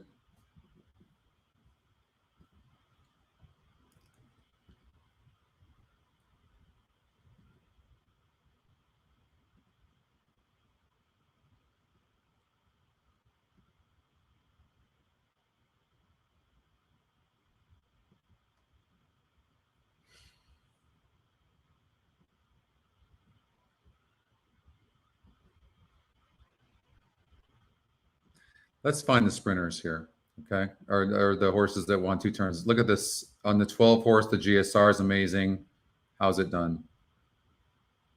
Bumped foe. I mean, it's been disappointing, right? It's been right there and then just stopping. Do we use a horse like that? It's only 2%. Top GSR. 1 horse has a good GSR. 7 GSR is good. You know, I don't like Wesley Ward going 2 turns.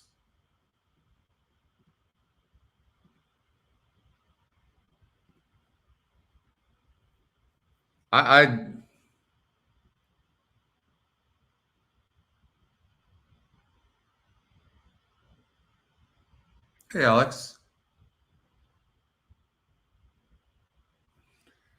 You know, I think that basically now what you have to do in this last race, look, you just have to pick in the last race what you want to do.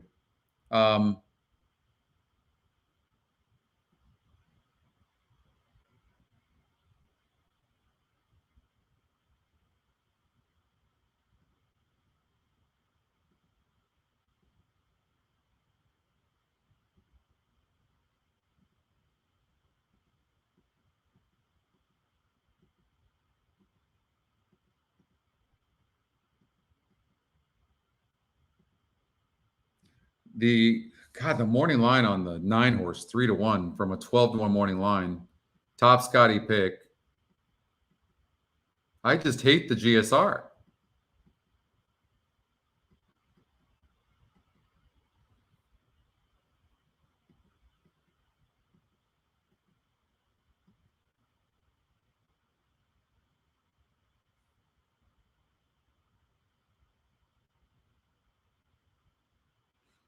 Yeah, no,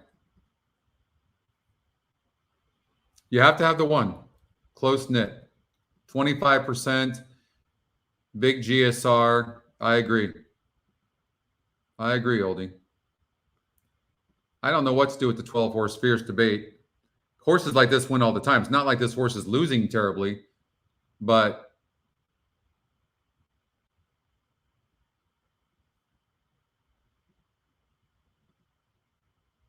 they put blinkers on the 12. Will that help? Maybe. Blinkers on the 6.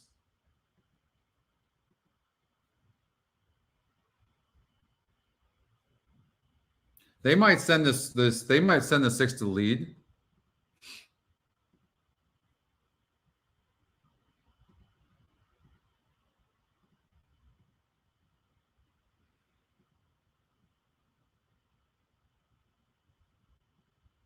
I think we cut back pretty good here. 1, 2, 3, 6. We'll see what happens, but I kind of like the 6 horse. I would add the 6.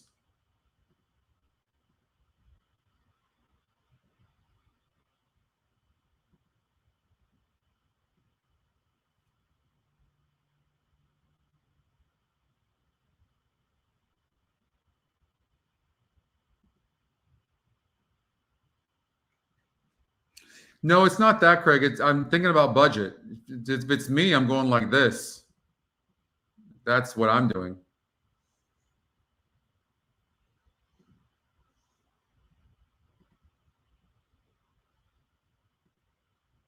Perfect. 2, 3. Take a picture of that. So you're gonna have to take the last race and do what you think. The reason I've been trying to figure it out and try to cut it down, but I couldn't figure out what to do there. So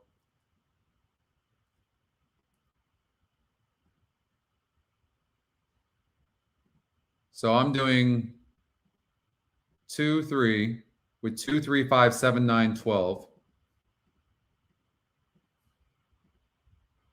With 5, with 1, 2, 3, 6.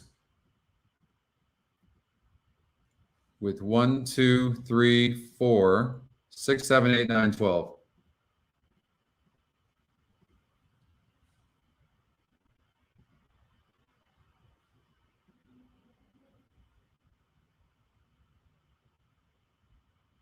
I'm going to add those two. I'm just going to get rid of the 4. Okay. All right. Well, that was a lot of fun, you guys. What is too much to ever spend on a pick 5? Oh, it just depends, Trish. There's no way of knowing that. It just depends on how many horses in each race, if there are vulnerable favorites. There's just so many different ways of looking at that. But I was having a tough time with that last race. So we'll see what happens here. But good luck to you guys. That was a fun show. Don't forget, we're doing the Fort Erie. I think it's Tuesday. So look for the notifications, okay? Thank you, James.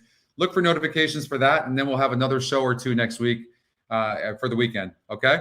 All right, kick butt, and we'll talk to you later. Have a nice weekend. Bye.